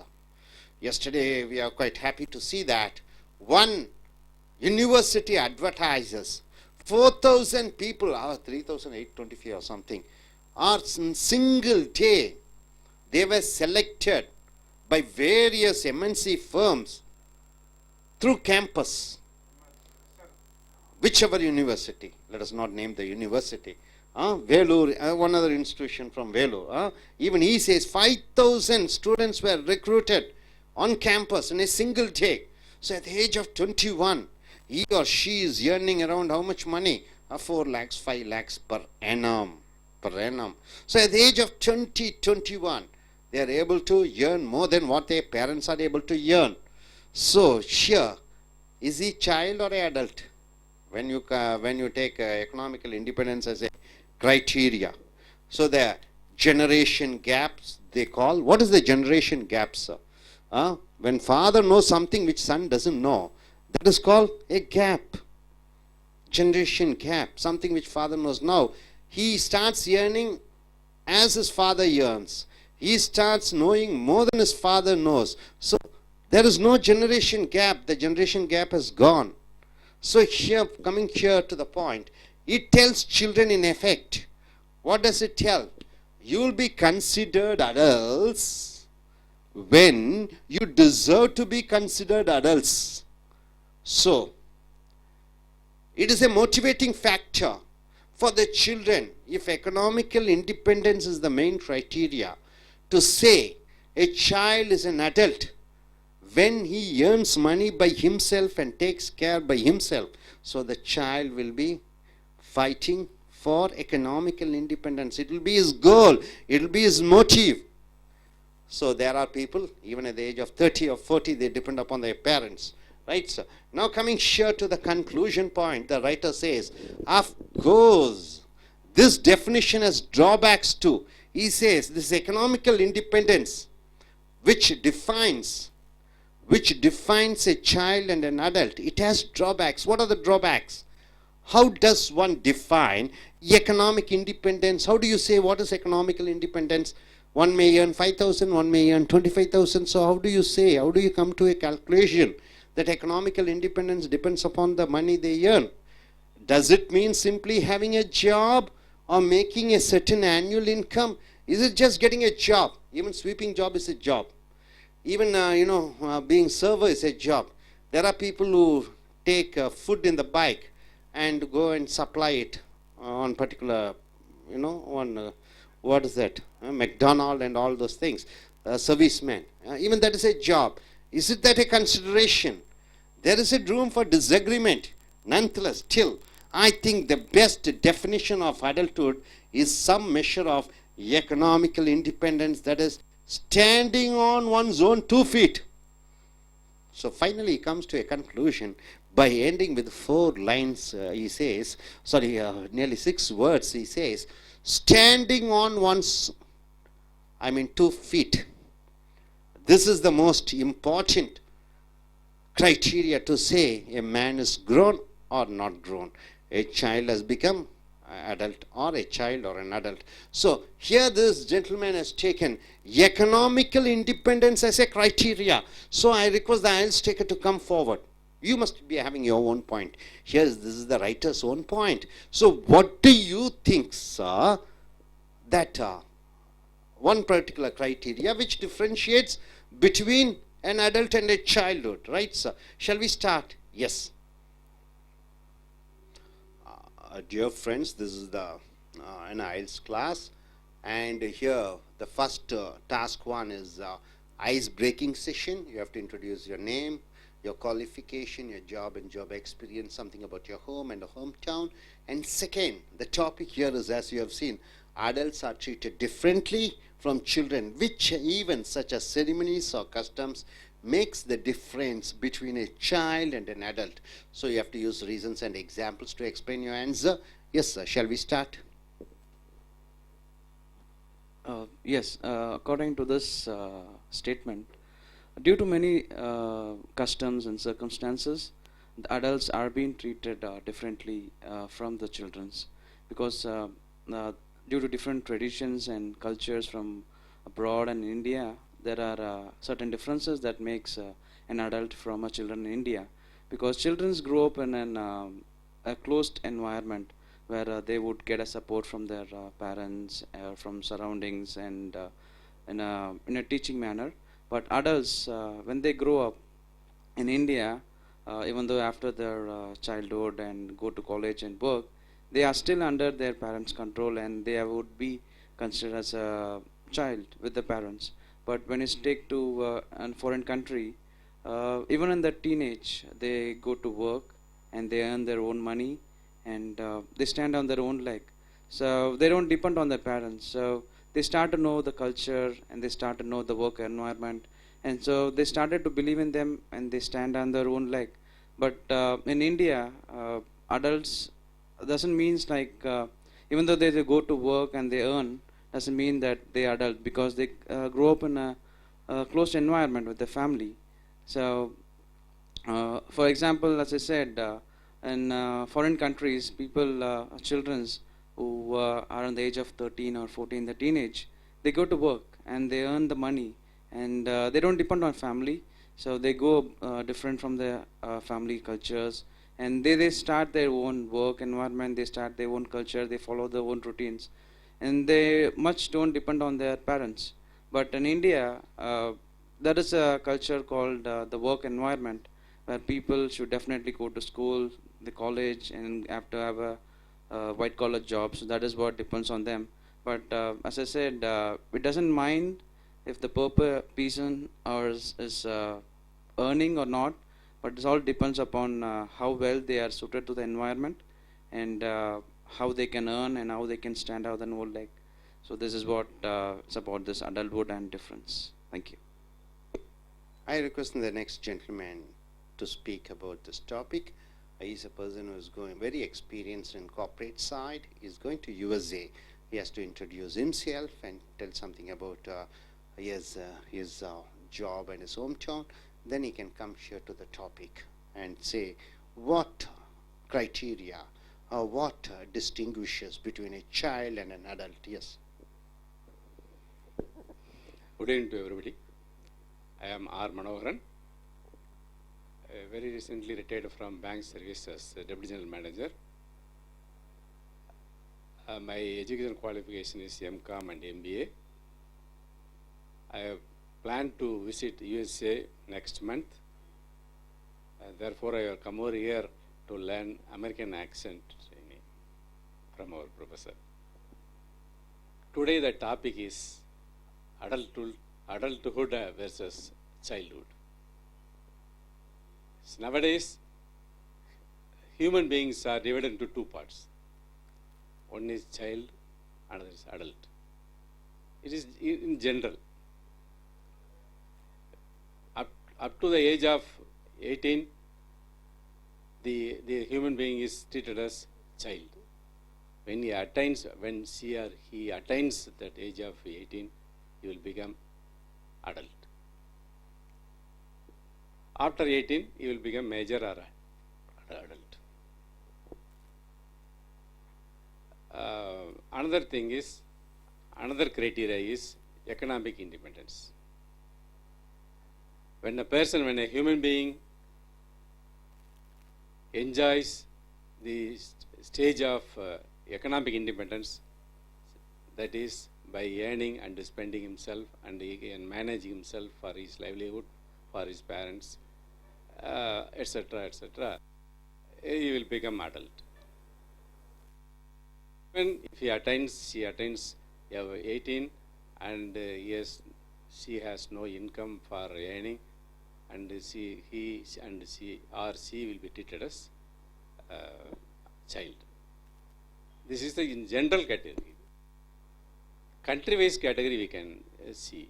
In India, like India, see, having good old tradition and everything, children are being grown in a closed atmosphere with all conditions, disciplines, etc. Up to the age of, up to the completion of higher studies, they will be treated as child. Even if he attains 20, 21, he will be getting education from an institution, education institution, still he will be treated as a child. After getting employment in foreign or local, domestic, after getting this employment, he will become adult. He will earn sizable income and he will support the family afterwards. Then he will become adult. See, in our country, this is the position. But in other Western countries, I have seen one family in US recently, last 6 months back. The neighbor is having one son and daughter. At the age of 16 and 18. Actually, they are working in restaurant, library, university, part-time. Morning 2 hours, evening 2 hours. They are doing part-time work. And they are managing their livelihood themselves. They are having separate rooms in their house, even daughter and son. Everything they will be having is their own separate items, articles, books, and everything, magazines, everything is. They will be having separate rooms and everything, comfortable living. Even for studies also, they will manage with their earnings. Therefore, the adulthood begins at the age of their earning. They will become economic independence at the age of 16 and before 16 also they attain the adulthood. So there is a two different categories are there, depending upon the culture and the customs of the country. This is my opinion. நண்பர்களே, Ace American IELTS and TOEFL training சென்டருக்கு வரவேற்கிறோம். IELTS என்றால் சர்வதேச அளவிலே ஆங்கிலத்தை சோதிக்கக்கூடிய பரீட்சை. பேச்சாங்கிலம், எழுத்தாங்கிலம், கேட்கக்கூடிய ஆங்கிலம், வாசிக்கக்கூடிய ஆங்கிலம். பிரிட்டிஷ் அரசாங்கம், ஆஸ்திரேலியன் அரசாங்கம், கேம்பிரிட்ஜ் பல்கலைக்கழகங்கள் இணைந்து நடத்தக்கூடிய பரீட்சை TOEFL, test on English as foreign language. அமெரிக்க அரசாங்கத்தால் நடத்தப்படுகிற ஒரு பரீட்சை. இதுவும் பேச்சு, எழுத்து, கேட்கக்கூடிய, வாசிக்கக்கூடிய ஆங்கிலத்தை பரிசோதித்து உங்களுக்கு மதிப்பெண் கொடுப்பார்கள். இந்த மதிப்பெண்ணை வைத்து வெளிநாடுகளுக்கு வேலைக்கு, வெளிநாடுகளுக்கு படிப்பிற்கு, விசா பெறுவதற்கு, குறிப்பாக ஆங்கிலத்தை தாய்மொழியாக கொண்டிருக்கக்கூடிய நாடுகளுக்கு செல்வதற்காக பயன்படுத்தப்படுகிறது. Writing and speaking skill development classes இப்பொழுது நடந்து கொண்டிருக்கக்கூடிய வகுப்பு எழுதுவது மற்றும் பேசக்கூடிய திறன்களை வளர்த்தக்கூடிய படிப்பு. இங்கே இந்த கட்டுரைகள் லிங்குவா ஃபாரம் ட்ரீம் டெக் கட்டுரைகள் மூலமாக எடுக்கப்பட்டிருக்கிறது. வீடியோ நம்பர் 140 வந்திருக்கிறீர்கள். தலைப்பு பாருங்கள். இதை போன்று தலைப்பு கிடைத்தால் குறைந்தது 2 நிமிடங்களுக்கு தொடர்ச்சியாக பேச வேண்டும். இதை போன்று ஒரு தலைப்பு கிடைத்தால் குறைந்தது 250 வார்த்தைகளுக்கு குறைவில்லாமல் ஒரு அழகான கட்டுரையை நீங்கள் எழுத வேண்டும். தலைப்பு அடல்ட் என்று சொல்வார்கள். அடல்ட்ஸ் என்றால் என்ன? வளர்ந்த ஒரு ஆணும் பெண்ணையும், ஆண்மகன் பெண்மகள், பொதுவாகவே தமிழில் ஆம்பளை பொம்பளை என்று சொல்வார்கள். Adults R treated differently from children. அவர்கள் குழந்தைகள் அவர்கள் பெரியவர்களை ஒரு மாதிரி கவனிப்பார்கள், குழந்தைகளை ஒரு மாதிரி கவனிப்பார்கள். விச் ஈவென்ட்ஸ், எந்த நிகழ்ச்சிகள், சச் அஸ் செரிமனிஸ் என்றால் என்ன? விழாக்களும் கொண்டாட்டங்களும் விசேஷங்களும், ஆர் கஸ்டம்ஸ், கலாச்சாரங்கள், பண்புகள், make the difference between a child and an adult. ஒரு குழந்தைக்கும் ஒரு பெரிய ஆம்பளைக்கும் அல்லது பெண் பிள்ளைக்கும் என்ன வித்தியாசம்? இந்த கஸ்டம்ஸ்னு பார்த்தீங்கன்னா, அந்த காலத்தில் ஒரு பொண்ணு 8 வயதானா கல்யாணம் பண்ணி விட்டுருவார்கள். மகாத்மா காந்திக்கு கூட 16 வயதிலே கல்யாணம் ஆனது. கஸ்தூரிபாய்க்கு 12 வயதோ 11 வயதோ என்று சொல்வார்கள். அப்போ அவர்களெல்லாம் பெரிய அடல்ட்டுகளா அல்லது குழந்தைகளா? Very important question. அந்த கஷ்டம் வலியுறுத்துகிறதா? முஸ்லீம் மதத்திலே பார்த்தீங்கன்னா சுன்னத் என்று சொல்வார்கள், ஒரு சில விசேஷங்கள். தமிழ்நாட்டிலே வயதுக்கு வந்த நிகழ்ச்சி என்று சொல்வார்கள், coming of the age function. ஒரு பெண் பருவம் அடைகிறாள். ஸோ இந்த மாதிரி கஸ்டம்ஸ், கலாச்சாரங்களா, விழாக்களா, விசேஷங்களா, எது வேறுபடுத்துகிறது ஒரு ஆண்மகன் அல்லது ஒரு குழந்தையை அல்லது ஒரு பெண்மகள் அல்லது ஒரு குழந்தையை? யூ ஸ்பெசிஃபிக் எக்ஸாம்பிள்ஸ், குறிப்பிட்ட உதாரணங்கள், ரீசன்ஸ், காரணங்கள் டு எக்ஸ்பிளைன் யோர் வியூ. ஒரு குழந்தைக்கும் ஒரு வளர்ந்தவருக்கும், பெரிய மனிதருக்கும் அல்லது ஒரு ஆம்பளையோ பொம்பளையோ, அந்த வேறுபாட்டை எதை வைத்து சொல்கிறாய்? நீ ஏதோ ஒரு பாயிண்ட்டை சொல்லி அதற்கு தகுந்த விளக்கங்களையும் காரணங்களையும் எழுத வேண்டும். ஸோ இங்கே இந்த கட்டுரையாளர் எதற்கு செல்கிறார் என்று பார்க்கும் பொழுது, எவனொருவன் அல்லது எவளொருத்தி தன் சொந்த காலிலே சுதந்திரமாக தாய் தந்தையர் அல்லது யாரையும் எதிர்பார்க்காமல் தன் செலவிற்கு தானே சம்பாதிக்கக்கூடிய திறன் யார் பெற்றிருக்கிறார்களோ, எந்த வயதானாலும் சரி, அந்த பர்டிகுலர் நபர், குறிப்பிட்ட நபர் ஒரு அடல்ட் என்று சொல்லக்கூடிய ஆம்பளை அல்லது பொம்பளை என்று சொல்லக்கூடிய பெரிய மனிதராகி விடுகிறார். அது வயது வேறு, வயது ஒரு தகுதி கிடையாது. 15 வயதிலும் அவர் சம்பாதித்து சொந்த காலிலே நிற்கும் பொழுது அங்கே வளர்ந்த ஒரு ஆண்மகன் அல்லது வளர்ந்த ஒரு பெண் பிள்ளை என்று தீர்மானிக்கப்படுகிறாள் அல்லது படுகிறான் என்று இந்த கட்டுரையாளர் சொல்கிறார். So there are many ways to define adulthood. வளர்ந்த ஒரு ஆண், வளர்ந்த ஒரு பெண், இவர்களை பல விதங்களில் சொல்லலாம். a good definition of adulthood, ஒரு நல்ல விளக்கம். ஹுட் என்றால் பருவம், அடல்ட் என்றால் என்ன? வளர்ந்த ஆண் பெண் பருவம். I believe is the age of economic independence. Age என்றால் என்ன? வயது. எக்கனாமிக் என்றால் என்ன? பொருளாதாரம். இண்டிபெண்டன்ஸ் என்றால் சுதந்திரம். டிபெண்டன்ஸ் என்றால் சார்ந்திருத்தல். ஸோ எக்கனாமிக்கல் டிபெண்டன்ஸ் என்றால் பொருளாதார ரீதியாக சார்ந்திருக்கிறாய் உன் தாய் தந்தையரிடம், மாமா தாத்தாவிடம். அப்ப நீ வளர்ந்தவன் அல்ல, நீ குழந்தைதான்.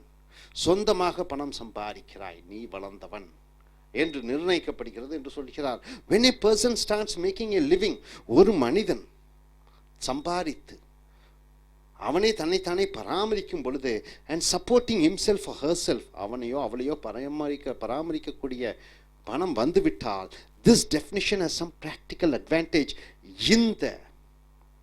இந்த தகுதி, பணம் சம்பாதிக்கக்கூடிய தகுதி, இது ஒன்றை வைத்து நாம் குழந்தையா வளர்ந்தவளா என்பதை நிர்ணயிக்கக்கூடியது பல அனுகூலங்கள் இருக்கிறது என்று சொல்கிறார் இந்த கட்டுரையாளர். அடுத்தது பாருங்க, அடுத்த பத்தியிலே ஃபர்ஸ்ட், முதலாவதாக, it is not tied to any arbitrary scale of age. Arbitrary என்றால் என்ன? ஏதோ மனதில் வந்த ஒரு கணக்கு. நம்ம 12 வயசும் நம்ம 15 வயசுங்கிறோம், அமெரிக்காவில் 17 வயசுங்கிறோம், இங்கே கல்ஃப் கண்ட்ரி வளைகுடா நாடுகளிலே 20 வயது என்று சொல்கிறோம். இந்த ஆர்பிட்ரரி என்றால் மனதிற்கு வந்த அளவில் ஏதோ ஒரு வயது அல்ல. thus it is more realistic. அப்போ இந்த பணம் சம்பாதிக்கிறது 17 வயதில் சம்பாதிப்பான். உலகம் முழுக்க ஒரு நிர்ணயிக்கப்பட்ட ஒரு வயது கிடையாது. நாட்டுக்கு நாடு, தேசத்துக்கு தேசம், ஜாதிக்கு ஜாதி, மதத்துக்கு மதம் வேறுபட்டு இருக்கிறது. ஸோ அதை வைத்து நாம் கணக்கிட முடியாது. ஆனால் thus it is more realistic than saying adulthood begins at age 18.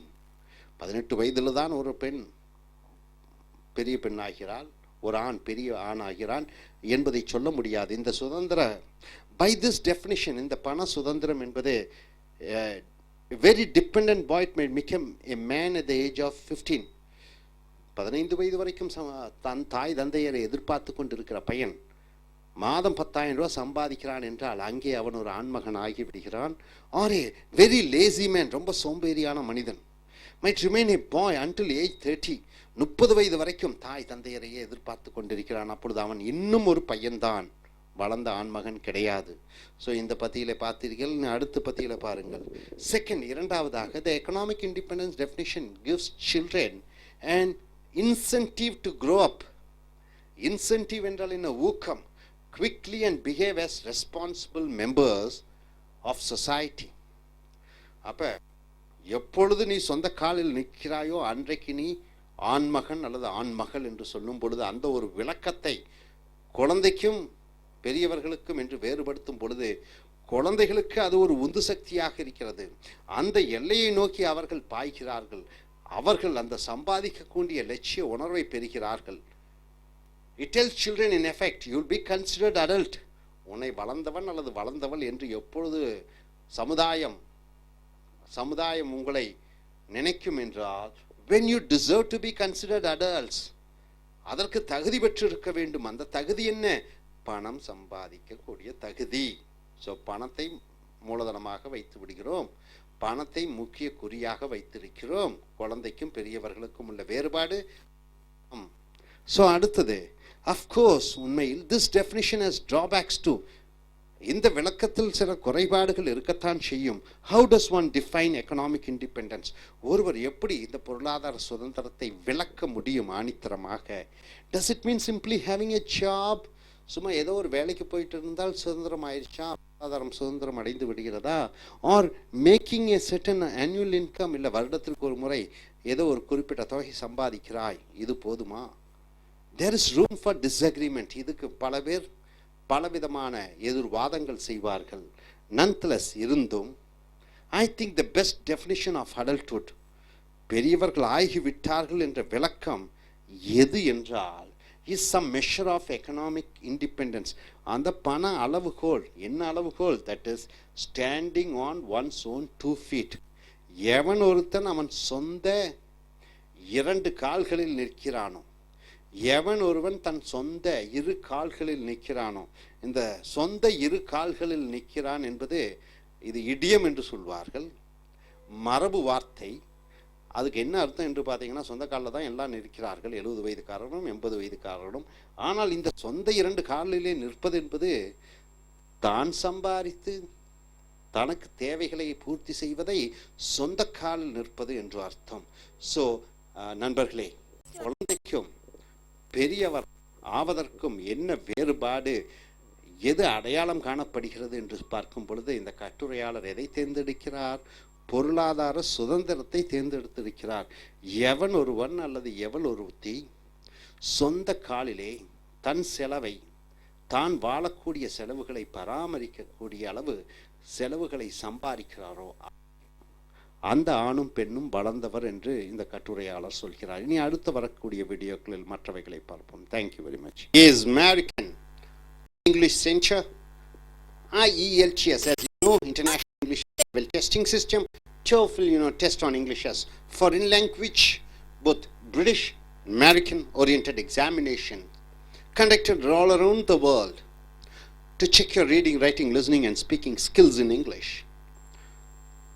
Here we have come here for the writing and speaking skill development class. So these essays have been taken from Lingua Forum, Dream Tech Publications. We have come here to the video number 141. In task 2, a topic will be given. Based on the topic, you have to write for 250 words, not less than 250 words. And if you get a topic like this in your spoken or in your speaking skill, speaking examination, in task 2, you have to speak for 2 minutes continuously. And based on this topic, a discussion will be conducted between examiner and you. Your English in reading or in speaking or in writing, grammatically you should be sound, appropriate words, in writing punctuations, in speaking the voice modulations, the intonations and stressing and shifting the words. Now we have come here to this topic. Why do you think many students choose to attend schools or universities abroad? Usually it is the country America, where you find most of the people all around the world. I mean other countries other than America, they try to come to America and study. Earlier it was UK, now it is America. The most number of foreign students visiting America, they are from which country? Could you anybody tell in the world? It is China. Second comes India. India. In India, which state where the students go to US for higher studies? Most of the students. Andhra Pradesh. How many students could you tell me yearly? 18,500 students from Andhra Pradesh alone. In Tamil Nadu, where you live, how many students they go to a US for further studies? Exactly 9,200 or something, right? So, second state is Maharashtra. Good. You seem to be learned all those things. Maybe you're trying to send your son to abroad. Yes? Yes. Your son is studying as a BE, right? MS you want to send him. Yes, Maharashtra. So this is the statistics. So all worldwide 1.96 lakh students. 1.96 lakh students. So nearly 2 lakh students, isn't it? Visiting America. 2,300 universities and mostly private university. 98% also we can say. State universities and federal universities, right? Manchester University belongs to? Yes. Okay, Mrs. Chudas. Okay. So these are the data because he wants to send his son or daughter to US. So why do you think many students choose to attend schools or universities abroad, outside their own countries? From before independence, also from India, you see Mahatma Gandhi, Sardar Vallabhbhai Patel, and Chandra Bose, Ambedkar, who not, the Aurobindo, Pondicherry Ashramam. So most of them, they went abroad. So use specific examples and reasons to explain your opinion. Wonderful topic we have got. Why do people go for further studies? And there is a term, you're a working person. Why people go abroad for job, and those type of people, or a particular word for people going abroad for work, what do you call? In India we call them as brain drain. Brainstorming is something like a group discussion, putting up a topic and everybody are discussing about the topic. It is called brainstorming. Your brain drain is people who get educated over here under the money, under the people's from the tax paid by people, IITs and IIM students, and they make use of the opportunity abroad and they go. So here, why do you think many students choose to attend schools and university abroad outside their own country? You have to use specific reasons and examples. So what the writer has gone is, studying abroad gives certain advantages on a student. What are the advantages? Although study at a school in another country doesn't always yield a better education than attending a school in one's homeland. What you are able to understand? We have great Anna University, Jawaharlal Nehru University, what not? IIMs is in any way a foreign country. They provide Pilani, okay, lot many educational centers. Other countries, abroad in US and UK, can they provide a better education than the education system over here? Sometimes it yields not much of time. That's what he says, the writer. Study overseas may present opportunities unavailable in one's country. Here are a few examples. Certain opportunities which are not available over here, it is available in the foreign countries, right? See, software, we are quite competitive, isn't it? We are quite good. But why do people go abroad for their MS in computer science courses? Already we are topping in that particular field of software, but still people go to US and UK. So here he says the few examples. What are the examples? First, the professional and personal contacts one makes at school may prove to be much more valuable in the long run. You go abroad, you go to UK or you go to US, study in a school or a college, the contacts which you get, that's the most important. That's what he says.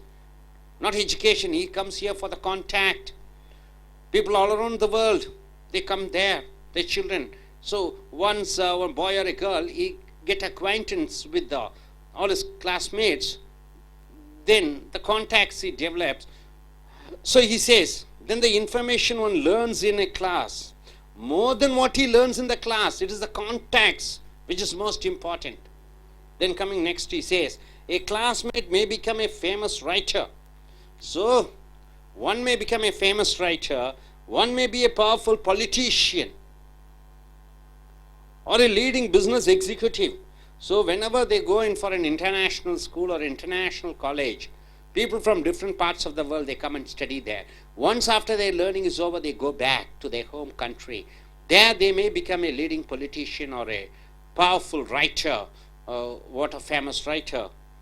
So even classmates who attain relatively modest success can be valuable contact, can be having valuable contacts. For they will be part and part of a new network of school alumni. Alumni means what? Old Students Association. So become the part of an alumni that one may consult for information. So every one of them, they will consult for certain information, certain advice, and even jobs. They may go to that country and get a job. So the most profitable part of studying in another country, then maybe forming close personal relationship with some of its future leaders. I don't know how many of you will agree, but here the writer says it is the contacts which is more important than education. That's what he says. Next, coming to the point, he also says, also some branches of knowledge are best studied abroad. So what are the branches of studies he says? See, Russian language and culture are best studied in Russia. So when you want to learn about Russian culture and language, it's always the best to go to Russia and learn. US literature and history are probably best learned at a school in United States. To learn about US literature, to learn about history of US, is always best to be in US. British prehistory is best studied in Britain. So prehistory of British is always best to go to UK and study. Practically you see everything over there. For total immersion in Japanese language and culture, the only place to study is Japan. To know about Japan, to learn about Japanese, you have to be in Japan, learn there. One sole opportunity for some kind of learning is to study in another country, because such learning is available nowhere else. So mostly this writer has gone for only art subjects, learning about the language, learning about the culture, learning about the way of life. But he has not said anything about science, about learning about going for medicine or science or technical oriented things. He has not gone. So once again he comes to the conclusion by saying that there's also simply great pleasure in studying abroad. He uses the word pleasure, great pleasure in studying abroad. What is the pleasure? Some parts of the world are fascinating and beautiful. World is so beautiful. World is so wonderful. Some parts of the world is fascinating. How you go to Sweden, I believe your brother is in Sweden. So you find snowy, temperature 40 degree, minus 40. In Chennai, plus 40. Imagine, 40 plus and minus 40. For people over here, it would be beautiful over there in Sweden. For the people over there, this would be beautiful, hot climate. For us, it will be beautiful. So it will be fascinating and beautiful, and it's privileged to live in attend school over there. Studying is the dream of many students. Paris, when you say France, France is the pioneers. Modernity, for way of life. Earlier it was, but I don't know how it is now. Paris, France. A small school in rural New England, in the northern United States. A school in UK, New England, or a school in the United States may be the experience of a lifetime. So everybody at least once go there, stay for some time, learn something. It may be certain ambition for somebody. So even if they are not able to do, they send their sons and daughters to fulfill their dreams. I'm unable to study in UK, I'm unable to study in US, so let me put my son and daughter over there. So for these and other reasons, it is understandable that study in another country appeals to countless students. Countless students. It is appealing. So my dear friends, the writer goes in for saying that, yes, studying abroad gives pleasure, gives happiness, it's a lifetime dream of a person. So, not education is most important, it is the contacts, it is the experience, and something more about the arts. He has not touched anything about technicalities, technical learning. So, my dear friends, and he has not spoken anything about the job also. Other than just one line he has mentioned about in future, the students in abroad, once they are scattered to different parts of the world, they may consult and discuss about jobs. That's what he has given. So you may choose and say, what is the reason why for the school or students are going abroad for studying? What's the purpose? And you have to say with reasons and examples. Let us start with our Ielts takers. Yes, sir. Okay, you have come here for the Ielts speaking session, and here is an Ielts taker. I request this gentleman to say about his name, qualification, and his hometown regarding this topic. Why people go abroad for studies? What's the reason behind that? You have to say with reasons and examples. He has to say. Yes, let us start. My name is Jay Kumar, and I did my engineering and I did my masters of business administration in UK, and I'm planning to migrate to Canada, so I'm preparing this IELTS exam on 22nd of November. And about this topic, nowadays it's been a dream for many youngsters to go to abroad and have a foreign degree in education. And as far as my concern, having a degree in foreign would make your life more colorful and more knowledgeable, and it would give you a strength to face the situation, whatever happens. And apart from education, I believe the schoolings and the graduate program is better in India when compared to foreign studies, because they train you in a proper way. You get a basic knowledge as well as more informations about every aspects, like the mathematics, the physics, or the geography, or the history, and most of the subjects it's based on the books, and even your education and everything has been based on books. So you keep reading through books and you gain the knowledge. But when you go for a master's degree or anything more than that, going in abroad and having an international experience would give you a much more ability and an adaptability to the current situation, because there isn't much like reading to books and other thing. It's all about the knowledge that you gain from the lecturers and the professors, because in abroad the professors are not just the professors, they are would be a successful inventor or successful businessman if you go from masters. So you don't just get the information from books, you also get information from their personal life, their professional life. So these are the differences that been providing in India as well as in abroad. So moreover, people who go to study in abroad, they just settle down in abroad because of the work environment, because of their change in lifestyle, and moreover, the economy will get more stable and healthier than in India. So it all depends upon how the people choose to go and what to do and how to stay. So as far as my concern, I would suggest everyone to go to abroad and to have a master's degree. Thank you. So here's the gentleman who's going to US next month. So I request him to say about this topic. So you have to tell about your name, qualification, your experience. You're going abroad, that is US. So regarding students going abroad for studying, what's the main reason behind that? You have to say with the reasons and examples.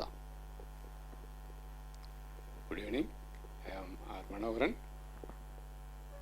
ex-executive of private sector bank. I am MCom and MBA graduate. I have planned to visit USA next month to meet my son's family there. See, I will give the example from my own example.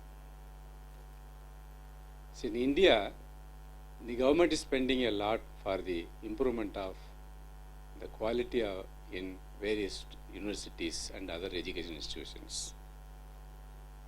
So many famous universities are there in India which give very good quality education, but the number is very low. Other universities and colleges are giving education with the expectation of the quality of education is low compared to these famous universities. Another thing, so after getting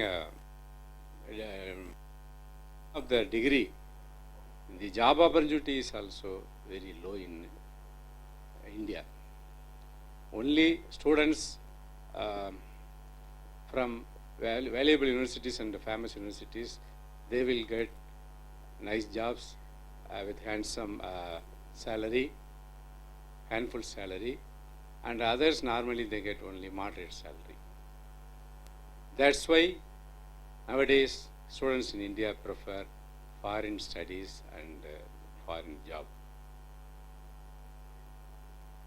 Take my own example. See, my son studied in Anna University. He has completed automobile engineering here. He got a job in a reputed company for a salary of 25,000 per month in the year 2005. Then after that, after realizing this one, then he insisted me, Daddy, I want to go to US for higher studies. The expense will be this much. I will manage. You give me a lending hand to support me. Just like that, he requested me. Then I have, however, arranged money for sending him to US with all difficulties. But however, he managed to get admission in one of the universities of US and Michigan University. He joined Michigan University and completed MS. And during the time of this one studies, he worked in several restaurants, petrol bunks, universities, and under professors, he was working with him for his help. The reason behind this, so I don't want to disturb my dad because he is having a limited income. Even though I earned a lot as an executive in a bank, he didn't want to spend more for his education. That's why he managed by working in restaurants, universities, libraries, and even under a professor also he was working. He was managing, and actually I spent a very little amount for his studies. After that, he got a job, better job. He started earning much more than that of my salary. See, after 30 years, my salary was X. But after, within 3 or 4 years, he had the same salary, my salary. You see the difference. That is the main reason for that. Opportunities are more there. The quality of education is very much high. Compared to India, in respect of technological side and science, US ranks first. So even in automobile, anything comes by invention, US comes first. The technology comes to India after 1 or 2 years only. That's why technology-wise, in all segments of science, US ranks first. Then UK is there, Canada is there, in other countries are there, Western countries are there. See, this is the main reason for students opting for higher studies in US. See, they are another important thing is they are mingling with international students, various cultures, various good habits of other international students they get from from them. That is the plus point. See, actually, whenever my son comes from UK, from US, he used to say me so many things. See, Daddy, this thing in this country they will do like this, in that country they will do like that, like that. Actually, international level, he knows many cultures, their way of life in a positive way. Negative way, so many items are there. But one good student, brilliant student, God-fearing student will get more benefits than other students having education in India. I am not blaming India for giving less opportunities or job, not like that. Opportunities are more in US. The salaries or income, these benefits are more in US and other Western countries. That's why the main reason our students, our boys are opting for higher studies in foreign students, foreign universities, and they want to settle in US because comfortable life, the climate is very fine. Just like our professor has told us, in US the average in my son's area, the average climate will be 14 degrees only, maximum degree 14 degree. See, next month it will be minus 30 degree. They are enjoying the life, a comfortable life. So they are mingling with more type of people there, and they gain the knowledge, international this knowledge they are gaining.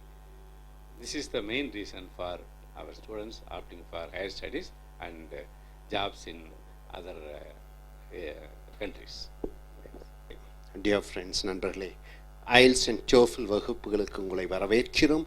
IELTS international English level testing system என்று சொல்வார்கள். TOEFL test on English as foreign language என்று சொல்வோம். IELTS British அரசாங்கமும் Australian அரசாங்கமும் Cambridge பல்கலைக்கழகமும் இணைந்து நடத்தக்கூடிய பரீட்சை. TOEFL அமெரிக்க அரசாங்கத்தால் நடத்தப்படுகிற பரீட்சை உலகம் முழுக்க நடைபெறுகிறது. உங்களுடைய பேச்சு, எழுத்து, கேட்கக்கூடிய, வாசிக்கக்கூடிய ஆங்கிலத்தை மதிப்பிட்டு அந்த மதிப்பெண்ணை பெற்று வெளிநாடுகளுக்கு படிப்பதற்கும் வேலை செய்வதற்கும் அல்லது விசா பெறுவதற்கும் ஆங்கிலத்தை தாய்மொழியாக கொண்டிருக்கக்கூடிய நாடுகளுக்கு செல்வதற்கு உபயோகமாக இருக்கிறது. ஸோ இங்கே writing and speaking skill development class, எழுதுவது மற்றும் பேசுவதற்கான வகுப்பு பயிற்சிகளுக்கு வந்திருக்கிறோம். லிங்குவா ஃபாரம் ட்ரீம் டெக் கட்டுரைகளை எடுத்து இந்த வீடியோ நம்பர் 141க்கு வந்திருக்கிறோம். தலைப்பை பாருங்கள். Why do you think many students choose to attend schools or universities abroad? ஸ்கூல்ஸ்னால் பள்ளிகள், யூனிவர்சிட்டிஸ்னால் உங்களுக்கு தெரியும் பல்கலைக்கழகங்கள், அப்ராட்னா வெளிநாடு. எதற்காக மாணவர்கள் வெளிநாட்டு பள்ளிகளுக்கும் வெளிநாட்டு கல்லூரிகளுக்கும் வெளிநாட்டு பல்கலைக்கழகத்திற்கும் செல்கிறார்கள்? அவுட்சைட் தேர் ஓன் கண்ட்ரிஸ், அவர்களை நாட்டை விட்டு எதற்காக அவர்கள் வெளிநாடுகளுக்கு செல்ல வேண்டும்? நீங்கள் எதற்காக செல்ல வேண்டும் என்பதை அந்த காரணத்தை சொல்லி நீங்கள் ரீசன்ஸ், ஸ்பெசிஃபிக் எக்ஸாம்பிள்ஸ் உதாரணத்துடன் சொல்ல வேண்டும். ரீசன்ஸ், எதற்கான காரணத்தை சொல்ல வேண்டும். அண்ட் எக்ஸ்பிளைன், விரிவாக சொல்ல வேண்டும் உங்களுடைய கருத்தை. வெளிநாட்டுக்கு எதற்காக போகிறார்கள்? இவ்வளோதான். So simple. யார்? மாணவர்கள். எங்கு? பள்ளி கல்லூரிகளுக்கு. ஸோ இங்கே பார்த்தீங்கன்னா இந்த கட்டுரையாளர் என்ன எழுதியிருக்கிறார்? ஸ்டடியிங் அப்ராட் கன்ஃபர்ஸ், வெளிநாட்டில் படிப்பது கன்ஃபர்ஸ் என்றால் வழங்குகிறது சர்டன் அட்வான்டேஜ், சில அனுகூலங்கள். ஆன் ஏ ஸ்டூடெண்ட், ஒரு மாணவனுக்கு பல அனுகூலங்கள் கிடைக்கிறது வெளிநாட்டில் படிப்பதன் மூலமாக. Although study at a school in another country doesn't always ஈல்டுனா வழங்குகிறது a better education then attending a school in one's homeland. சென்னையில் இல்லாத பள்ளி, சென்னையில் இல்லாத கல்லூரிகளா? வெளிநாட்டில் என்ன இதைவிடவா சிறந்த கல்வி வழங்கி விடுவார்கள்? நிச்சயமாக இல்லை என்று சொல்கிறார் இந்த கட்டுரையாளர். ஆனாலும் ஸ்டடிங் ஓவர்சீஸ் மே பிரசன்ட், வெளிநாட்டில் படிப்பதன் மூலமாக ஆப்பர்ச்சுனிட்டிஸ், வாய்ப்புகள், சந்தர்ப்பங்கள், அன்அவைலபிள், இங்கே இல்லாதது, உன் நாட்டிலே இல்லாத பல சந்தர்ப்பங்கள் வெளிநாட்டிலே கிடைக்கிறது என்று சொல்கிறார். Here are a few examples, உதாரணங்கள் சிலவற்றை கூறுகிறார். 125 கோடி மக்கள் இந்தியாவிலே இல்லை, அப்படித்தானுங்க. அமெரிக்காவிலே 33 கோடி என்று சொல்கிறோம். கனடாவிலே 18 கோடி என்று நினைக்கிறோம். ஆனால் இந்தியாவை விட 5 மடங்கு, 3 மடங்குன்னு நினைக்கிறேன், பெரிய நாடாக 5 மடங்கு.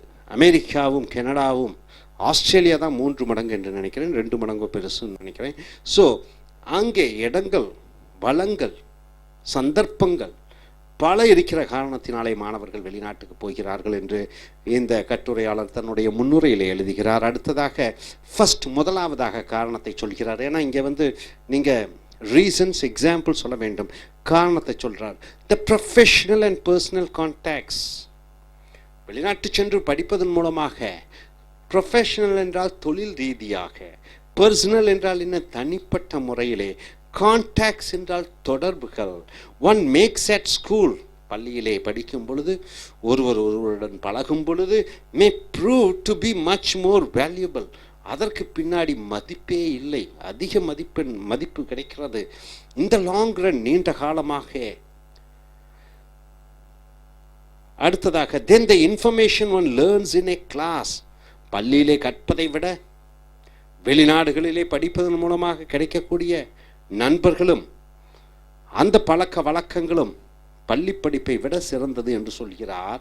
A classmate may become a famous writer, வெளிநாட்டில் படித்த ஒரு மாணவன், அவன் ஒரு புகழ் வாய்ந்த உலக பிரபலமான ஒரு எழுத்தாளராக மாறலாம்.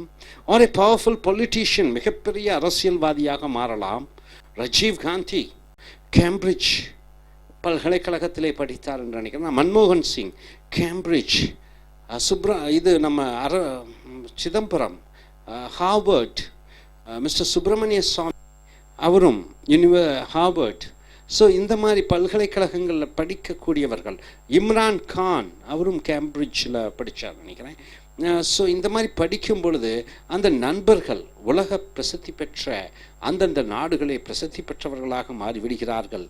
ஸோ ஒரு லீடிங் பிஸ்னஸ் எக்ஸிக்யூட்டிவ், மிகப்பெரிய ஒரு வியாபார ரீதியாக ஒரு தலைவராக மாறிவிடுகிறார்கள். இன்றைய அம்பானியினுடைய மகன்களோ இல்லை பிர்லாக்களுடைய மகன், யாரை பார்த்தாலும் வெளிநாட்டில் கற்றவர்களாகத்தான் இருக்கிறார்கள் வெளிநாட்டு பல்கலைக்கழகங்களிலே. Even classmates who attain relatively modest success can be valuable contacts. வெளிநாட்டிலே சென்று படிக்கும் பொழுது அங்கே சாதாரண மாணவர்கள் கூட அது மிகப்பெரிய மதிப்புமிக்க ஒரு தொடர்புகளாக மாறிவிடுகிறது. For they will be part of a network of school alumni. Alumni என்றால் என்ன? பழைய மாணவர்களுடைய கூட்டமைப்பு. ஒரு பள்ளியிலே படிக்கிறாய், கல்லூரியிலே படிக்கிறாய், படிப்பு முடிந்து கல்லூரி முடிந்து சென்று விடுகிறாய், பல ஆண்டுகள் கழித்து அந்த பழைய மாணவர்களின் சேர்க்கை, அதுதான் alumni. That one may consult for information. அவர்கள் மூலமாக கலந்துரையாடல்கள், தகவல்கள் பரிமாற்றம், அட்வைஸ், அறிவுரைகள், அண்ட் ஈவன் கூட ஜாப்ஸ் என்றால் என்ன, வேலை வாய்ப்புகள் உனக்கு கிடைக்கும். So the most profitable part of studying in another country, வெளிநாட்டிலே படிப்பதன் மூலமாக அதிக அனுகூலங்கள், அதிக லாபம் என்னவென்று பார்த்தால், forming close personal relationship with some of its future leaders, எதிர்காலத்தில் தலைவர்களுடன் நெருங்கிய உறவு வைத்துக் கொள்ளக்கூடிய பழக்கங்கள் வைத்திருக்கக்கூடிய ஒரு அனுகூலம் ஏற்படுகிறது. ஸோ இங்கே இந்த கட்டுரையாளர் படிப்பை பற்றியே சொல்லவில்லை. இந்த கட்டுரையாளர் எதை பற்றி சொல்கிறார்? தொடர்புகளை பற்றித்தான் சொல்கிறார். அடுத்ததாக also some branches of knowledge are best studied abroad. ஒரு சில தகவல்கள், ஒரு சில விஷயங்களை பற்றி படிக்க வேண்டும் என்றால் கண்டிப்பாக வெளிநாட்டில் தான் படிக்க வேண்டும் என்று சொல்கிறார். Russian language and culture are best studied in Russia. ரஷ்ய நாட்டினுடைய கலாச்சாரம், ரஷ்ய நாட்டினுடைய படிப்பை ரஷ்யாவில் தான் சென்று படிக்க வேண்டும் இங்கே ரஷ்யன் எம்பசி என்று சொல்லக்கூடிய ரஷ்ய தூதரகங்கள் இருக்கிறது. எனக்கு தெரிந்து பல லட்சம் மாணவர்கள் ரஷ்யாவிற்கு சென்று இலவசமாக படித்திருக்கிறார்கள். என்ன படித்திருக்கிறார்கள்? பொறியியல், இன்ஜினியரிங், மெடிசின், ரஷ்யன் சப்ஜெக்ட். அங்கே சென்று விட்டாலே 6 ஆண்டு கால படிப்பு எம்பிபிஎஸ். அதில் முதல் ஆண்டு 1 ஆண்டு காலம் முழுமையாக அவர்கள் அந்த நாட்டு மொழியை கற்றாக வேண்டும், ரஷ்ய மொழியை கற்றாக வேண்டும். ஸோ அடுத்ததாக US literature and history are probably best learned at a school in United States. அமெரிக்காவினுடைய கலாச்சாரம், அமெரிக்காவினுடைய வரலாறு, அவைகளை பற்றி அறிய வேண்டுமென்றால் அமெரிக்கா சென்று படிப்பது தான் சிறந்தது. British prehistory, British prehistory என்றால் என்ன? இங்கிலாந்து நாட்டினுடைய முந்தைய வரலாறு, உலகத்தை ஆண்ட ஒரு நாடு. இஸ் பெஸ்ட் ஸ்டடீட் இன் பிரிட்டனில் படித்தா தான், லண்டனில் படித்தா தான் அதனுடைய நேரடியான அனுபவத்தை பெறுவோம். ஃபார் டோட்டல் இம்மர்ஷன் என்றால் என்ன? மூழ்குவது, அதிலேயே மூழ்கி விடுவது. எதில் மூழ்கி விடுவது? ஜப்பனீஸ் லாங்குவேஜ், ஜப்பான் நாட்டினுடைய மொழியை பற்றி அறிய வேண்டுமென்றால், அண்ட் கல்ச்சர், கலாச்சாரத்தை பற்றி அறிந்து கொள்ள வேண்டுமென்றால் the only place to study is Japan. ஜப்பானில் தான் கற்றுக்கொள்ள வேண்டும். தமிழை கற்பதற்காக ஒரு இட்டாலியிலிருந்து ஒருத்தர் வந்தார். அவருடைய பேர் என்ன? மிகப்பெரிய கவிதைகள், மிகப்பெரிய திருக்குறள், மிகப்பெரிய அகராதிகளை எழுதினார். யார் அவர்? வீரமாமுனிவர். தன்னுடைய பெயரை வீரமாமுனிவர் என்று வைத்து கொண்டார். ஸோ அடுத்ததாக the only place to study is Japan. One sole opportunity for some kind of learning is to study in another country. So one sole opportunity for some kind of learning is to study in another country, because such learning is available nowhere, etc., nowhere else. So எங்குமே படிக்க முடியாது. அடுத்ததாக இறுதி பத்தியிலே சொல்கிறார், there is also simply great pleasure in studying abroad. வெளிநாட்டில் படிப்பதன் மூலமாக அளவற்ற இன்பம் கிடைக்கிறது. எதனாலே? some parts of the world are fascinating and beautiful. ஒரு சில நாடுகள் கவர்ந்திழுக்கக்கூடிய அழகு மிகுந்ததாக இருக்கும். ஒரு ரோமும், ஒரு கிரீஸும், ஒரு பாரிஸ், ஒரு லண்டனும், ஒரு அமெரிக்காவும், ஆஸ்திரேலியாவும், கனடாவும் அழகு மிகுந்த நாடுகள். சீதோஷ்ண நிலைமை மாறுபடுகிறது, மலைகளும் ஆறுகளும். ஸோ ரொம்ப பிரமாதமாக இருக்கிறது. And is privilege to live and attend school there. அங்கே சென்று படிப்பதே அது ஒரு பாக்கியம் என்று சொல்கிறார். Studying Paris is the dream of many students. கலாச்சாரத்தினுடைய மையமாக இருக்கக்கூடிய பாரிஸில் படிப்பது அநேக மாணவர்களுடைய கனவாக இருக்கிறது. A small school in rural New England in the United States, ஒரு சாதாரண ஒரு கிராமப்புற அமெரிக்காவிலே அல்லது லண்டனிலே படிப்பதை பெரும் பாக்கியமாக கருதுகிறார்கள் மாணவர்கள். Maybe the experience of a lifetime என்றாலே இந்த வாழ்க்கையில் ஒரு முறையாவது அனுபவித்து பார்ப்போமே, சென்று பார்ப்போமே என்று அனுபவிக்கக்கூடிய அப்படிப்பட்ட ஒரு வெளிநாடுகள் தான் அமெரிக்காவும் லண்டனும் என்று சொல்கிறார். For these and other reasons, it is understandable that study in another country appeals to countless students. வெளிநாட்டில் சென்று படிப்பது எண்ணற்ற மாணவர்களுடைய கனவாக, ஆசையாக இருக்கிறது என்று சொல்கிறார். ஸோ நண்பர்களே, இந்த கட்டுரையாளர் எதை தேர்ந்தெடுக்கிறார் என்றால் தொடர்புகள், அந்த ஊரினுடைய அழகு, அந்த ஊரினுடைய கலாச்சாரம், அந்த ஊரினுடைய மொழி. ஆனால் இந்த தொழில் ரீதியாக, தொழில்நுட்பம் ரீதியாக அதை பற்றி ஒன்றும் சொல்லவில்லை. நீங்கள் அதை பற்றி இதற்கு மேலும் சேர்த்து சொல்லலாம். இனி அடுத்து வரக்கூடிய வீடியோக்களில் மற்ற தலைப்புகளில் பார்ப்போம். Thank you very much. Friends, welcome to AS American IELTS and TOEFL Training Center. It is AS American Center. Ielts International English as level testing system. TOEFL test on English as foreign language. Both these examinations, IELTS conducted by British government, Australian and Cambridge University. TOEFL examination conducted by American government. Both these examinations checks your reading, writing, listening and speaking skills in English. These examinations are conducted all around the world to go for a job or for studies or to get a visa to a country where English is their first language or whose mother tongue is English. For example, America, Australia, Canada, New Zealand, so England, so various countries you can use this score and go. So we have come here to the writing and speaking skill development class. These essays have been taken from Lingua Forum DreamTech publications. So these essays have been taken from page number 142. Dear friends, when you get a topic like this in your speaking examination, that is in Ielts, in task 2, you have to speak for nearly 2 minutes, and based on this topic there will be a discussion between the examiner and you. And if you get a question like this in your writing examination, that is in task 2, once again you have to write for not less than 250 words. See the topic here. People, interesting topic, listen to music on many different occasions. People listen to music on very different occasions. What are the occasions? For marriage, you listen to music.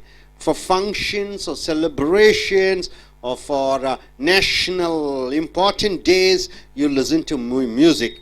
In a country like India, even for the death, you listen to music. So on various occasions, people listen to music, and for many different reasons. People listen music for very different reasons, isn't it, sir? Why do you think music is important in our lives? Why is music important to our lives? So music is something, using the instruments, some people sing, and with the instruments, collaboration or combination of the sounds of the musical instruments and the tone and the voice with the lyrics, so it gives you some sort of a pleasure for your ears, right? So here you have to use specific examples and reasons to explain your opinion. So you have to say why music is so important to us, why people listen music for various occasions. So you have to say the importance, why is it so. So now coming here to the first paragraph, what is it given here? Let us see how the introduction goes on, how the writer writes. Music is important because it can create. Music can create. Music can reinforce.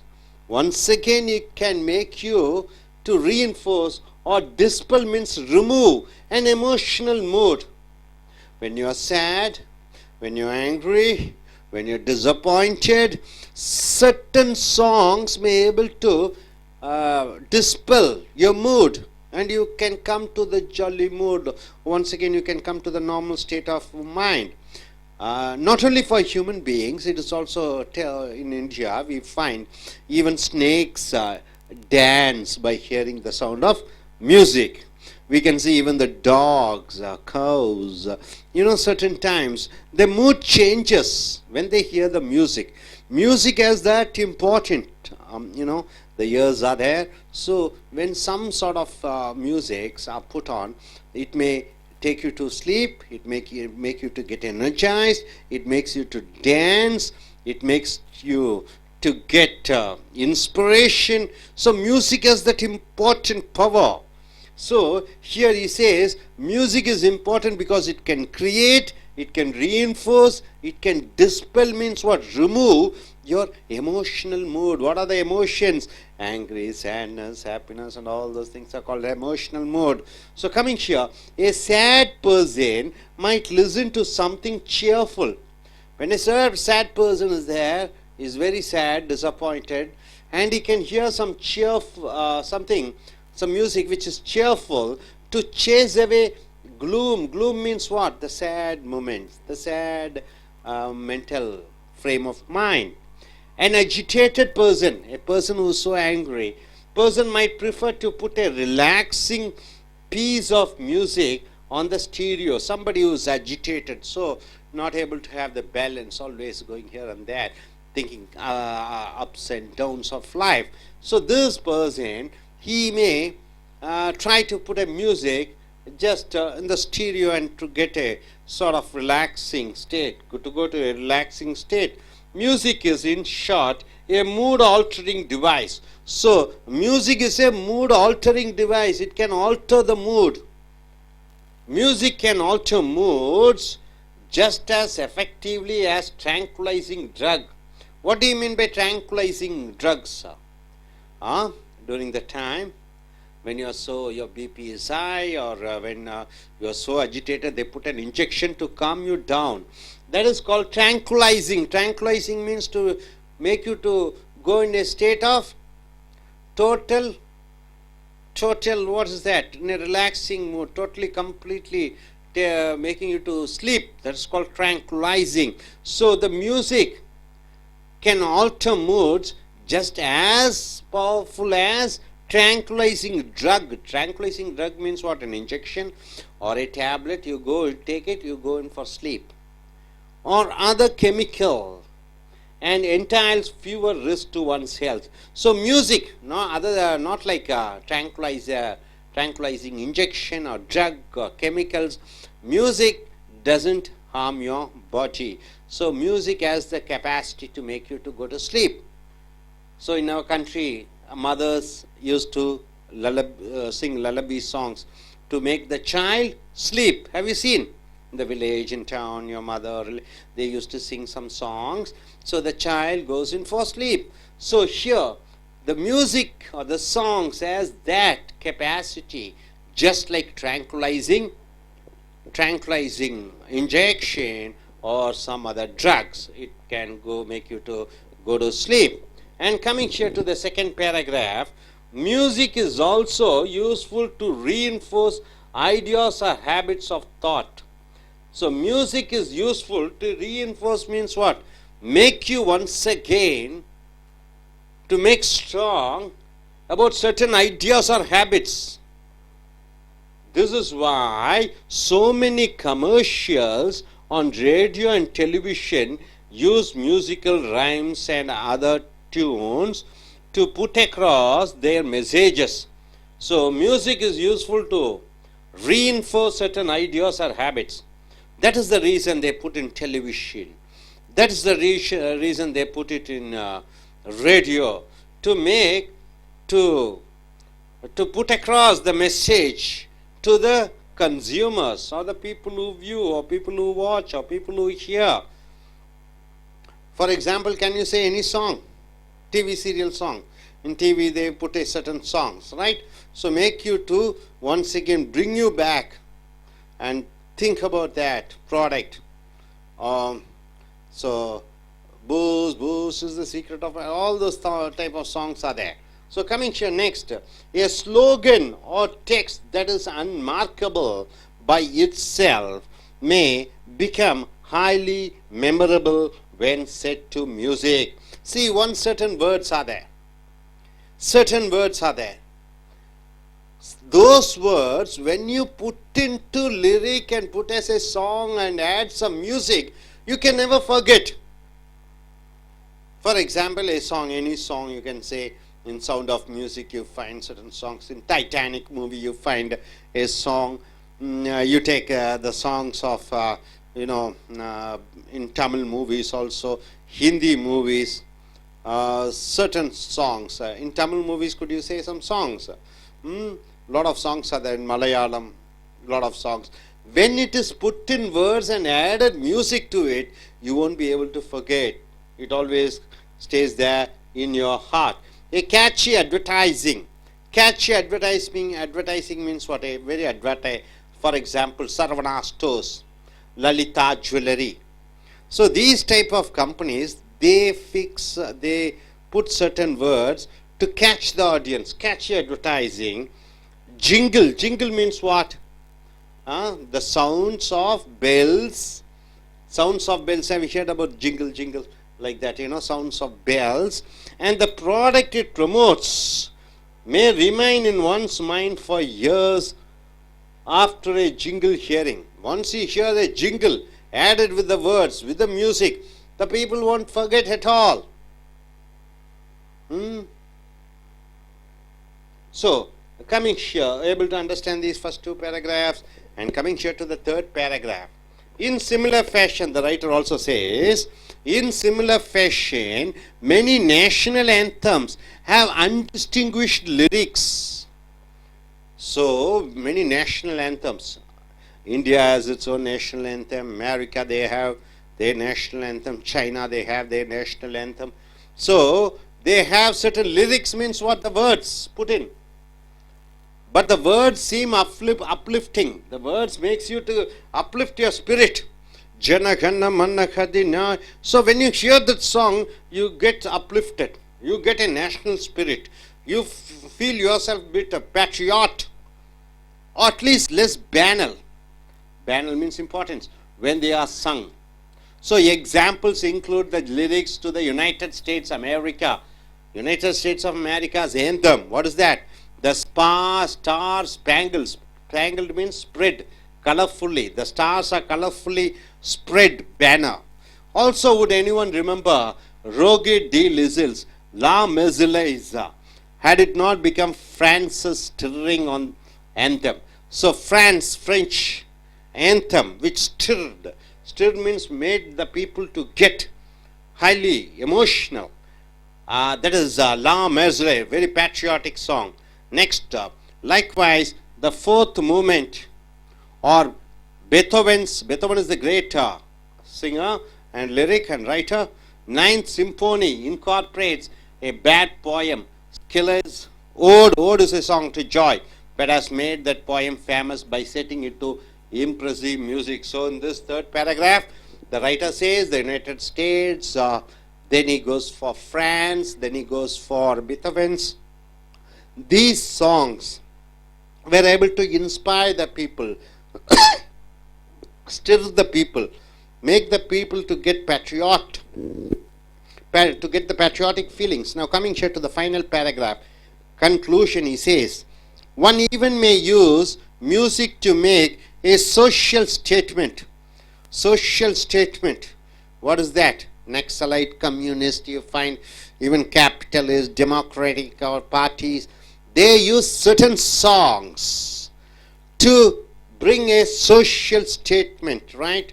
For example, playing batch on one's stereo, for instance, delivers a certain message about one's taste, personality, so and preferences. In movies, almost in all the movies you find songs, right?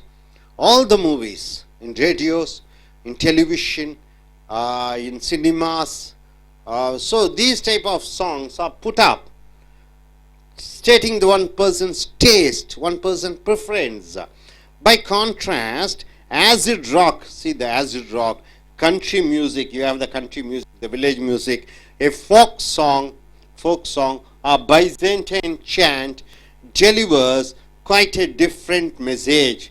So, certain songs says about one taste and personality, certain country rock and acid rock music, country music, Michael Jackson's and what is that, Madonna's music and various music, they say something different. What we listen to says much about what we are individuals. So, if you hear a song which is melodious, and you are a type of person who is melodious, if she hears the songs of Ayyappa or Lord Muruga or Christian songs or Islamic songs, it shows that she is a religious person. If I hear romantic songs, I am in a mood of romance.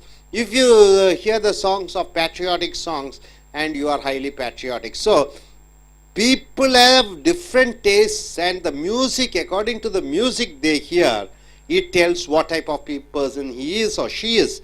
And just as we use music to alter the state of our own minds, so we use music to change our moods.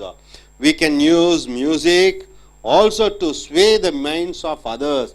We can use music to change the thinking of others by inserting messages of one kind or another. See here, Republicans in America, they have a song which makes them people to attract them. Democrats, even in India, you find Congress, they have songs, certain songs. BJP, they have certain songs. In the place where we live, Tamil Nadu, DMK, they have certain songs. ADMK, they have certain songs. See how the songs play an important role. Title songs are there. And, the songs inspiring language, Tamil Valtuppa, there are songs. When you start, then for inspiring national movement, Vande Mataram, you have certain songs. Janakanamana, we have certain songs. Each state, each language, they have certain songs to inspire people. There are different songs to make your mood to change. Certain devotional songs are used to make you change your mood to a devotional state, whether it is Christianity or Hinduism or Islam or Buddhism. There are certain songs. Buddham Saranam Zachami. You know, there's Buddhist songs also which makes you to change your mood towards that song, these songs. Romantic songs which makes you to get, make your mood to go in for romantic state. So various songs are there. So this is what the writer says. People listen to music on many different occasions and for many different reasons. Why do you think music is important in our life? This is the topic. So you are using specific examples and reasons to explain your opinion. Hope you are able to get it. Are you clear? நண்பர்களே, IELTS TOEFL ace American சென்டருக்கு வரவேற்கிறோம். IELTS சர்வதேச அளவிலே நடத்தக்கூடிய ஆங்கில பரீட்சை, பேச்சாங்கிலம், எழுத்தாங்கிலம், கேட்கக்கூடிய ஆங்கிலம், வாசிக்கக்கூடிய ஆங்கிலம். IELTS என்றால் international English level testing system. TOEFL test on English as foreign language. இது அமெரிக்க அரசாங்கத்தால் நடத்தப்படுகிற பரீட்சை. உங்களுடைய பேச்சு, எழுத்து, கேட்கக்கூடிய, வாசிக்கக்கூடிய ஆங்கிலத்தை பரீட்சித்து அதற்கு மதிப்பெண் அளிக்கிறார்கள். அந்த மதிப்பெண்களை பெற்று ஆங்கிலமை தாய்மொழியாக கொண்டிருக்கக்கூடிய நாடுகளான அமெரிக்கா, இங்கிலாந்து, ஆஸ்திரேலியா, கனடா மற்றும் பிற நாடுகளுக்கு சென்று வேலை பார்க்கலாம், படிக்கலாம். ஸோ இந்த வகுப்புகள் எழுத்துவது மற்றும் பேசுவதற்கான வகுப்புகள் லிங்குவா ஃபாரம் ட்ரீம் டெக் கட்டுரைகளை எடுத்திருக்கிறோம். வீடியோ நம்பர் 142க்கு வந்திருக்கிறோம். தலைப்பு பாருங்கள். இதை போன்று ஒரு தலைப்பு கிடைத்தால் IELTSல டாஸ்க் 2ல 2 நிமிடங்கள் தொடர்ச்சியாக நீங்கள் பேச வேண்டும். இந்த தலைப்பின் சார்பிலே விவாதங்கள் நடைபெறும். ஸோ இதை போன்று ஒரு தலைப்பு எழுத்து பரீட்சையின் பொழுது கிடைத்தால் 250 வார்த்தைகளுக்கு குறைவில்லாமல் நீங்கள் எழுத வேண்டும். தலைப்பை பாருங்கள். People listen to music on many different occasions. மக்கள் பல சூழ்நிலைகளிலே பல இசையை கேட்கிறார்கள். திருமண விழாவிலே ஒரு இசை, மனிதன் இறக்கும் பொழுது ஒரு இசை, காதல் வயப்படும் போது ஒரு இசை, டிவியை பார்க்கும் பொழுது, விளம்பரம் செய்யும் பொழுது அந்த பொருட்களுக்கான விளம்பர பாடல்கள், தேசிய பாடல்கள், உணர்வுகளை ஊட்டக்கூடிய பாடல்கள், மொழிக்கான பாடல்கள், அன்னைக்கான பாடல்கள், தந்தைக்கான பாடல்கள், குழந்தைகளை உறங்க வைப்பதற்காக பாடல்கள், இசை என்று பல சூழ்நிலைகளிலே பல இசைகள் வருகிறது பல காரணத்தினாலே. Why do you think music is important in our lives? நம்மளுடைய வாழ்க்கையிலே இசை ஏன் முக்கியத்துவம் வாய்ந்ததாக இருக்கிறது? அதற்கு நீங்கள் எழுத வேணும் காரணத்தை. யூஸ் ஸ்பெசிபிக் எக்ஸாம்பிள்ஸ்னா குறிப்பிட்ட உதாரணங்களும் அண்ட் ரீசன்ஸ் காரணங்களும் டு எக்ஸ்பிளைன் யுவர் ஒப்பீனியன். உன்னுடைய கண்ணோட்டத்தை தெளிவுபடுத்துவதற்காக நீ அதை உதாரணங்களுடன் விளக்கத்துடன் விளக்க வேண்டும். ஸோ இங்கே கட்டுரையாளர் என்ன எழுதியிருக்கிறார் என்று பாருங்கள்.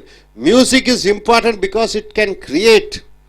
இசை ரொம்ப முக்கியமானது. ஏனென்றால் அது உன்னை உருவாக்கும். ரீஇன்ஃபோர்ஸ் என்றால் என்ன? வலியுறுத்தும். Or dispel and emotional mood. Emotional என்றால் என்ன? மன ரீதியாக குழப்பத்தில் இருக்கும் பொழுது, மன ரீதியாக உணர்ச்சி வசப்பட்டு சங்கடமாக, கஷ்டமாக, ஏமாற்றமாக, துன்பம் இருக்கக்கூடிய நிலைப்பாடுகளில் நீ மனதில் இருந்தால் அந்த மனநிலையை மாற்றக்கூடிய சக்தி இசை பெற்றிருக்கிறது.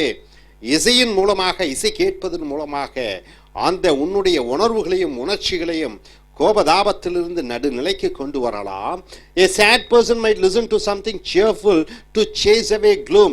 ஒரு சோகமான மனிதர் ஏதோ ஒன்று உற்சாகம் அளிக்கக்கூடிய பாடல்களை கேட்கும் பொழுது அவர் தன்னுடைய க்ளூம் என்று சொல்லக்கூடிய மன வருத்தங்களிலிருந்து மீண்டு வரலாம். An agitated என்றால் என்ன? குழப்பமடைந்த மனிதன் might prefer to put a relaxing piece of music on the stereo என்று சொல்லக்கூடிய அந்த இசை கருவியின் மூலமாக ஒருவன் மன குழப்பமடைந்தவன் இசையை கேட்பதன் மூலமாக தன்னுடைய மனநிலையை நடுநிலைக்கு கொண்டு வரலாம். மியூசிக் இஸ் இசை என்பது இன் ஷார்ட் சுருக்கமாக சொல்ல வேண்டுமென்றால் ஏ மூட் ஆல்டரிங் டிவைஸ், மனநிலையை மாற்றக்கூடிய ஒரு கருவிதான் இந்த இசை. Music can alter modes just as effectively as a tranquilizing drug. Music இசை என்பது ஒரு மனநிலையை மாற்றக்கூடியது. எப்படி என்றால் tranquilizing என்றால் என்ன? மன அமைதிப்படுத்துவதற்காக உபயோகப்படுத்தக்கூடிய ட்ரக் என்றால் என்ன? வஸ்துக்கள். tranquilizing என்றால் மன அமைதிக்காக உபயோகப்படுத்தக்கூடிய இன்ஜெக்ஷனை tranquilizer என்று சொல்கிறோம்.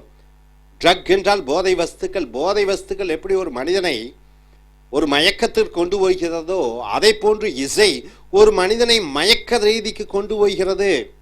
R other chemical and entails fewer risk to one's health. போதை வஸ்துக்களை உபயோகப்படுத்தும் பொழுது மயக்கம் வருகிறது, அது உடல் நலத்திற்கு கெடுதல். ஆனால் இசையை கேட்பதன் மூலமாகவும் மயக்கம் வருகிறது, இது உடல் நலத்திற்கு கெடுதல் அல்ல. ஸோ நண்பர்களே, இந்த முதல் பத்தியிலே இந்த கட்டுரையாளர் எழுதியிருக்கிறார் இசையினுடைய முக்கியத்துவம், இசை மனிதனை எப்படி மனநிலையை மாற்றுகிறது, இசை எப்படி ஒரு மயக்கத்தை உண்டு பண்ணுகிறது, அது உடலுக்கு கேடல்ல என்று சொல்கிறார். இரண்டாவது பத்தியிலே music is also useful to reinforce ideas or habits of thought. மனதிலே ஏதோ ஒன்று இருக்கிறது, அதை மறுபடியும் மறுபடியும் வலியுறுத்துவதற்காக, அந்த பழக்க வழக்கத்தை நாம் மறுபடியும் மறுபடியும் பின்பற்றுவதற்காக அந்த இசை மறுபடியும் மறுபடியும் நான் கேட்டுக்கொண்டே இருக்கிறோம். உதாரணத்துக்கு ஒரு சில இசைகள், அது கண்ணதாசன் எழுதியதாக இருந்தாலும் சரி, பீத்தோவன் எழுதியதாக இருந்தாலும் சரி, பல இசைகளை கேட்கும் பொழுது நமக்கு மனது உறுதி அடைகிறது. This is why so many commercials on radio and television use musical rhymes. ஆகையால் தான் டெலிவிஷனிலும் தொலைக்காட்சியிலும் வானொலியிலும் பல பாடல்களை நாம் கேட்கொண்டிருக்கிறோம். and to put across their messages. அந்த நிறுவனங்கள் தங்களுடைய தகவலை மக்களுக்கு சென்றடைவதற்காக மறுபடியும் மறுபடியும் அதே இசையையும் அதே பாடல்களையும் ஒளிபரப்பிக் கொண்டே இருக்கிறார்கள். A slogan or text that is unmarkable by itself. ஒரு சில வார்த்தைகள் அதை சாதாரணமாக சொன்னால் மக்கள் புரிந்து கொள்ள மாட்டார்கள். may become highly memorable. ஆனால் சாகும் வரைக்கும் நினைவாக இருக்கக்கூடிய ஒரு சில வரிகளை இசை மூலமாக மக்கள் மனதிலே பதிய வைத்து விடுகிறார்கள். when set to music. So 4-5 வார்த்தைகள் சொன்னால் புரியாது, கேட்டால் மனதில் வைத்துக் கொள்ள மாட்டோம். ஆனால் அதையுடன் இசையை சேர்த்து கொள்ளுங்கள், மனிதன் மறக்க மாட்டான். இசையுடன் சேர்ந்து வரக்கூடிய வார்த்தைகள் காதுகளிலே வரும் பொழுது அது மனதிலே தங்கி விடுகிறது. A catchy advertisement, ஒரு கவர்ச்சிகரமான ஒரு விளம்பரம். ஜிங்கிள். ஜிங்கிள் என்றால் என்ன? ஜிங்கிள் என்றால் மணிகளுடைய சத்தம். ஒரு சேரை அசைக்கிறோம், ஒரு சத்தம் வருகிறது, கதவை தள்ளுகிறோம், ஒரு சத்தம் வருகிறது, அதுதான் ஜிங்கிள். அந்த வார்த்தையினுடைய ஒரு ஜிங்கிளை சேர்த்துக் கொள்கிறார்கள். and the product it promotes. அதன் மூலமாக அவர்கள் தங்களுடைய பொருட்களை மக்களுக்கு விற்பனை செய்கிறார்கள். அது நிர்மா வாஷிங் பவுடராக இருந்தாலும் சரி, லிரலாக இருந்தாலும், ஹவாம் சோப்பாக இருந்தாலும், ஓனிடா டிவியாக இருந்தாலும், பல பொருட்களுக்கு அதற்கு தகுந்த வார்த்தையும் இசையையும் கலக்கி மக்கள் மனதிலே நீக்கமர நிற்க வைத்து விடுகிறார்கள். may remain in one's mind for years after a jingle hearing.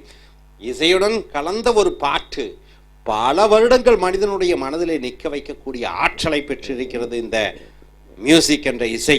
அடுத்ததாக 3வது பத்தியிலே in similar fashion, அதே வகையிலே சொல்ல வேண்டுமென்றால் many national anthems, பல தேசிய கீதங்கள் have undistinguished lyrics.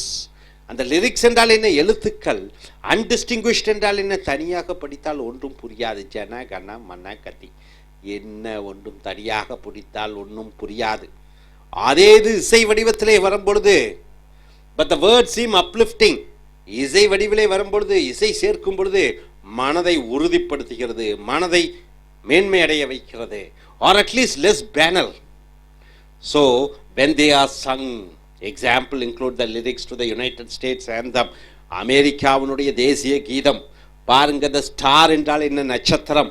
ஸ்பாங்கிள்ட் என்றால் என்ன? பரவி இருக்கிறது. பேனர் என்றால் என்ன? அமெரிக்காவினுடைய பேனர்னா கொடி.